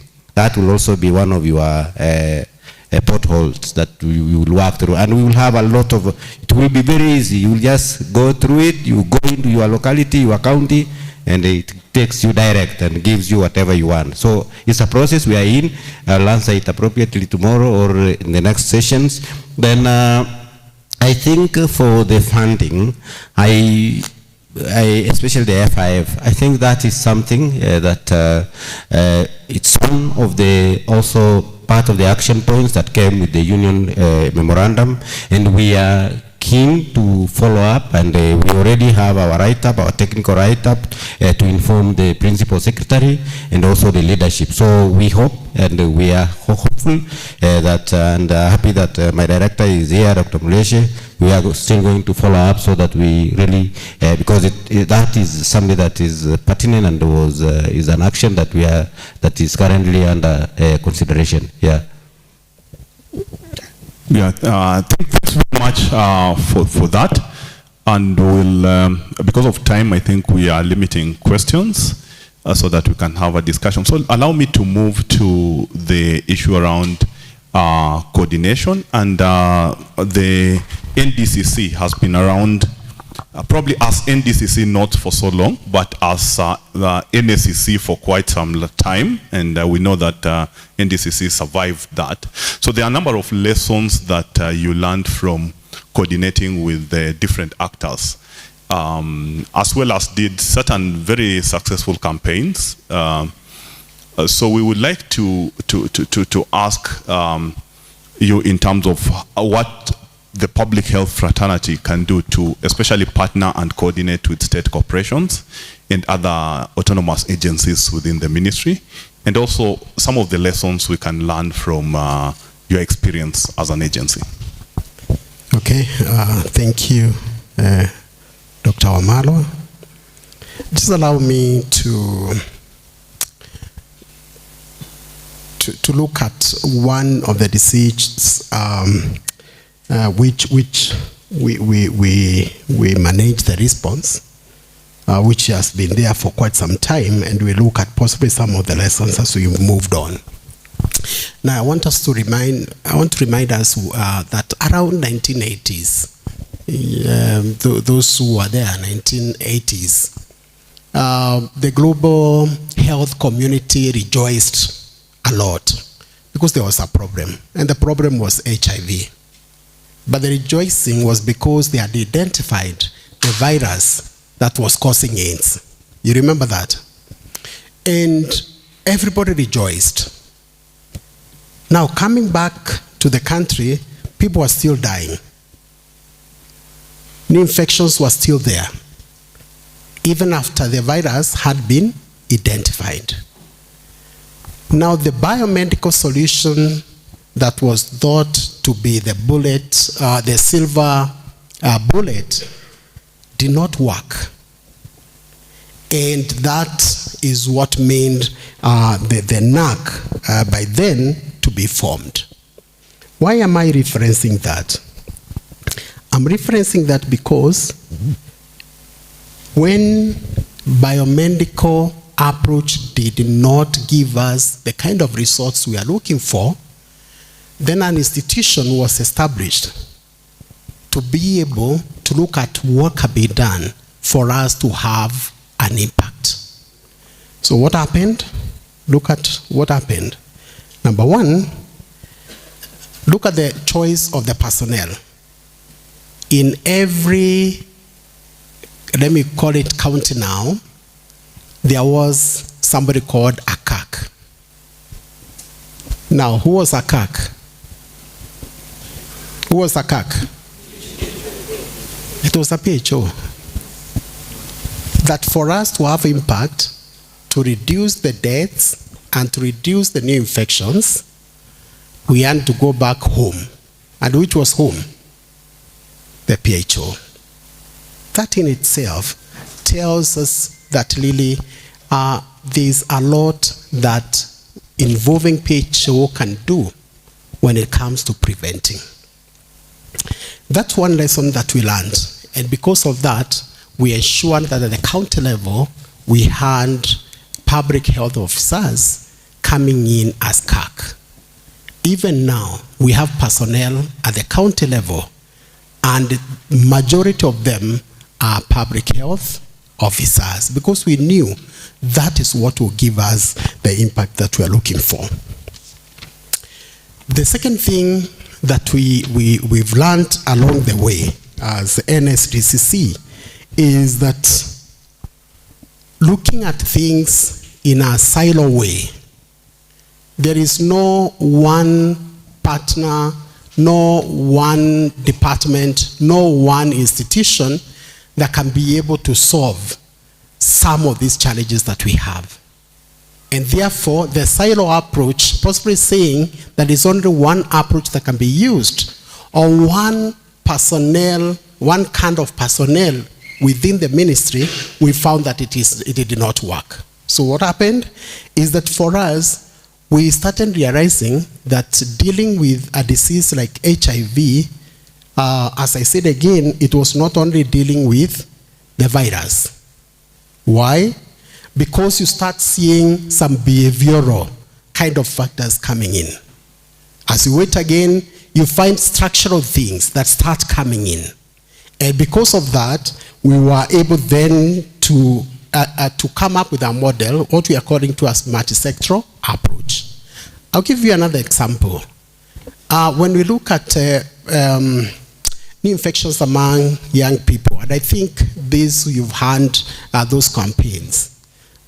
Whereas we know that there is a biomedical reason for that, but majority of the causes are actually outside the health facility. They're in the community. We need to prevent. So what do we do? We ensure that we bring in counties. We ensure that we bring in other partners. Faith-based sector, we bring it on because also they have a part. In other words, what I'm saying is that multi-sectoral approach now here became very important and very critical. The other thing I wanted to say is that because of that, we had to come up with a multi-sectoral framework that is able to bring all the actors on board. Now, for us in leadership here, how can that be able to help us? It's just saying that the way we are told the aspect of networking or collaborations, it can really be able to take us far. Because as we are saying again, we are here in SDCC and we have multi-sectoral coordinators who are public health officers. We have CAC coordinators who are PHOs, and therefore collaborating with the other partners, with the agencies and departments can really help us be able to reposition ourselves as far as public health is concerned. Now, the other area that I wanted to say among the things that we learned is resources have been a problem. Let's agree. We will not have all the resources that we need. But one challenge that we have is in situations whereby the resources are allocated in a skewed way, whereby prevention doesn't get as much as curative. So what happens is that instead of prevention, at times we use a lot of money in curative, and curative is more expensive than prevention. So I think that aspect of really having foot soldiers in place becomes critical. It cannot be ignored. And finally, that skewness that I talked about goes even to research. I heard us being told to, I don't know whether it was the union, or to allocate more resources for research. Now we all know, if you want to do a public health-based research, the troubles you'll have to go through for you to get a grant or to get what? A funding. Whereas possibly any other clinical kind of research, there is quite a lot of researches. So I think when it comes to issues of resources, not only being allocated for interventions or for implementation, but also in the research, we are finding the same thing. Now what that ends up doing is that we end up not having the evidence that we need for us to be able to advocate. So we may feel that public health is not being felt. Why? Because we have denied it the resources. We have denied research that gives us evidence. So we need to ensure that is addressed so that then even when it comes to issues of resources that can be able to benefit public health related researches. So I think for us it's just to say collaborations, partnerships, ensuring that we have multi-sectoral approach that has really assisted us a lot. But more so, I can assure you, the time that we started seeing deaths coming down and the new infections coming down is that realization that we needed to have foot soldiers, and for sure, there were public health officers who were able to go to the community. They were able to address some of the structural, some of the behavioral factors that were there, so that then the number of infections started going down. Thank you. Thank you very much. I'd like now to open up and take a few questions from the floor. And just before, as I do that, just two things from me. One is around the FIF, what Musundi says. Also to know that there are some counties that have initiated their own acts. Like I think Nakuru and Makueni have actually already been able to tap into that and through county level legislation. So that's a possibility. But of course we know that doing legislation is a challenge,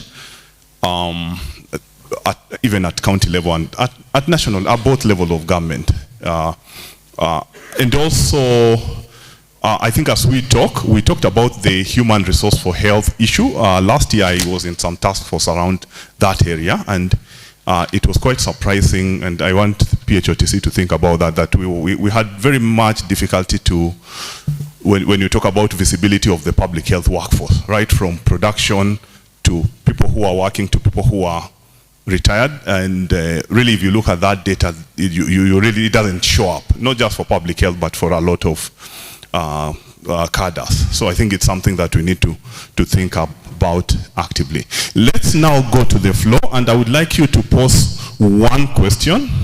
Clearly name the person you are. Can I have some help in distributing microphones?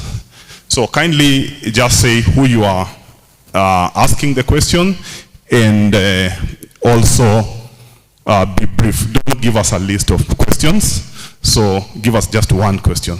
And I'm going to a politician. Thank you so much, Doc. My name is Shem Oino. I'm the Secretary General, Association of Public Health Officers, Kenya, Nairobi region. And today I want to really congratulate the union for organizing such a wonderful summit for this profession. And we have to agree, no one has ever tried, but the union has tried. We have to congratulate them for this thing. I want to raise this question to MOH, my good friend Rolem. Public health officers, we are using Public Health Act, but from the previous presenters say that there is what we call Environmental Health Sanitation Bill that is supposed to appreciate the Health Act 2017. And that document was done long time ago when Dr. Kefo Mbache was in the office. Why is it taking too long, too far for the directorate to realize that bill to be an act? If you go to Health Act 2017, it states there are particular sections in that 2017 Act that states the Director of Public Health and Sanitation needs to formulate environmental health impact assessment guidelines or other regulations. Where is the department, where is the Directorate of Public Health that this thing needs to be realized? As I finalize my question, next goes to PHOTC. Our act was done 2013 for public health officers and technicians. It's supposed to regulate public health officers and technicians.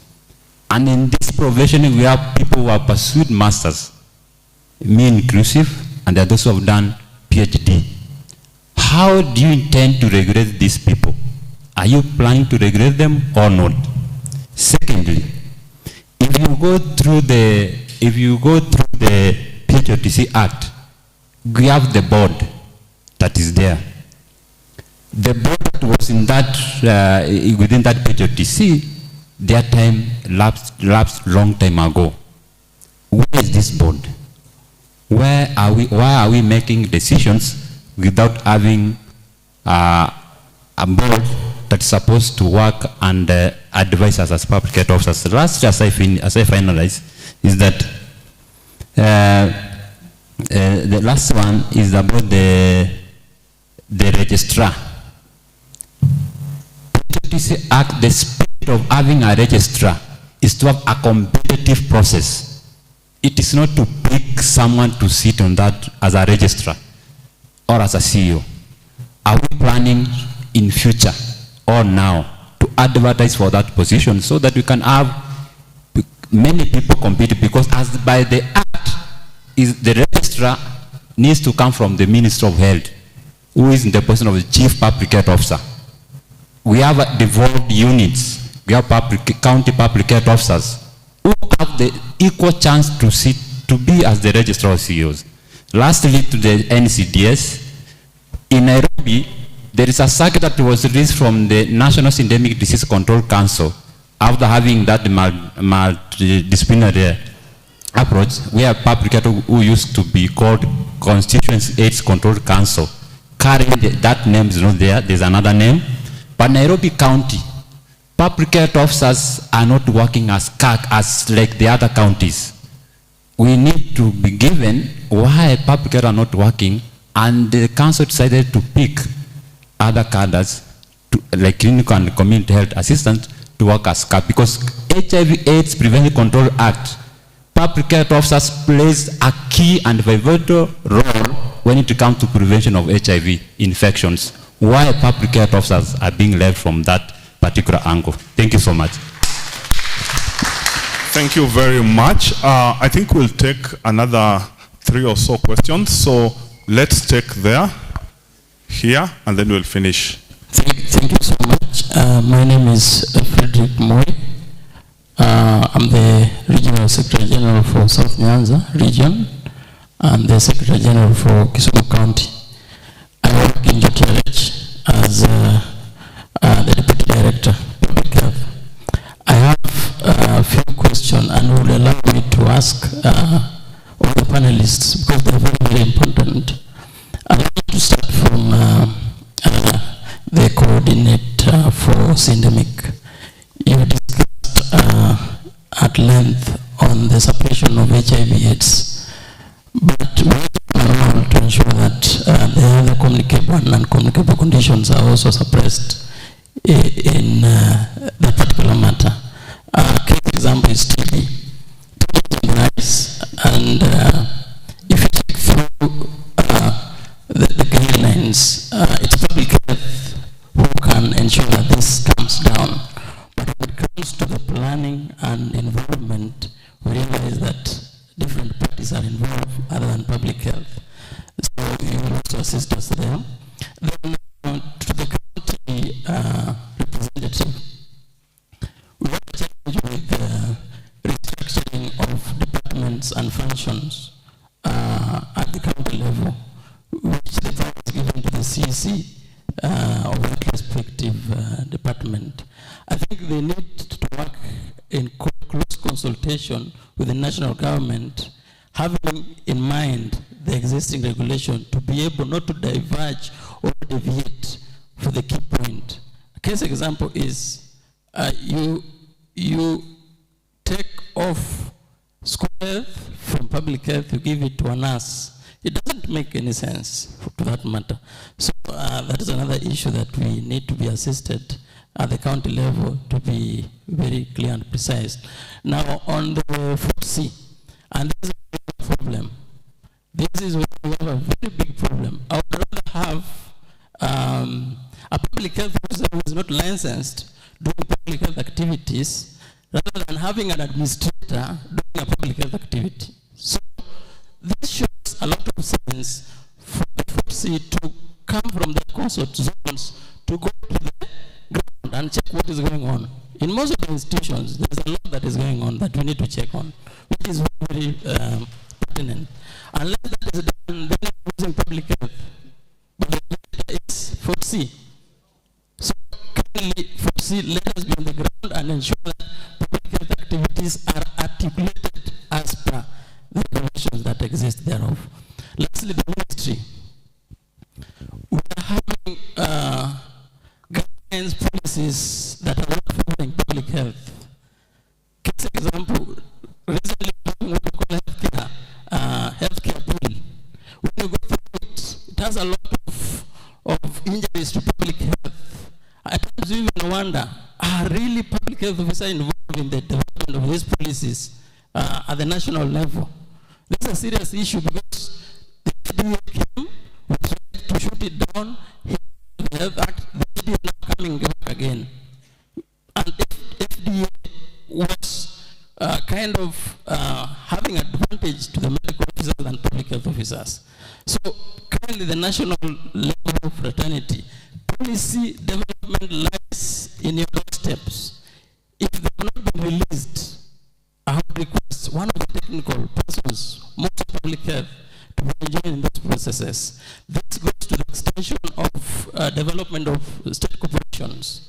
If you can check through the guidelines for the state corporations that are coming up, when you check through those documents, you even wonder, how are they developed? Were the experts really involved? What are the key issues that anchor public health in those corporations? Lastly, in the Ministry of Health, we have two state departments, the State Department of Public Health and State Department of Medical Services. I think there needs to be two distinct operation on how those officers works in this level of involvement. Thank you.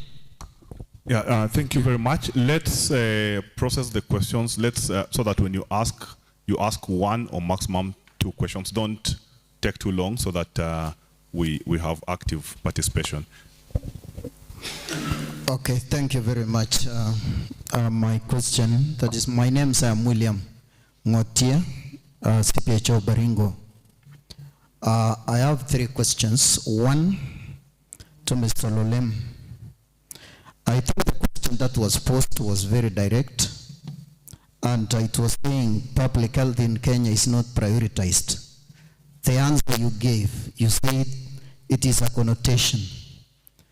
But from where I sit, and all of us here, I doubt if 100% of us seated here today, we can tell our young ones to pursue public health in KMTCs, because from the look of things, that is why currently as we sit, you find we have got two factions of public health.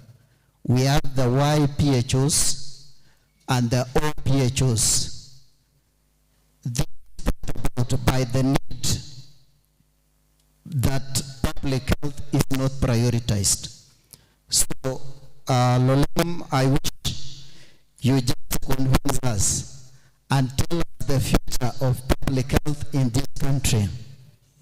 This is the time I have been telling people, if this political dispensation ends without public health being put in the place it is supposed to be, we will never get it right in life again.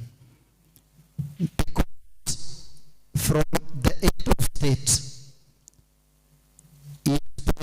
prioritizing primary health care, and coordinating the primary health care, coordinating the primary care networks, things that are public health. And I request, I know Dr. Milichi may have left, we need all these problems emanate from Afya House. And I want to request Lolem and team, as think of that we in the counties look upon you to come up with policies that are going to support us. In Baringo, recently, we have the FIF, that is the county. We want to open accounts for the public health, second public health officers to collect the revenue in those particular accounts. The easy treasury reflects public health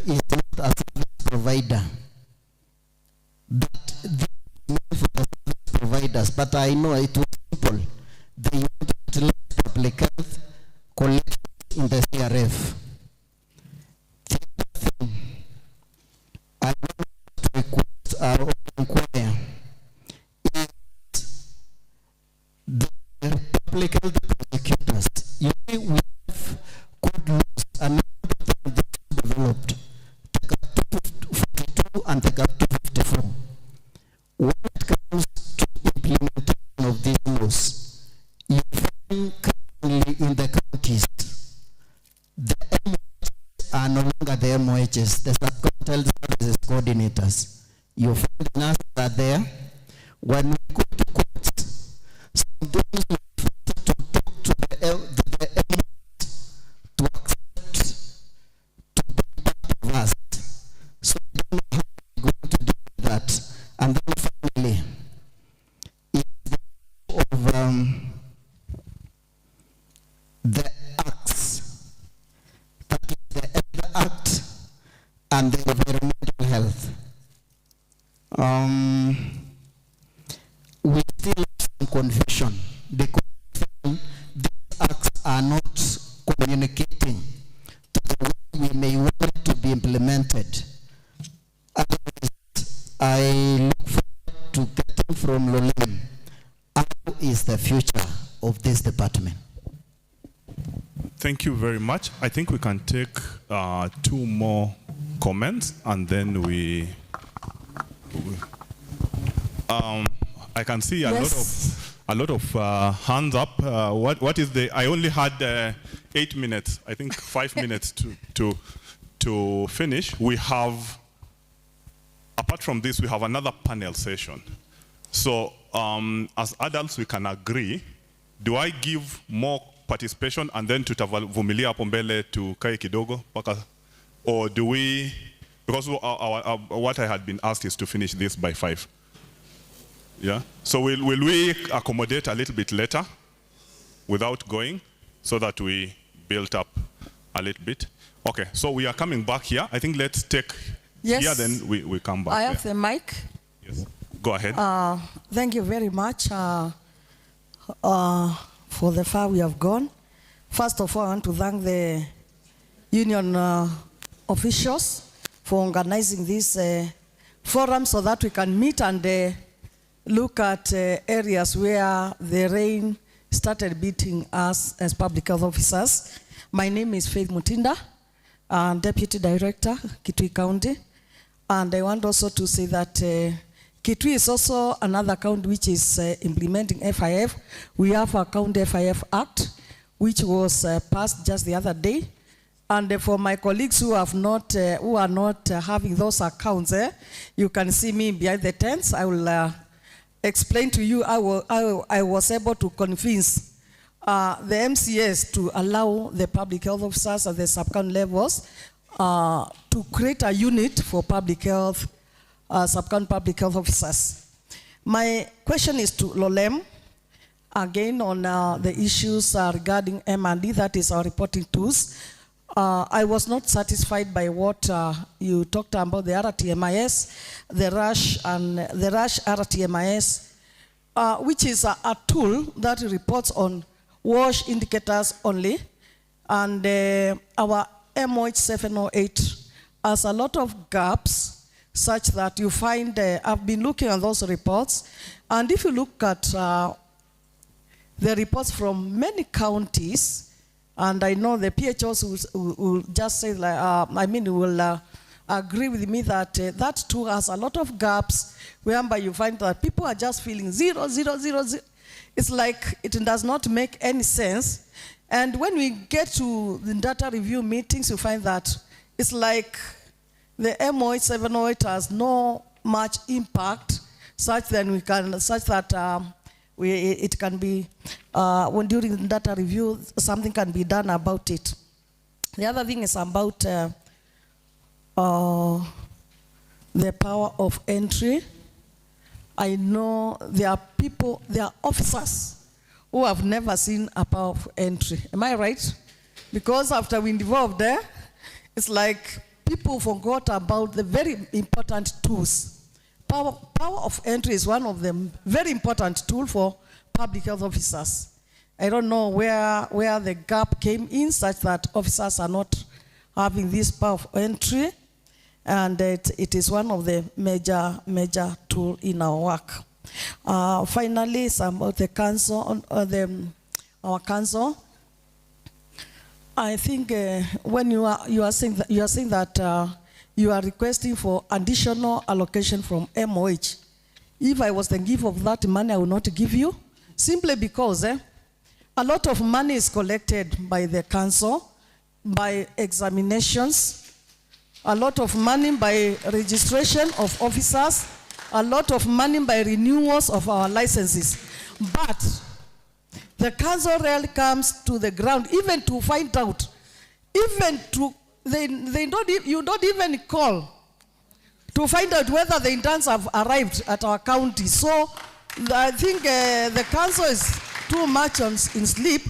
And for me, I know there's a lot of revenue. And then there's another gap. You find that when there's an advertisement for employment or for promotion, and I called I think I called the CEO to ask about one officer whom I saw paid because he was required to have the current practice license. And he had not paid for like 2 years.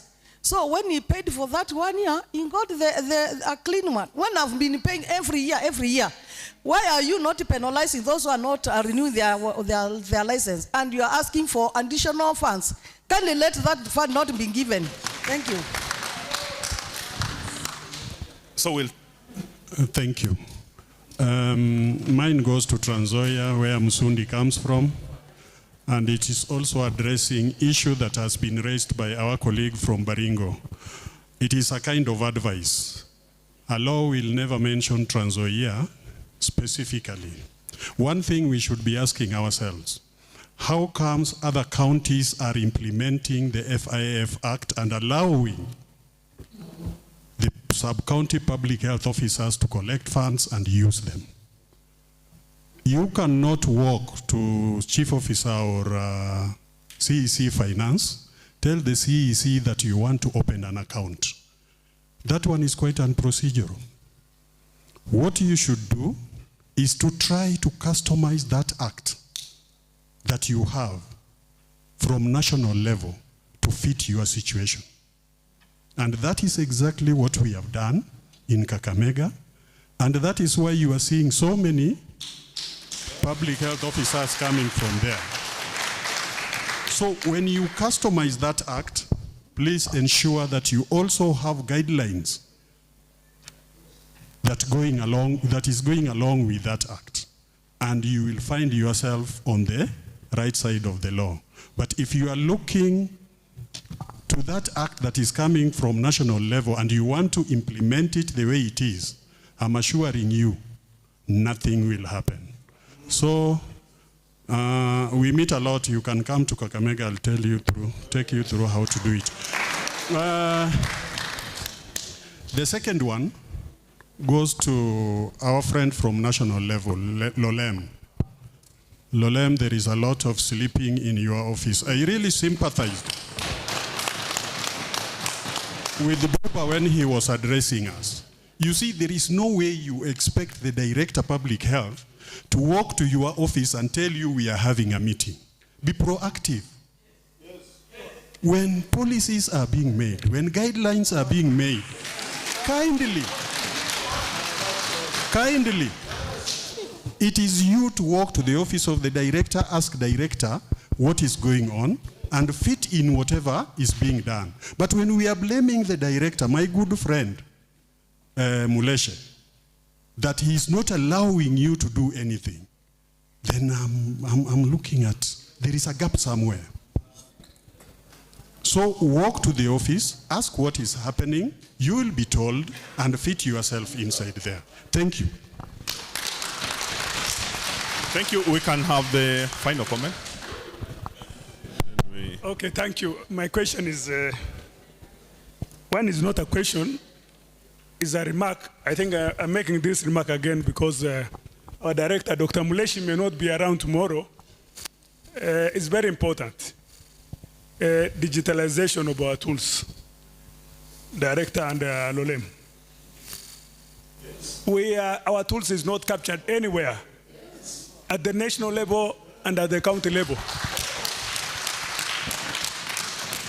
And that is the very reason why we could not be even being phased out in the Ministry of Health. We are being phased out. The reality is that we are being phased out.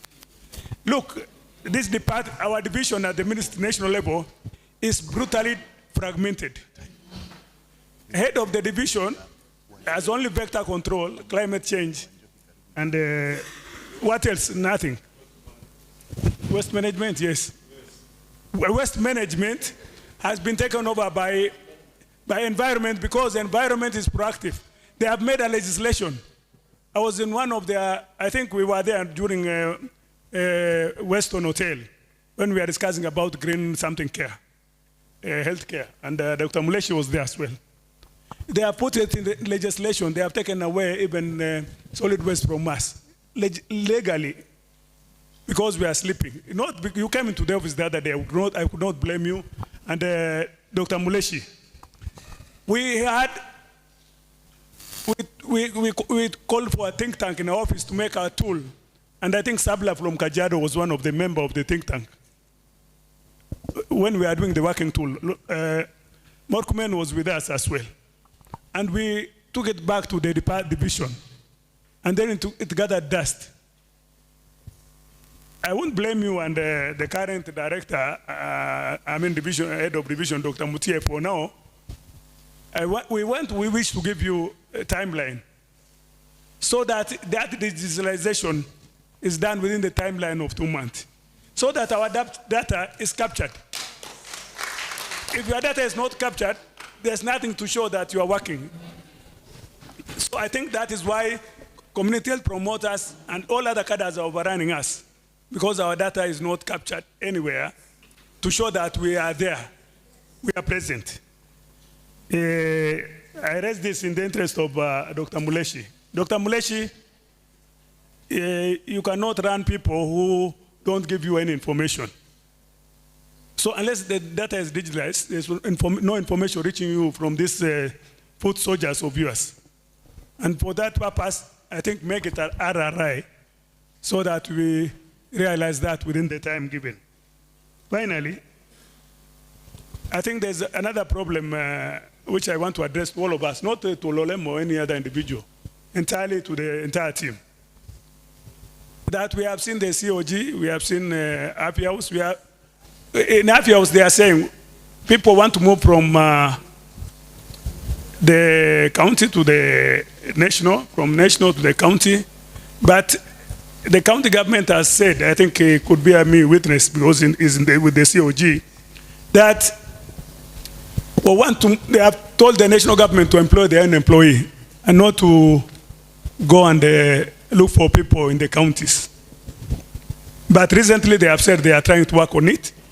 They are doing something about it between the two levels of government. But that aside, if you go to Port Law, I think the workforce is less than 6 people. In 2028, there's nobody at Happy House. And in some counties, this has been practically undertaken. That when an officer leaves, when the nurse leaves the service, another nurse is replaced. Is it true? Yes. There's no money being requested from a treasury or exchequer. It's just to replace the person. If Dr. Mbacho left, it should have been replaced with the same money. It does not require an exchequer. I want to request Dr. Muleshi, and of course, you are the technical advisor to the PS. Those who have left, including Dr. Mbacho and many others, the money is lying there in the treasury idly, and as well in the counties. Can something be done so that the workforce remains as it was? Thank you. Thanks very much. I think you'll allow me to finish there. Dr. Kimani says he was mentioned adversely. It's just a comment. Mine is just to tell my brother there from PHOTC. We do house him and them. And I think Dr. Bacho had talked about it here. Peter Wainaina and the team should not fear implementing what that act states. The reason why I think Dr. Bacho went to the depth. We bathed the union, we bathed the council. I stayed in the morning. I've been in that office for 21 years as the head of faculty. Most of the things you are seeing, we really established them. We spent money, we spent resources, we spent everything. Because I'm not going to speak like a union, for example. I'm not going out there. In fact, when Brown was, they were speaking to the place, I was saying, I think I should step aside. But I said, let me stay next to the director here because I'm supporting the ministry. You must be very careful. So we are very tactful in our operations. We establish the union as our mouthpiece, and that's why we are trustees. We establish the council to ensure that Kimani is registered and everybody else, so that quacks are not there. So Peter should not fear going to KMTC. I actually funded them. I funded them to move to those colleges. Peter should confirm that. Don't worry about the issue of payments. We are not asking for payments of the offices. In fact, I did house that council for very many years. Before I realized, I think it's time now they start paying something small so that I'm not arrested in future in my house for housing another agency. So they should not fear. Please move to those colleges. When you are going there, remember, actually you are going on my behalf. I have told you the union speaks. When Brown speaks, by the way, I am behind Brown 100%. When the council speaks, I am 100% behind the council. So don't fear. Those letters you write to us, even as KMTC, I use it to make sure things are done right. Thank you. Thank you very much. I can see some hands, but kindly allow me to stop there. We are under pressure of time. So let's get to the panelists to respond to the questions, and we'll start right here with Dr. Jonga. Thank you. Thank you, Dr. Omalo. I think there are two questions that were asked that touch on NSDCC. I think those are easier to deal with, so that then we can go to the other questions. So number one, we were asked about the circular that removed CACs and set up another team that is called multi-sectoral coordinators. I want to say that it is not NSDCC that did that. It's the issue of separation of functions. There are functions that are for the county, there are the functions that are for the national government. The CACs were under us, but the prevention is a function of the county. So because of that, two things happened. We received a question from the COG. Why are you doing the functions of the county? Also the Senate Committee on Health. And because of that, it was agreed that the person who plays that function will be nominated by the county and paid by the county. Okay? Because it's a function of the county. So if you want to know why the person who is there has been chosen, it's just because it's a function of the county, and the county can be able to respond to that better. So we cannot be able to position as a county and pay that person because of that separation of functions. So that's what I wanted to say. It's the county who decide who becomes a multi-sector coordinator. And that's why that changed. I hope that's clear. Number two, I've been told that I talked about HIV, but we are talking about systemic diseases. I used HIV as a case scenario, but yes, we have already, on December, we launched the country strategic framework called Kenya AIDS Integration Strategic Framework. And what that framework is doing, it is actually guiding the country on how we can be able to integrate AIDS into the healthcare system. Okay? And how do you manage it concurrently with the other diseases that we have talked about? But even to bring it more home is that we worked with each of the 47 counties. I'm saying each.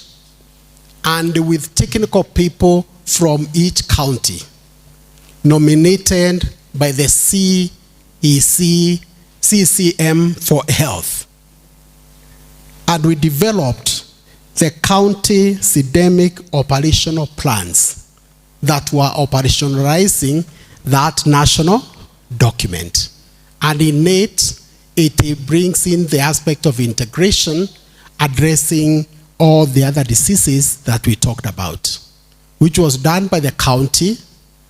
It was driven by the county, and those syndemic operation plans are there.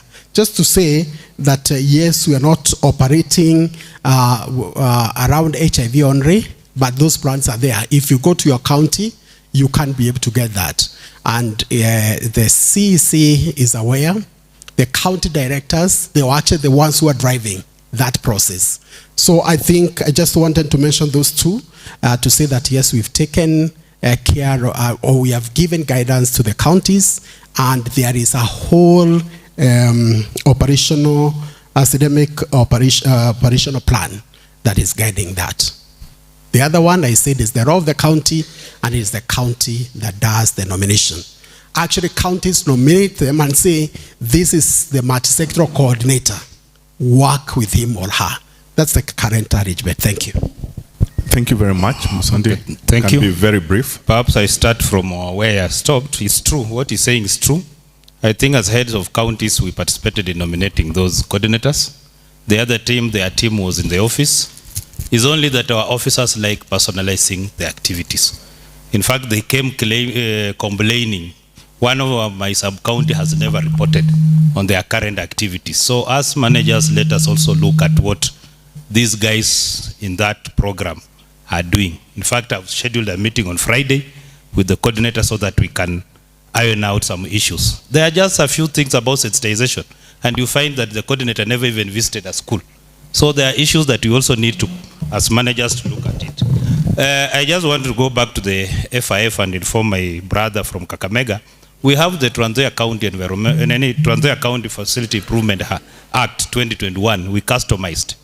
But you understand what happens in counties. People will want to pick something from the national and ride on it. In fact, I don't want to disclose, but please take note that my account, our account for public health had been closed and the money was to be transferred. My officers who are here, they are here courtesy of that money. I told the CEC Finance, I'll sponsor all my officers. I have here 10 officers, there are 6 officers in Mombasa. Before you close the account, that money should go. But we have lobbied with the county assembly, finance chair, and he wrote a letter to the CEC. That account should not be closed. So there are avenues of working on this. You need not just come out. Otherwise, my county, I'm sorry, they are operationalizing the 2023 Act, which they are using for the health facilities, but it has not been approved by the county assembly. The county assembly has already put them to task that there shall never be a vacuum. So we are going back to the 2021 Act as we work on the 2023 Act customization. So that's, saa zingine mambo ikikataa unakimbia kwa wanasiasa. Si ni kweli? Thank you. Thank you very much. Let's go to PHOTC. You had a number of questions. I think you can pick the key questions and respond. Yes. I'll do the key ones. About the funding, where public health officer has stayed for 2 years and is paying for 1 year. The system is designed that it will give you an invoice of after every year. So if you finish 1 year, it's when you'll get 2,400 to pay. If we say for the next 6 months before the lapse of the year, you'll still pay 2,400. So it is up to the end of the year. It's when the system now changes to give you extra 2,400. So you realize such a person might have stayed for 1 year, 10 months. He'll still pay 2,400. There's a time we tried to implement some penalties that if you have stayed for an extra 6 months, you pay for the year, but brought in issues, so we still went back to the system, because the system will still from the system it will give you 2,400 even if you have stayed for 1 year 11 months. So I hope I'm clear there. Then the issue of visibility, I think we are visible right now in the counties that they cannot employ PHOs that are not registered. We have tried our level best in communication through the COG that PHOs who are employed should be registered. That one, and with the numbers of how many or to be employed, I think we work together with the association and the union to make sure that the numbers will increase. On the review of the act, it is of 2013, but it's very clear. Up to now, we are still using that one. So we cannot talk of any changes that the registrar is supposed to be the chief public health officer. It still reads that way. The registrar of the council is the chief public health officer. So we cannot go outside the law because it has not yet been reviewed. So issues of yeah, I think I've answered that one well. So the issues of numbers and implementation of the law that we need to come to your district for enforcement of this law for the PHOs who are not registered. We tried last year to go to one of the counties, realized that from the national government we get only the PHOs who are in the national government. The public health officers in Port Health and in Afya House, those are the PHOs that we have at that level. So for the county PHOs, we need to liaise again with the county boards, public service boards, to give us a list. We tried that one. Last time we went to a certain county, we visited that county and we went to the board and talked to the secretary to give us a list of the public health officers, because we don't have at our level, for us to be able to identify then from that end who is registered or not. Up to now, we have not yet gotten that list. So implementing that law sometimes becomes difficult, because unless I come to your county or ask you as a county public health officer to give me the list of those people who are practicing PHOs, then from there I can be able to implement my law. Otherwise, that is it, and we plan to try it again in another 2 or 3 counties. We see the enforcement. We know the law is very clear that if you employ a PHO who is not registered as a county, you are liable to an offense. If you are employed as a PHO who is not registered, you are also liable to an offense. So we will try 2 or 3 counties. I'm sure we will need your participation and your help, because we don't have a list of the PHOs at the county level. As much as I know, Mombasa County has this number of PHOs who are registered. I might not know who is practiced as a PHO in Mombasa who is not registered, unless the county PHO gives me that list. So if we tried in 2 or 3 and it's like there's some resistance in releasing those lists, it becomes difficult on our end. Thank you very much. Thank you very much. Lolem, very briefly, pick the hot ones. Okay, yeah, there were many, and I think it revolves around the work at the national level with regard to the policy, and then the issues of the laws, the bills that have really hung around, then the issue of the reporting tools, and also the issues to do with the power of entry. I think most of them were just rotating around there. And as I also finish, and also just want to appreciate the union for this ever fast summit. I want to just but read a line because the head of division was kind of had prepositioned me to be ready if I would be called to do anything. But I want to read a line that our leadership priority is to translate policy into action, strengthen county capacity, and ensure that environmental health services directly improve the lives of Kenyans. And just but also to kind of allay any of your fears, while we have realized that there are so many staggered divisions or functions across, environmental health is not a side issue. It's the foundation of disease prevention, healthy communities, and resilient health system. Investing in environmental health, including sanitation, pollution control, safe workplaces, vector control, and climate resilience system, is investing in national health security and universal health coverage. So I want to assure my brother from Baringo, and also assure my brother from Kakamega, and tell you, and all of you, I think here, these counties who are here, they know that Lolem has provided this and this in terms of waste management. You know, whether you are coming from Nairobi, whether you are coming from Nairobi, first of all, you have not operationalized legally the prototype bill that we developed as a county. It's the only big county that we want it to be the first, but you have not yet. But what have I done within my unit? We've worked with your waste management coordinator. We have a waste management policy for the county, an investment plan for the county that your MCAs just recently passed and gazetted by the governor. So we also go back, just last year, the intergovernmental, it's called the Relations Technical Working Group, gazetted all the, and opened up Schedule 4. See all the county functions, 7 health functions, 5 are ours. And even those 2 others, we still have to be there in regard to sanitations, because health facility, pharmaceutical facilities, and the ambulatory services. So all the 5, and thank you, Senior Musundi. Yes, thank you for the resilience. And thank you for also choosing this theme.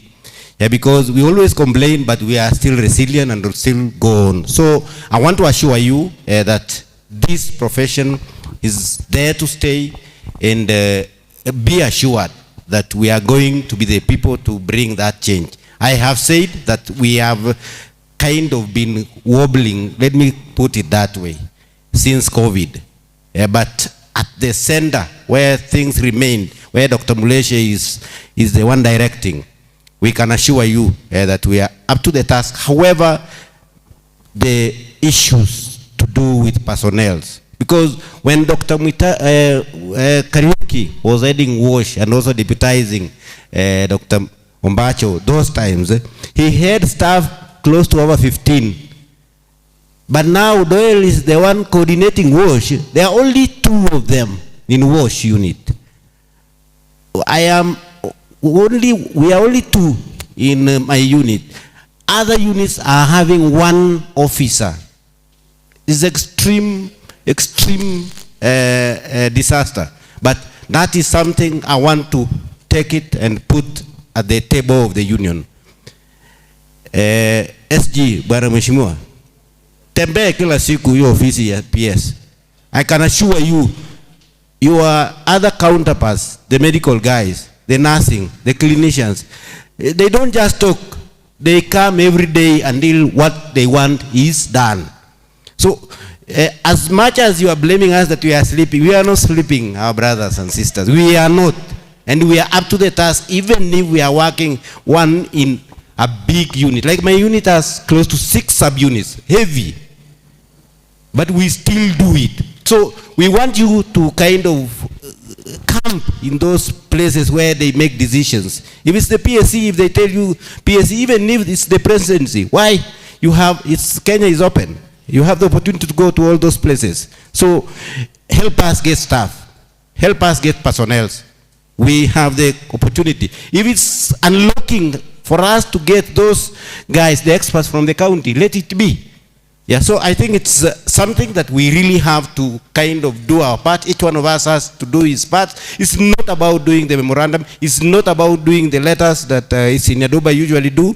It's about following and ensuring that each and every of the action you have asked is, where is it? How has it been done? Yeah, Dr. Kimani has put it right. He cannot speak, but you are our voices. You are the one to say it for us. So I urge you to really do it. And to my counterpart from Nairobi County, Brother Shem, yes, but not to be specific on the Environmental Health and Sanitation Bill, we have done it. We've taken to Parliament. It was a government bill at that point during around 2017. But because we did not have the resources, I don't know, there were always something that you have to do for the MPs. You have to take to Mombasa. I think that did not happen, and our bill died when they were going, that Parliament was ending towards 2022, 2021. So then that was the World Bank supported, that delivered 4 of the deliverables: the policy, the prototype counties and environmental sanitation bill, the bill, and the investment, the environmental health investment, strategic investment. So we did not, but we really appreciate Elgeyo Marakwet, Nakuru County, who are our pioneer counties. But many of the counties that we depended have also not, because if Nairobi had that Environmental Sanitation Act, I think the MPs would have seen the opportunity. Then it restarted again with a pressure that AFOC, I think it was AFOC, around 2024. So AFOC pushed, and a member of Parliament, a friend of PHO's, I think brought it to Parliament. I think it was news that there was a bill to unsettle the dead in their graves. That was Honorable Kabushi. That also, I think there was those things of, you remember the things that happened with this government. So I think the momentum died, and it died. Then another impetus, again, the third one, was when the Parliament was passing the sanitation policy that was under the Ministry of Water. They also discussed, because sanitation policy that is in water also has a lot to do with the Ministry of Health. So that also came in, but I think the MPs expressed their support for the environmental sanitation and hygiene bill. But that was just a conversation in the House. And that conversation also brought in recently now the new impetus that has come in, and I am happy that one of our colleagues, Benjamin Murkomen and Brenda Obura, are handling this.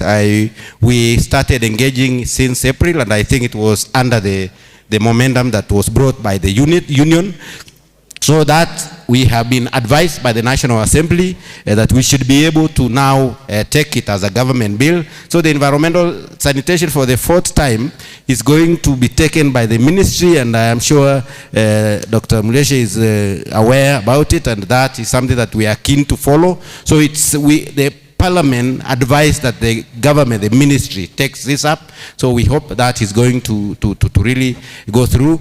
On the health impact assessment, there was also some momentums during COVID that came in terms of gazetting or coming up with the rules. But that also went down.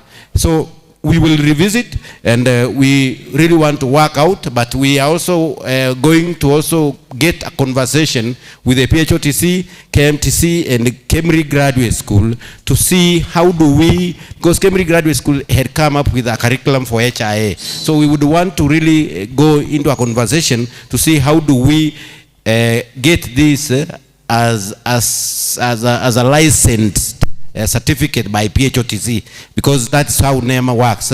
So that is something that we are going to, and I will engage you, Dr. Kimani, so that we can see, and I'll seek the support of director so that we can see how the HIA process can be legalized and also be ready for the HIA regulations.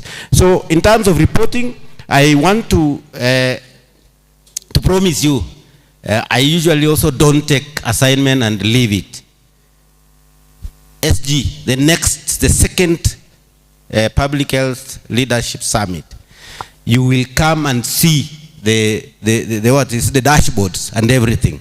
I am assuring you that I am going to take it, and Dr. Buleshe is listening, because that is a process that we have already started. Yeah. I'm taking it that, and because I'm taking it that because the HOD had already given me. So this is something that we are going to take it. In regard to the power of entry, yes, and this is very coincidental. Last week we had a conversation, the HOD asked that how do we work on the power of entry, and we kind of agreed that we should have something that is more of acceptable across all the counties. Because if we sign, the counties will say that this is a national kind of approach, so we will get a conversation with the PHOTC, the regulator, so that we see how does this one, because that is something that, and we will engage all of you, the associations, the union, and some of you, so that we see how to work out. Then I think I want to end there, because I can see my brother from Baringo. I put it that way because the issues of prioritization lies with us. We are the people to do the work, nobody else. So that's why I was trying to push it off, that I think at some point we may not have slept, but I think it's because of the inadequacies of personnel. Yeah. Thank you. Thank you. I have done, and I am done. Thank you. Yeah, thank you very much. Let's give an applause, a round of applause to our panelists. I hope we have taken a few points from that. We wanted to have more time, but we still have to have, I think, a little bit of some activity before we close. So thank you very much. Just my parting shot, I think there were issues around what he raised around counties, and I would urge the county directors that are here, engaging with COG works with caucuses and with committees. And we don't have a committee of you guys that engages with COG. It will be good that you organize yourself and have a specific committee that engages at that level. I think with that you'll solve quite a bit of these things. So thank you very much to our participants, and thank you for staying through. I'd like to welcome the MC for the next section. Thank you so much. A round of applause. That was powerful, right? No, guys, these guys deserve a better clap. I was hoping that you can, as I introduce the next, you could take a picture there. Right? A nice picture, please. So, a powerful round of applause for them. Kindly. Thank you so much. Dr. Gidonga. You had a covenant that you are allowed to ask more questions and you'll stay a little bit longer, right? So we have in the next 45 minutes a session that is extremely powerful. We are going to look at public health financing, a key component of what will be driving us, the driver of this work. And to walk us through that, I'm honored to bring in our moderator for the day, Dr. Samuel Wanjohi, who will be moderating that session. Karibu sana.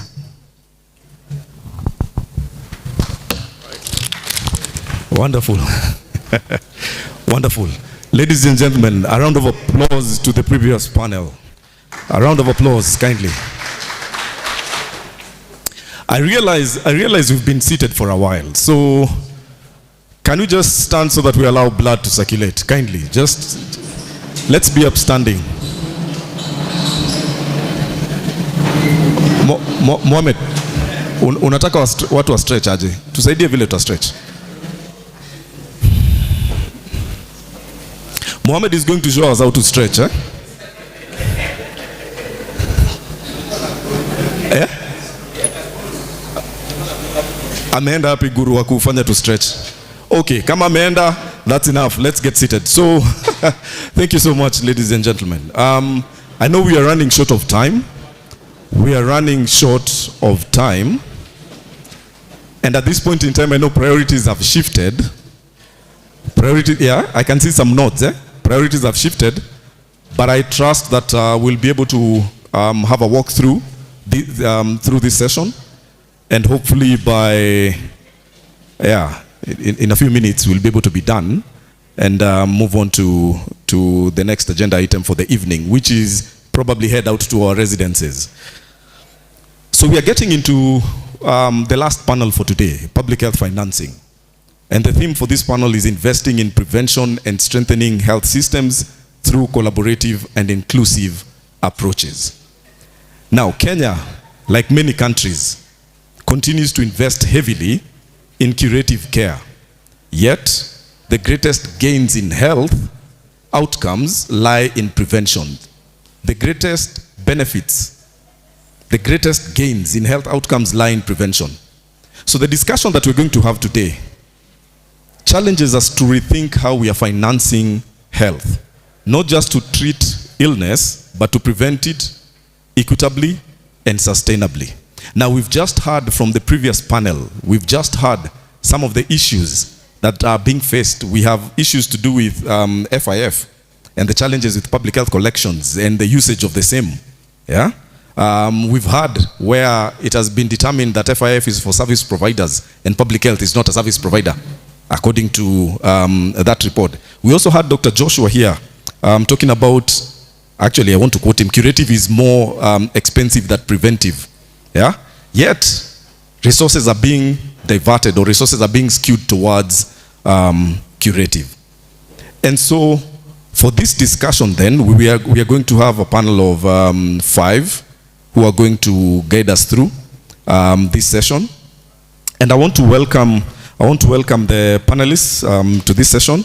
Allow me to invite Mohamed Duba kindly to join us. A round of applause, ladies and gentlemen. A better round of applause. I know the energy levels are going down, but we can do a bit better. So we have Mohamed Duba coming up. We also have Lolem. Lolem, I hope you still have some bit more, energy and some few more words remaining, because I think you expended all of them here. So a round of applause, ladies and gentlemen, for Lolem, who's coming in to represent environmental health. Mohamed Duba is coming in to represent AFOC. He's coming in as the Secretary General. We also have Sabla Abduba.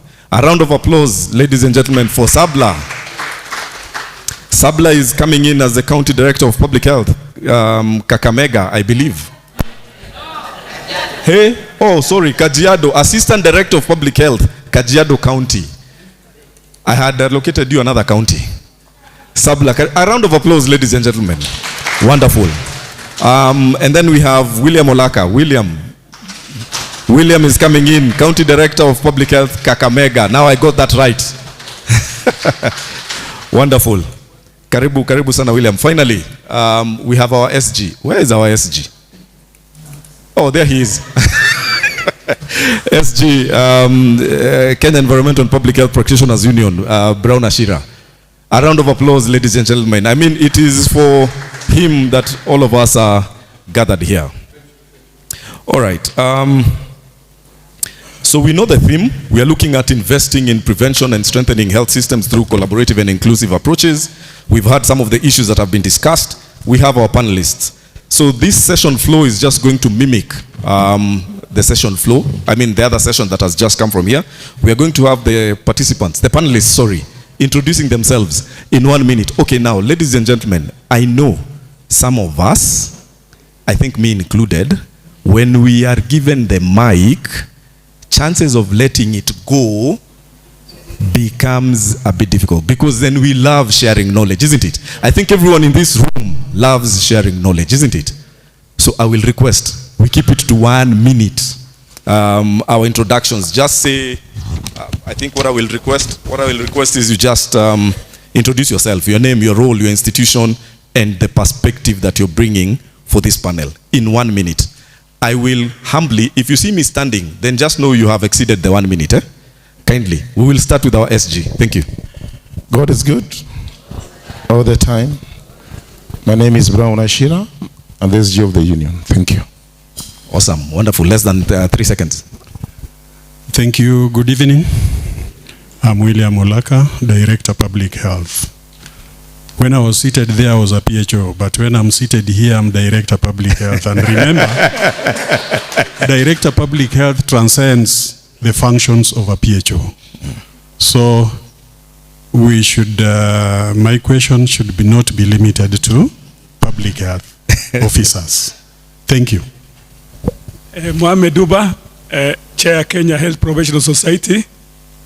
Kenya Health Professional Society encompasses 19 health professionals in the health sector, and SGA, Association of Public Health Officers Kenya. I'm also a lead agency consultant for Kenya Nuclear Radiation Authority. I do radiation safety assessment. If you have those in your facilities, hospitals, I do that. Contact me, you will get a commission.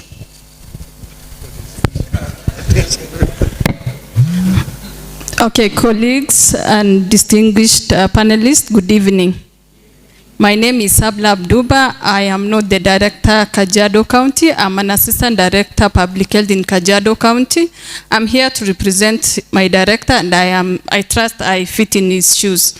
My perspective is just to share Kajiado experience, and I'm also here to learn from the other counties. Thank you.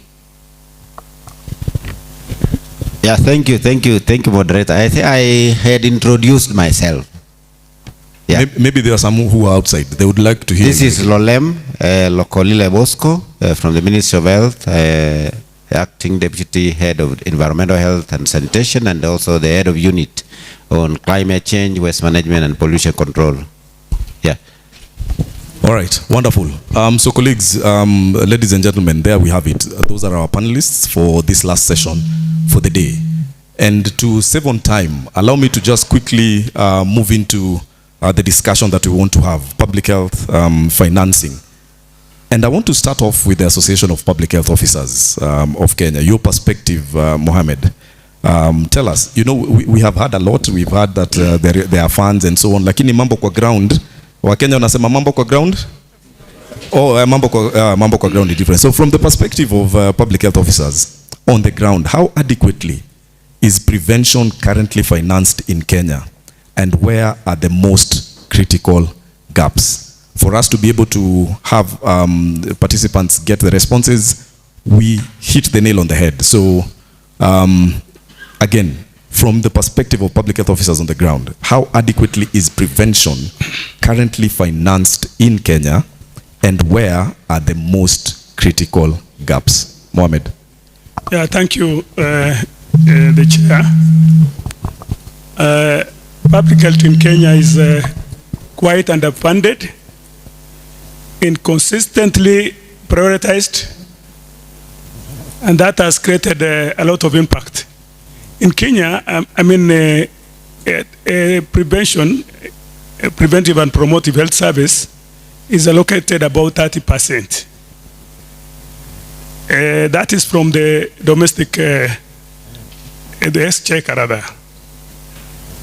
But we also rely on donor funding, which is sometimes is vertical in that it gives a specific. For example, donor funding comes to TB, malaria. It doesn't really, it cannot be relocated to other priority areas. And in fact, this has created a lot of gaps in terms of outbreak response, emergency preparedness. We have not been able to respond to the way the public health used to respond to. The pace of response has been slow, and the disease burden has continued to be on upsurge trend. You have seen cholera is the disease of the past.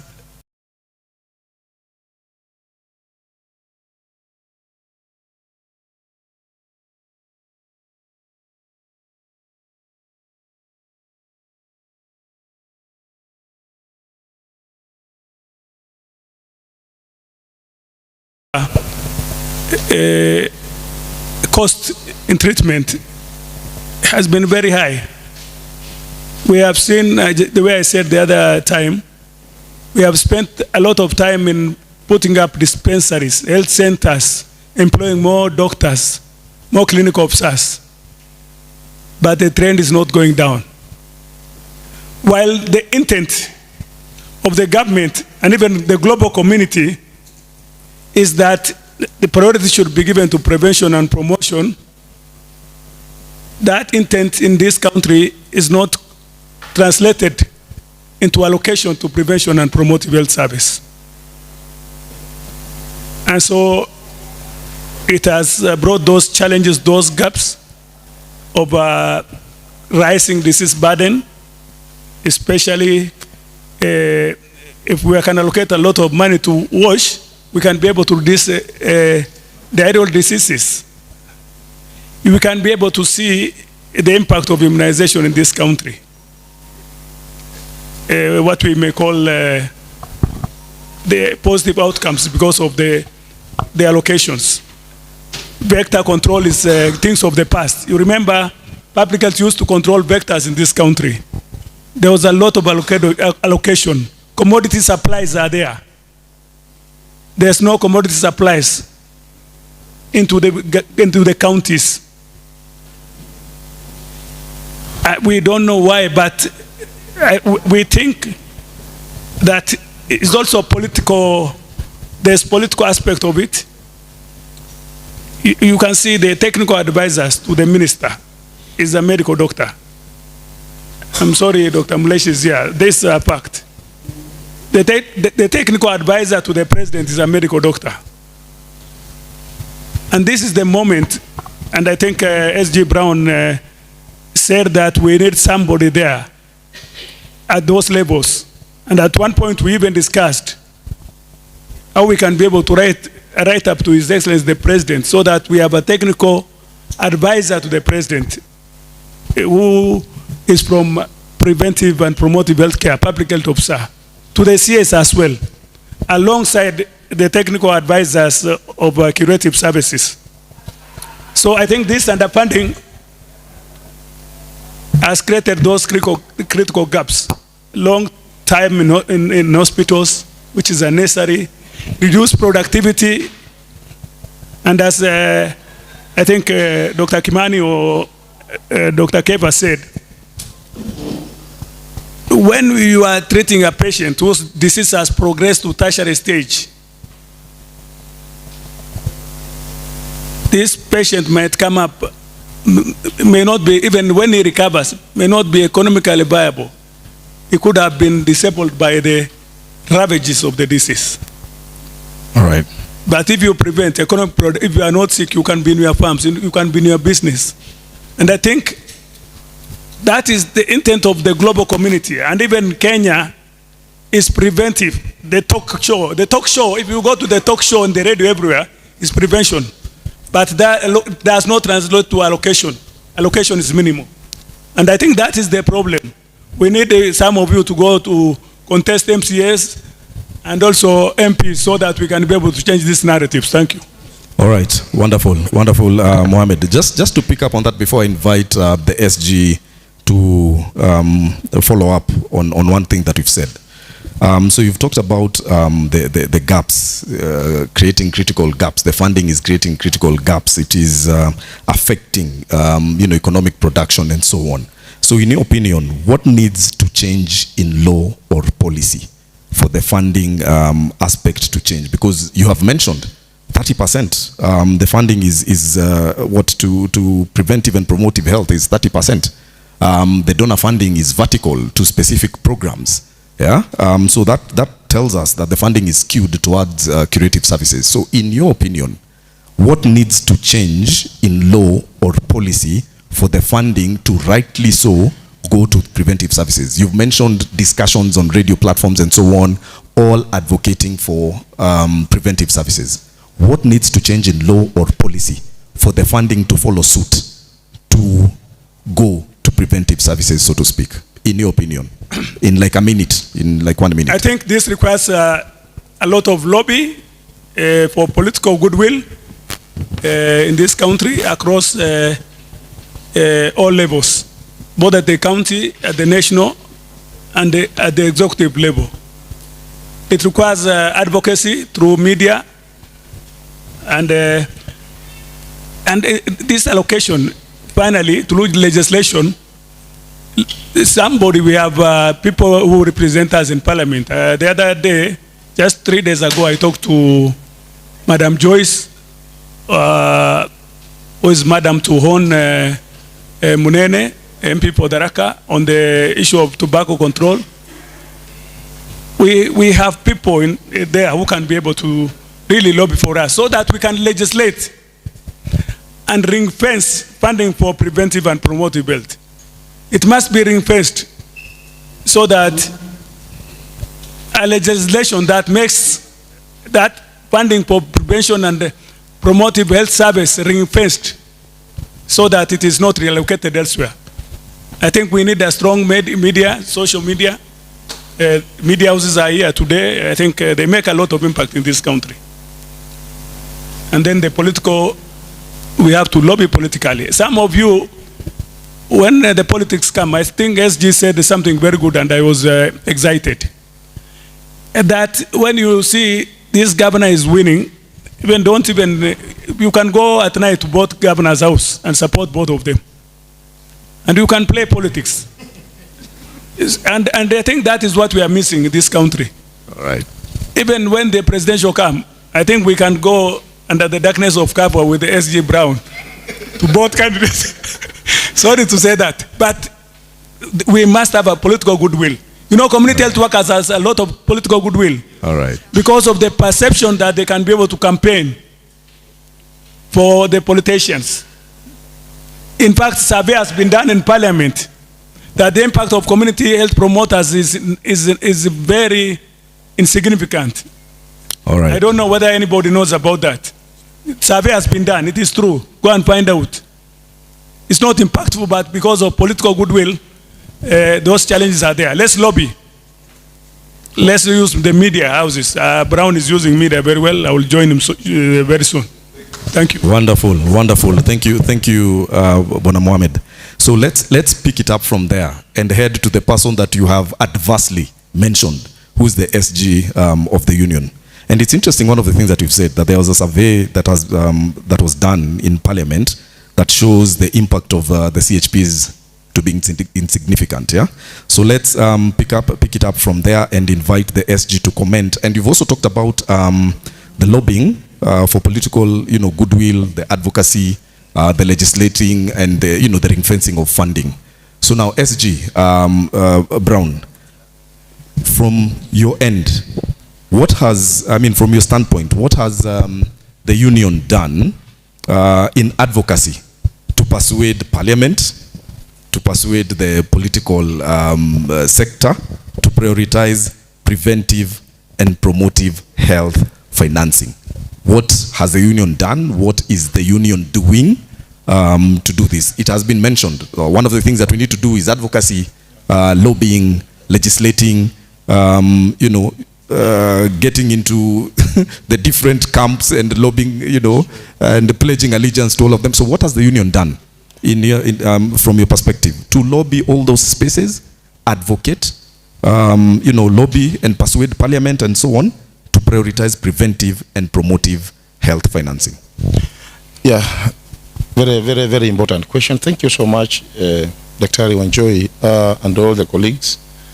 I think the very reason why the union exists is because we are supposed to be the voice of the profession. Part of our key mandates is to do advocacy. Both, when you're talking about advocacy, we're talking about both the national and also at the county level. It must be noted that health is a devolved function. And sometimes I always blame a lack of finance or half of it to the leadership of the ministry at both the national and at the county level. Because believe me, when you're talking about financing, it's a whole component. Because once the health has been devolved, it means then that also the resources need to follow suit. I think we have had a problem and a huge challenge for that matter.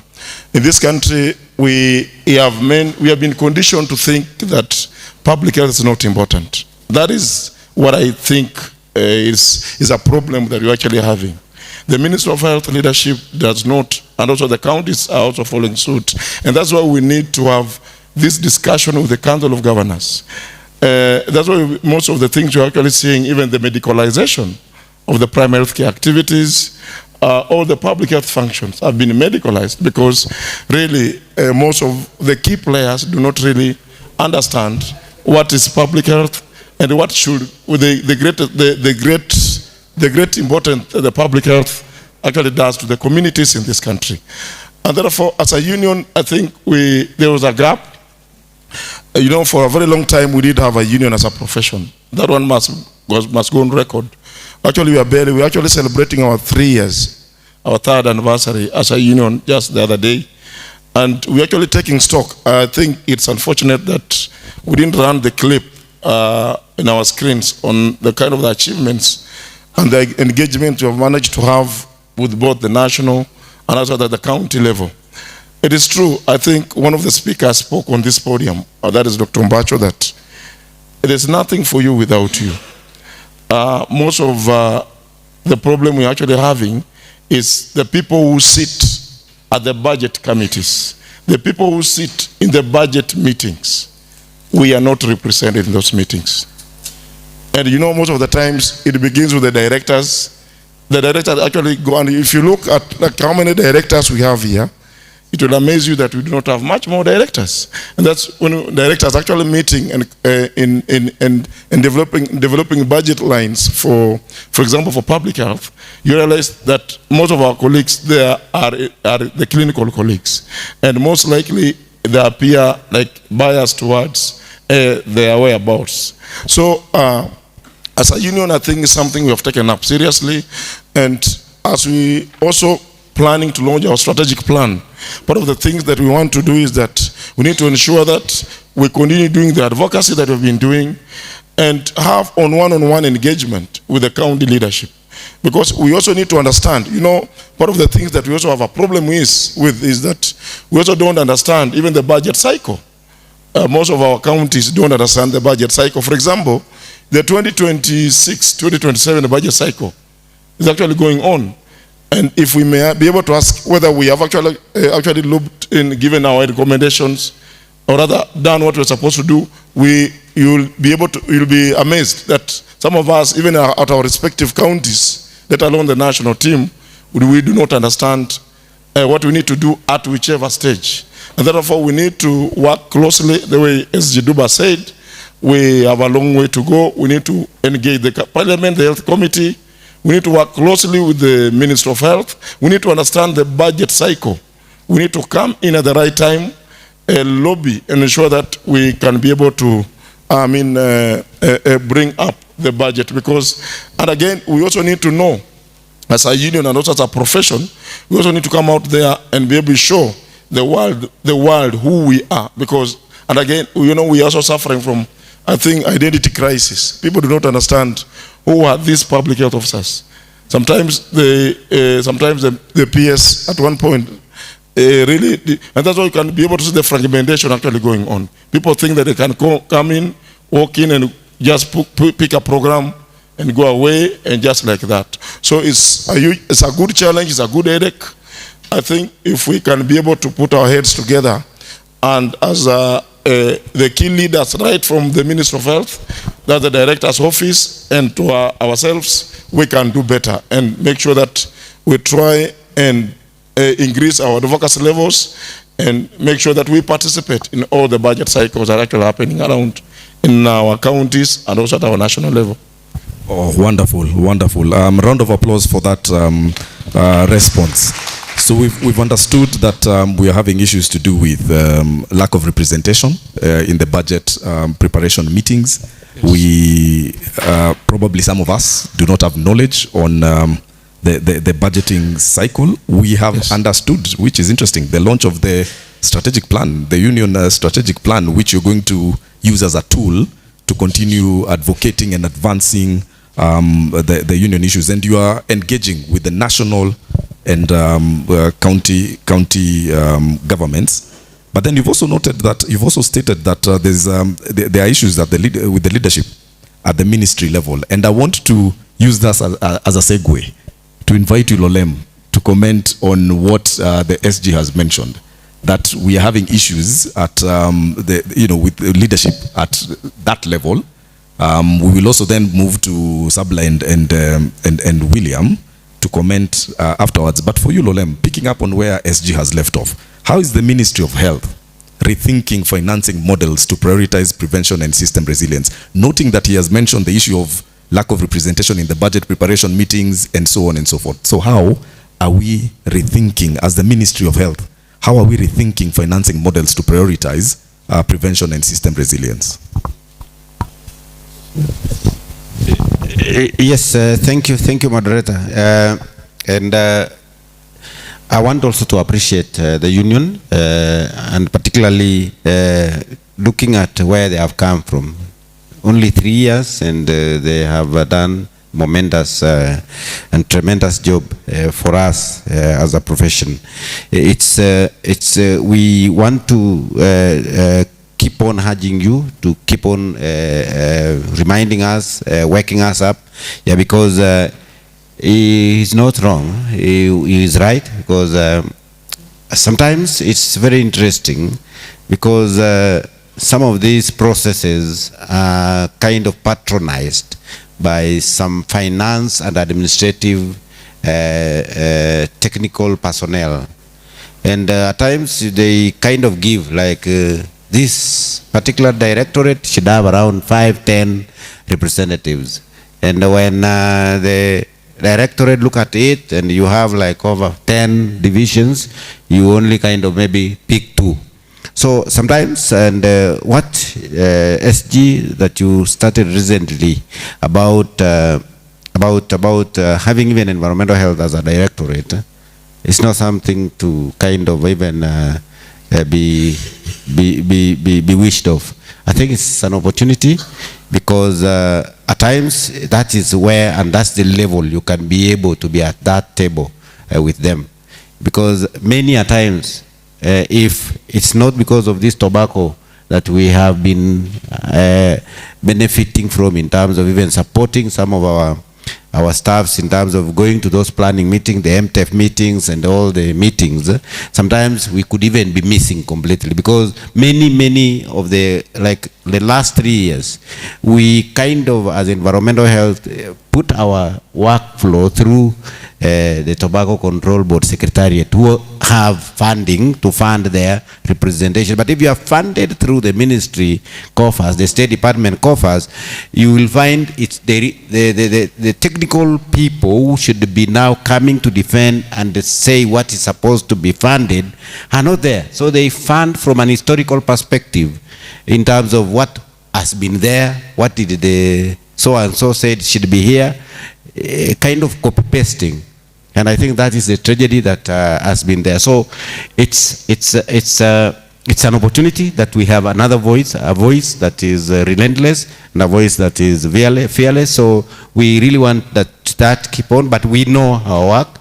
We have been doing, like last financial year, the 2025-2026, our budget, environmental health budget, was around 6 point something billion. But what we are given? 18 million only.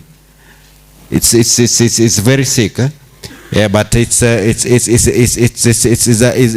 kind of sickening. But you see, government a lot of times it's about 50%. That's the money that we are saying. This is the health money. That's the 50% of the money that fund health that everybody goes into that coffer. But we have the other money, the 40% from the 20% from the external financing. Like, do we have a public health officer from KNH here? Yes. I am bringing KNH around 1.5 billion, just one project for waste management, to modernize waste management, just a unit. So those are the monies that we should also be proactive. We have started this year to put proposal, joint proposal. We are putting one with AMREF of around 43 million USD with the Green Climate Fund. We are also putting another one with another WHO entity called UNITAID. It's not yet started. We have also been working with KEMRI to also put another proposal. There is another proposal that is in the pipeline that is already succeeded that we have with WHO. So those are also where we should be proactive. Many of you, over 12 counties, benefited with waste treatment equipment, incinerators and some small microwaves. So out of our own way of working out. So we should be proactive and really be proactive because we know the tragedy we have. And so if we can't also get and do it more from the external perspective, then we still also go to just into dogs and we can easily be forgotten. Yeah, because it's about money. Thank you, Lolem. What I'm hearing you say is this. What I'm hearing you say is this. That, and this was a very interesting statement which you've termed a tragedy. That funding is still done from a historical perspective. That because it was being done like that, so let's continue doing like, we continue doing like that. But another thing that I've heard you say is that you're also now engaging in proactive, sourcing of funding and sourcing of financing, generating or sourcing for, funds from different diverse revenues, isn't it? I want to pick up on that tragedy statement that you've talked about and ask, so does it mean that data is not informing decision making? In 1 minute, before I move on to Sabla and William to comment, does that mean that data, because you've talked about funding being done from a historical perspective, because it was done like that, let's continue doing it the same way? Does that mean data is not being incorporated in informing financing decision making at the HQ? In 1 minute. True, because the data is not current. The public health data, the environmental health data is not current. It is not harmonized, scattered. And it's the commitment I have made that we need to standardize, to harmonize our environmental health reporting, our public health reporting. It's it's been a big issue. It's something we have been also trying to follow up on. How do we kind of even put in an entity, a reputable entity responsible for evidence generation. And that's where we are coming up with the issue. We've approached the KEMRI board to establish environmental health research program and appreciate the work that, and may his soul rest in peace, Professor Karama did to establish a center for public health research. But it was hijacked. It's no longer doing what was intended to.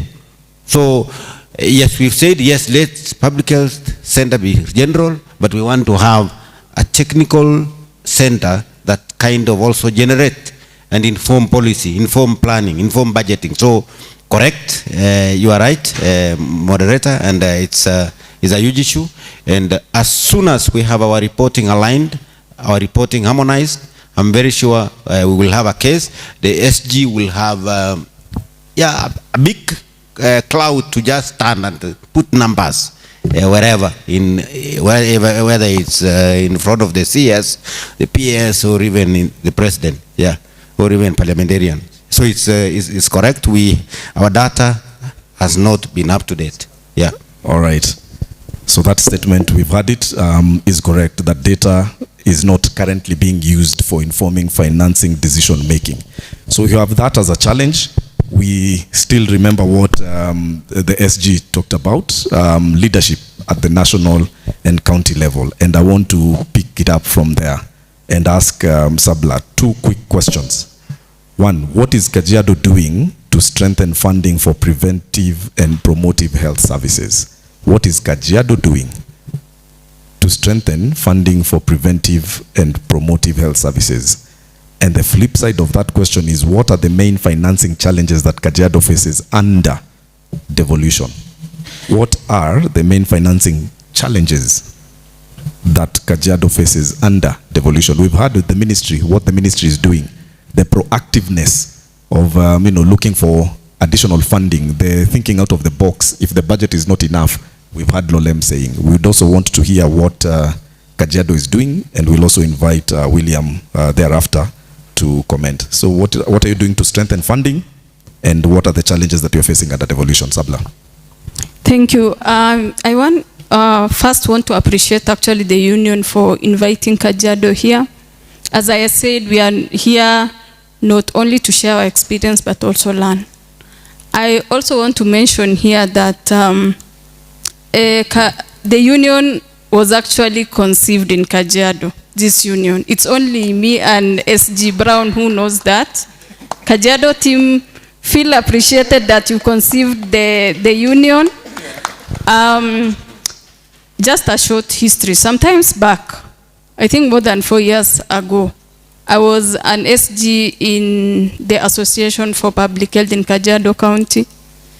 And you know, the young people, Brown, Ken Ogendo, and other members who are really pushing to actually remove the association leadership from the association and occupy.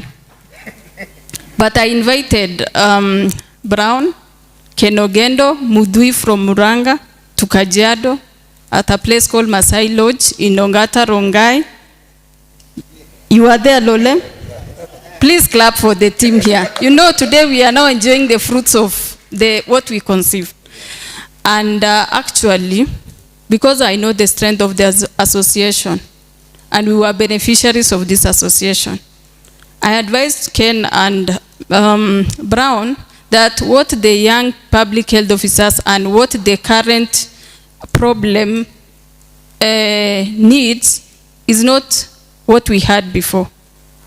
It is a new leadership platform of a union.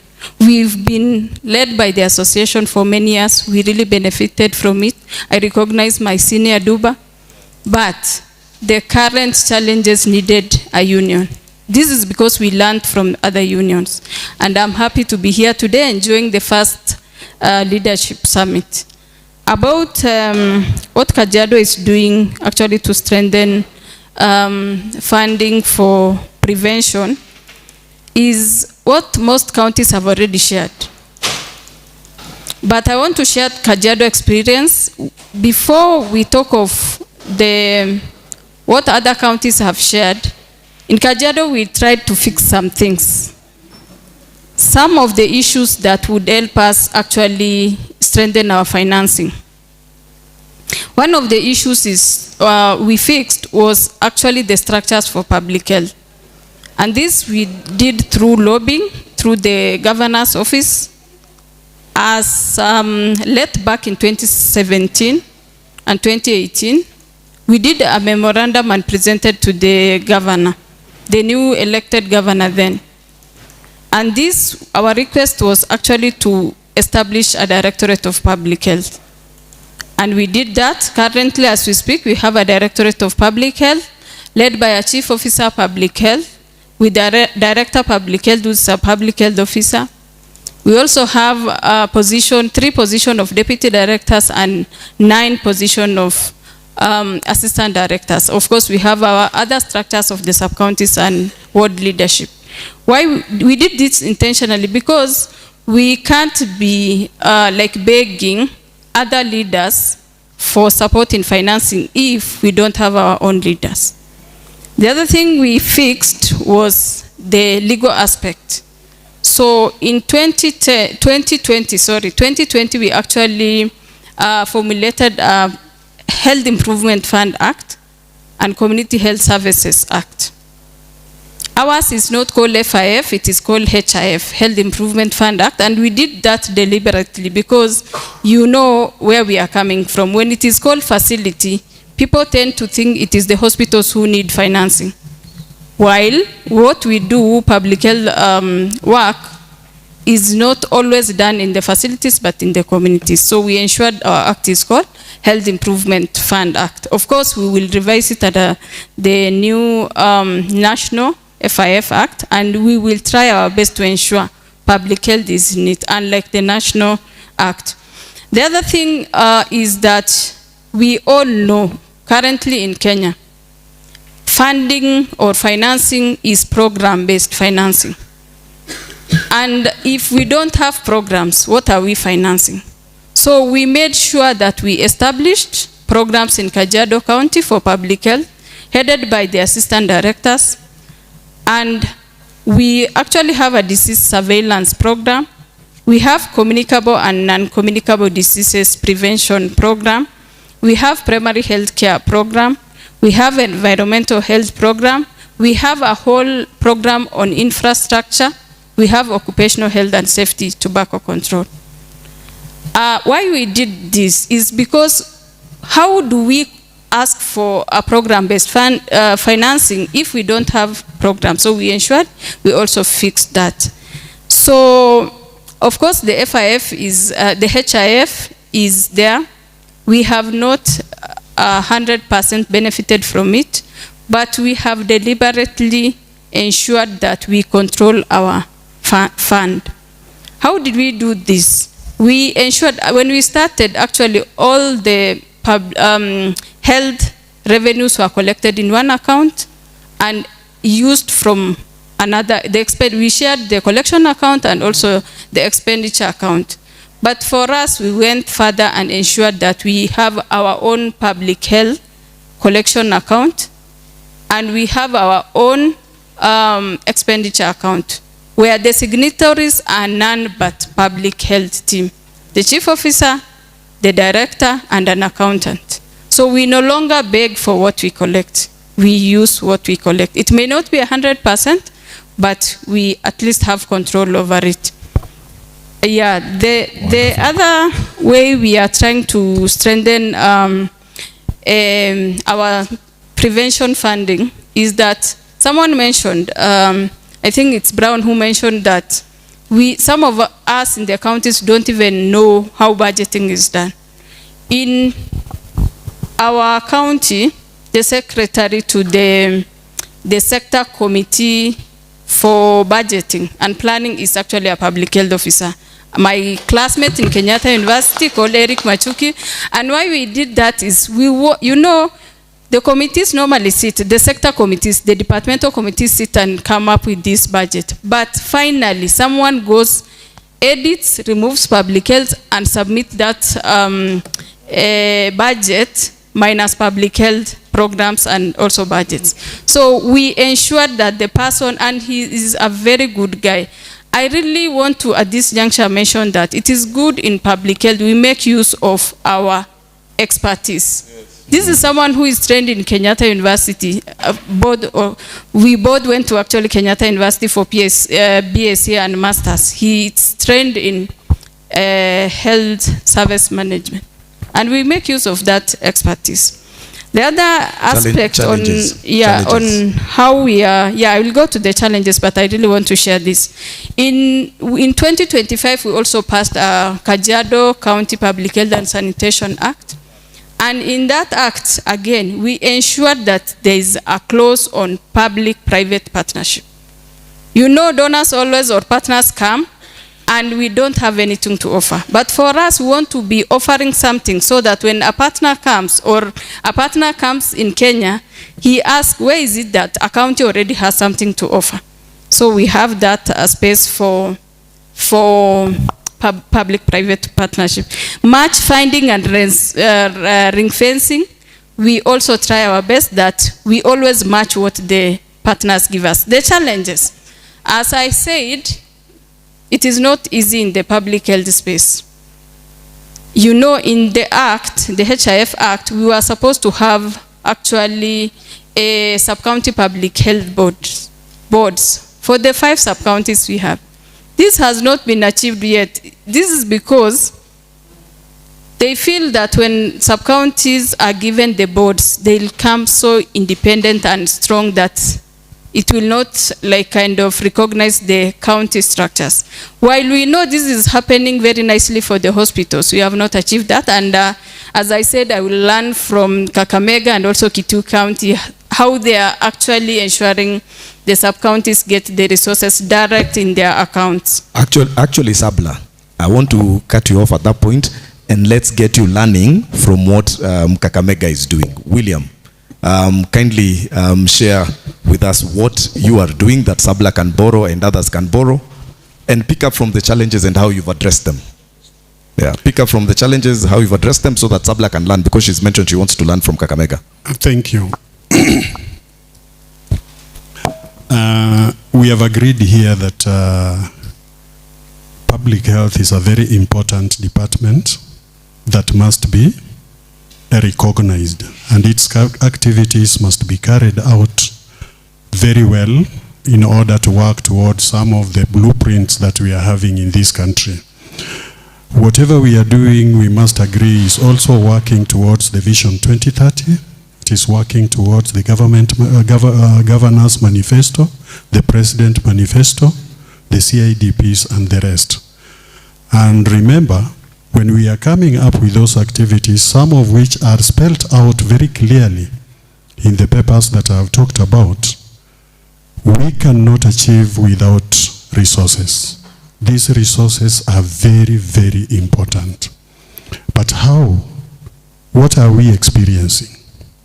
You know, dealing with a human being is very interesting. And a human being is one animal that you cannot close in the door and say you won't come out. You know, initially, we were not being involved in the budgeting process. But in Kakamega today, we are being involved in every step of budgeting. And a few days ago, I was chairing allocation of resources that we were given as health department in Kakamega. And you realize that we are giving money to each and every program. But do you know what?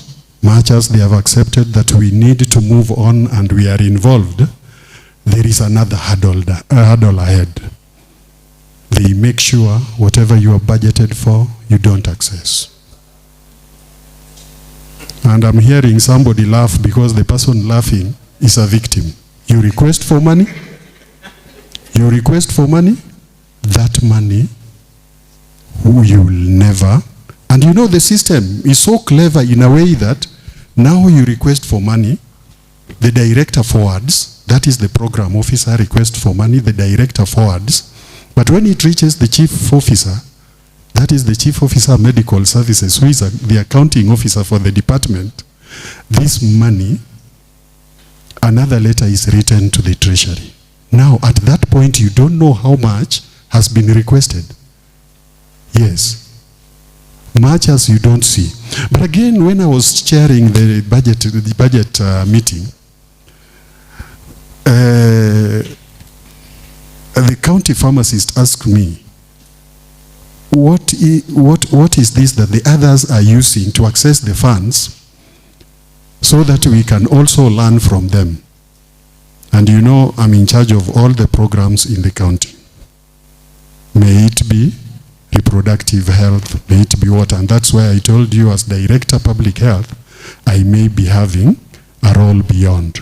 But we realize that all the departments or all the programs are not accessing the finances. But when it comes to programming, when it comes to budgeting, you just budget as if you accessed, because in ideal circumstance, the money that you are accessing in this year will be pegged on how you consumed whatever you allocated last time.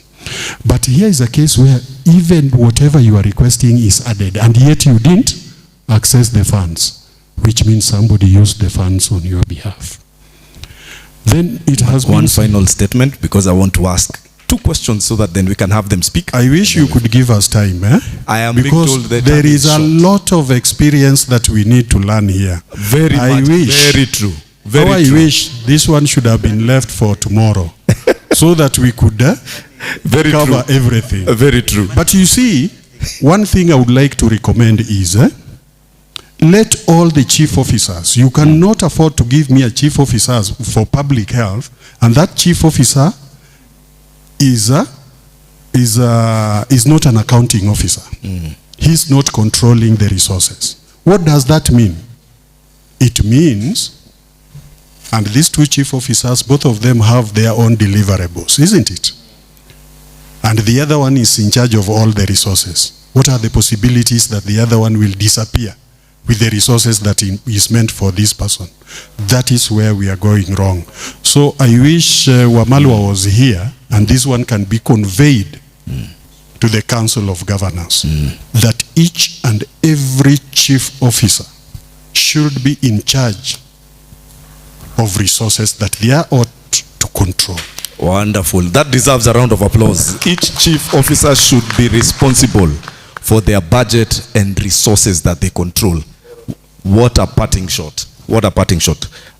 Friends, ladies and gentlemen, we are approaching 6:30, I believe. And some of us need to, priorities have shifted and we need to start thinking of where we are going to lay our heads. But before we let this panel go, we are going to have 2 questions that are going to be rapid. The first 2 hands that are going to go up, we have 1 hand there, we have the second hand there. Those are the 2 questions that we'll have, not stories, questions.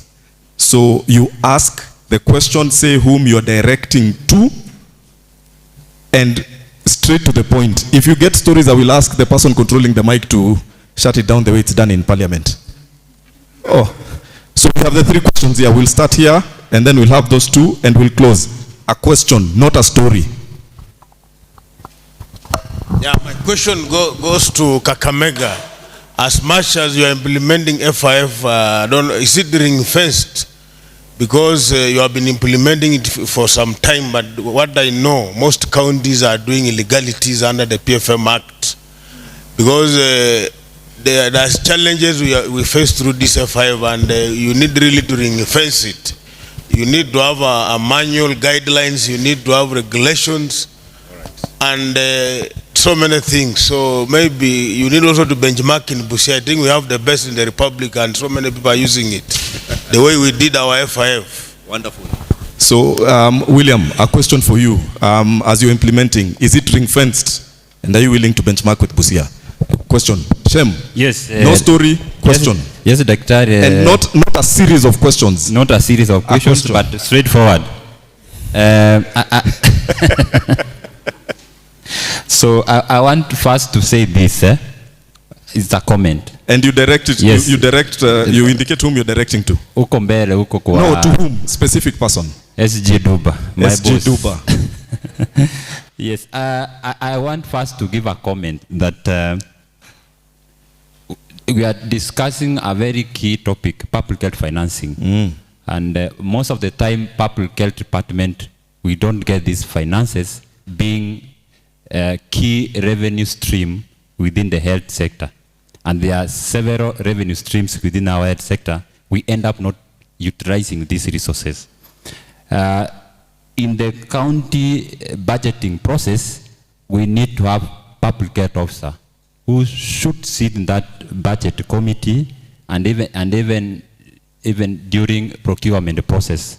This public health officer should always raise the budget for the department at the county level and even at the ministry level.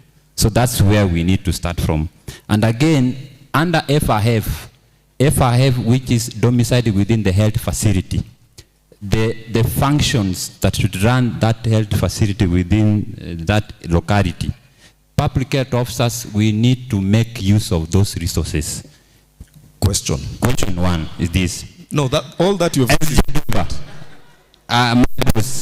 As AFOC, being a leader in that association, as Association of Public Health Officers Kenya, how can we use the resources that our members get deducted on every month to capacity building and even assist the department at different county level so that they can have enough knowledge and the capacity to discharge their functions? How can we as association use our resources to finance these PHOs? Wonderful. Thank you so much. Duba, that's a direct question. The others were the comments. Final question. Question and not a series of questions and not a story. Yes, good evening, everybody. Good evening. I'm Buire from Nakuru, SG Nakuru. I'll ask the director question that members felt, and I think this is the only opportunity maybe. This issue, your question is directed to? The director, Nairobi. Which one? Lolem. Deputy Director. Deputy Director, Environmental Health. Okay. Wonderful. Okay. So this is a question from our members, and they are concerned on how you are allocating funds when it comes to promotion. Because now we are having a problem. Unfortunately, in this hall, Bwana Moderator, we have a problem. Though we are blaming doctors, but public health, we have a problem. we are having two parallel schemes of service. And these schemes of service are now bringing a problem because a degree holder goes up to past job group S. But a diploma holder just reaches. So I want the deputy director to handle that. And the last one, we are having a problem also with this career progression. When are we going to see because now I've seen here, we were told about career progression and schemes of service. One is replacing the other. So what is what? Our members are waiting. Like now in Nakuru we are having interviews. Yesterday we had interviews. Today we are having interviews. People have gone to interviews but confused. Thank you. Wonderful. Lolem, you've gotten your two questions. Yeah, wonderful. Final question, not stories, question. Straight. Thank you. Mine goes to the MOH. Our slogan has always been prevention is better and cheaper than cure. How then comes that when it comes to funding, the curative is given more money as compared to public health? Is that not contradicting, considering that you are using a lot of money to give to the stipend to the CHP? Thank you. Wonderful. Direct. Now we get to answer those questions. William, kindly in... Oh, there's no mic. Okay. There you go. There was the last question. Thank you. Where? All right. Just hold. Thank you, SG, for yes. that Good evening. Question. I have a question to our Secretary Duba. Okay. Afok. I don't know if we've done elections, because since 2016, I don't know the legal policies which we are using in office, so that we do changes again in our counties. Okay. All right. So let's twist that for you. Let's twist it for you, yeah? What he's saying is he is not sure the legal policies that we are using and the elections, whether they've been done or not, that we can use to get even more financing. Let's twist it like that, but you will answer him. Let's start with William, then we will go to the other questions and we'll wrap up. In 1 minute, can you? Moderator, no, not 1 minute. You In are how very many unfair minutes? to me. When everybody else talks. How many minutes? Give me 5 minutes. Now, thank you, Bwana Prong, for asking that question. How are we reinvesting the FIF funds? When I came to office, there was a draft health financing bill. And this health financing bill left out the public health facilities. And you know, it didn't take a lot for me to include the sub-county public health officers, because I just went through the definition that was existing in that act concerning the health facilities. The definition was an establishment where medical services are provided. Me, I twisted it and I told them health facilities should be institutions where health services are provided. And you know, I told them that even the sub-county public health officers are providing health services. Is that not true? So that one roped in the sub-county public health officers as collection centers. And then, now, when we were coming up with the guidelines of how this act should be operationalized, one of the things, some of the things were, how are we going to handle these finances? The act was very clear that we were having a secretariat where the public health establishments will be. represented by by the county public health officer.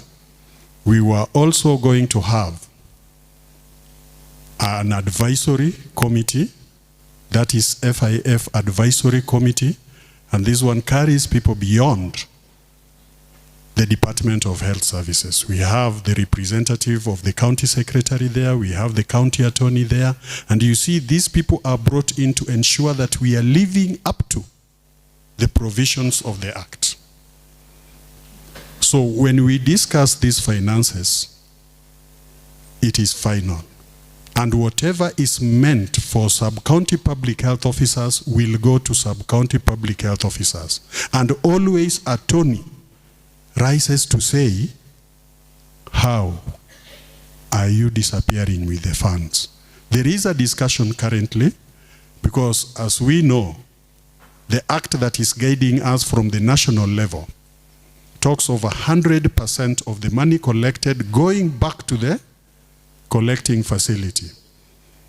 But for our case, the initial act that we came up with for this county was retaining 3%. But again, now the county attorney is asking, if the other act is talking of 100%, why are we remaining with 3%? So very soon, that 3% will be a thing of the past. But all the same, how are we ring fencing? These sub-county public health officers have the collection, revenue collection accounts. Each and every sub-county has revenue collection account.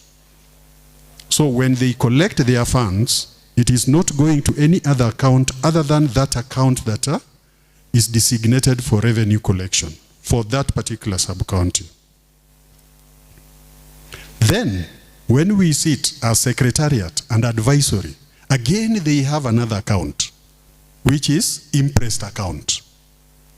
So, whatever we have discussed and agreed that this is what is going back to sub-county A, goes now to expenditure account. And that is how that money is accessed by the sub-county public health officers. It is as simple as that. That is how we have managed to ring fence that money. Wonderful. Thank you. Wonderful, wonderful. A round of applause.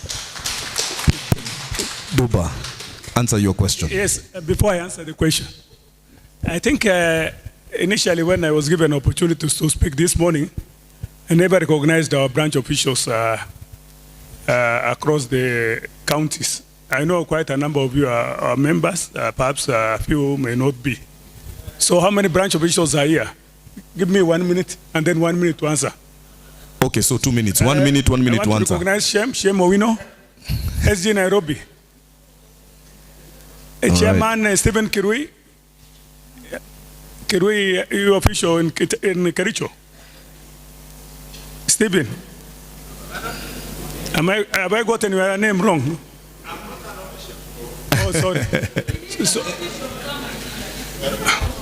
Okay, let me answer the question now. Yes, kindly. Thank you. Let me answer the question. I think over time, association remittance has been dwindling. As you very well know, that the counties, in terms of paying salaries, have not been consistent. And sometimes when they pay, they get overdraft from the bank. We were at the COG the other day. And when they get the overdraft, they only get the salaries. They don't get the other nini. And I think at one point we sent to the social forums the money owed by the county, and the controller of budget has written to all the counties. Nairobi owes, I think, over 7 million. Kakamega made an effort at one time and they got 800,000. Yeah, they retrieved. I think the opportunity to go for the areas depend on all of us, both the branch officials and also the national official. The national people have been living there, have been retiring from this profession. The young guys who are coming in have not been joining us, most of them. What they do is that when the advert is being done, we had to send them they pay for 1 year, we send them, and that's all. So operation has been a problem. But we have earmarked some counties for 30%, about 5 or 6 counties in our last meeting last week.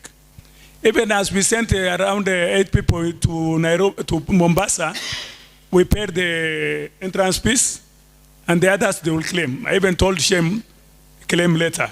Maybe in the 2nd or 3rd week something might come in, and then we can be able to reimburse him. In terms of the question you asked, we may not be able to really give 30% to every county.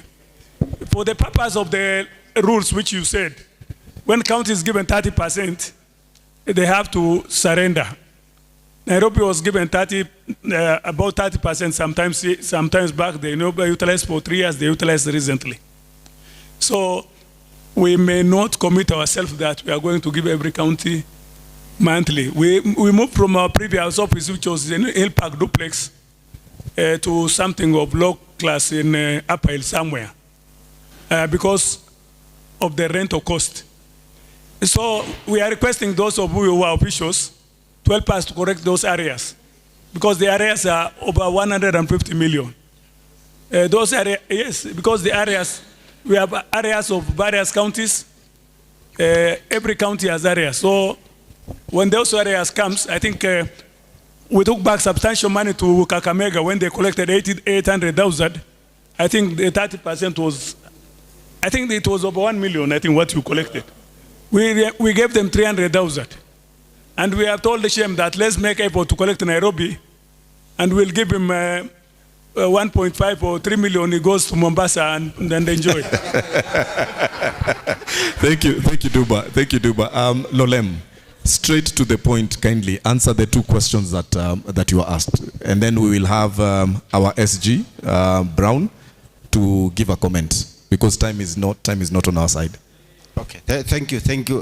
On the paradox of the song about prevention is better than cure, and yet it's the opposite.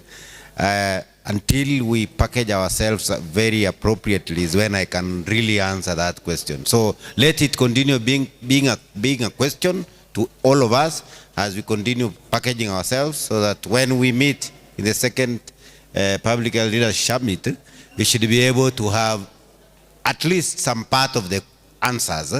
Yeah, it's still a question, and it should be a question to everyone.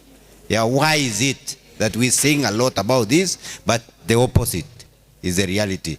And on the issue of the scheme of service, the old and the career progression guidelines, that has already been initiated. I cannot tell you exactly at what point his process is now, but I know there has been a number of engagements, and I am very sure even the union has been very keen on that. So I can answer tomorrow at what point is it tomorrow. I can answer it exactly. Yeah, but I know the process has already been there. Oh, yeah, wonderful. Yeah. Actually, SG wants to answer that as we conclude, as we finish. Yeah. Yeah, you know, Lolem might not be able to understand so many, because I know ako management na kuna information ingine pia anaweza kosa kuwa nayo. The issue about the CPG, and I think I mentioned it when Dr. Mulesha was here last week on Tuesday, and I think we are with the Wakili, with our union advocate. When I visited CEO of Wamba, the PSC, Commissioner PSC, because we took it personal as a union, because we were tired of the stories. Oh, you know, this one is Fika Apa. Then we thought that maybe the problem is the PSC. Then when we met the CEO of the Public Service Commission, we were told where the problem was. And I think we went directly there to the director, Human Resource, where we got the CPG there.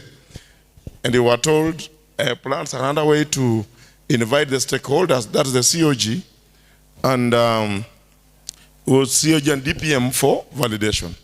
And so I think we were given a date on Thursday last week, and then we have gotten up with this. But I'm sure by next week we'll have some headway. I think with the SG Duba, we'll be able to team up and make sure that actually PSC are actually ready to do what, because that document is actually required by our colleagues at the counties. Like in Nairobi, we need it. Validation alone. We actually, by the way, I wish we had time And next time, when we have time, we can be able to cast for you how the document is. We took the specialists.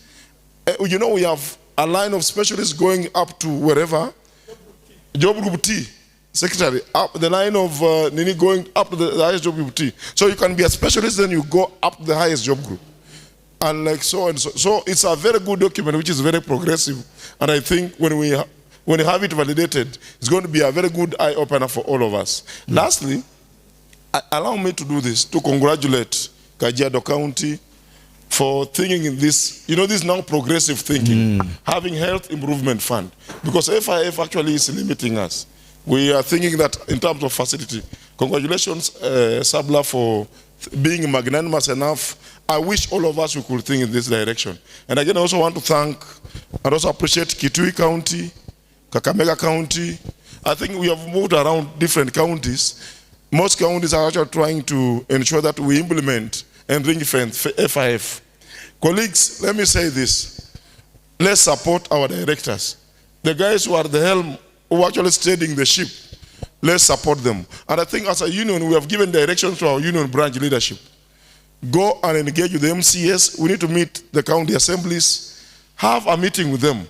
Let's have the regulations. If a problem is about regulations, let's actually have a sit down with Dr. Olaka here and Madam Faith Mutinda and those guys who are doing well.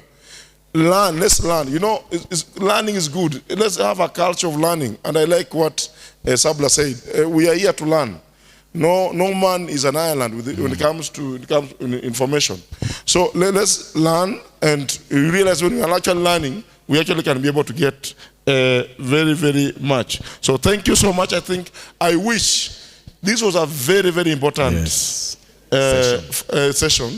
It's only that we have actually tried, because our essence, by the way, let me say now, our expectations as a union out of this is that we need to have actionable areas. Yes. We believe that each and every session we can have actionable areas so that we can be able to read them on the last day, like tomorrow. Yes. Then chart a way forward on how we can be able, like for example, the way Lolem said, in our second national leadership, we'll be having the digital the tools digitized. Yes. We need to attach timelines to that, and maybe now how assign ourselves how we're going to have that one actually implemented. So I think tomorrow we can have that session as we try to go through. I wish this could be extended, because I'm sure our colleagues are tired. Exactly. This could have been a very important topic for all of us. Exactly. Because surely, Wanjoy, without money, you cannot do anything. We won't do anything. I can tell you for free. We won't do Bila anything. pesa, hii Kenya huwezi fanya kitu. And so we need to make sure that we put all our efforts in this discussion so that Financing. we can be able to get going. Thank you. Exactly. And that, ladies and gentlemen, would be the parting shot for that evening. Without the money, without the financing, we would not be able to do anything. And so what we've gotten from the leaders seated here, the ring fencing that Kakamega is doing, the lobbying that Brown is doing and SG Duba is doing, the HIF that Sabla is doing in Kajiado, and the reprioritizing and looking for additional means of funding, what the HQ is doing, should be some of the things that we should take home, some of the things that we should think about implementing. We've got it clear. It is not just about money. Money is really important. It's about also the priorities. It's about the systems. It's about the political will. All that has been demonstrated here. And if we get it right, then prevention will become the foundation of a resilient health system. If we get all this right, then prevention will become the foundation of a resilient health system. And with that, ladies and gentlemen, allow me to say thank you so much and invite us to give our panelists a round of applause. Let's give our panelists a round of applause. And I also want you to give yourselves a round of applause for staying it till here. A better round of applause for yourselves. Wonderful, wonderful. With that, we will call it an evening. We take a photo. We will call it an evening, and I will invite Agri Oriema to adjourn us for the evening. Thank you so much. My name is Simon Johi, representing Lumico CLG. It's a pleasure to be here. Thank you. Thank you. Thank you very much. Please join the team for the photo session. That was a very powerful conversation. Don't you think so? In fact, where I was seated as an advocate of primary health care, some of you may know, I was actually thinking about how we could have more time for the conversation. Thinking about food handlers, for example, which is almost a big menace across the country, and how they can access services through SHA for compliance. Now, a food handler in Nairobi pays about 1,500 for medical examination. Shem, is that correct? How much? 1,500. How much? 1,000 shillings. And now, so many food handlers cannot afford that amount simply because they do not have, isn't it?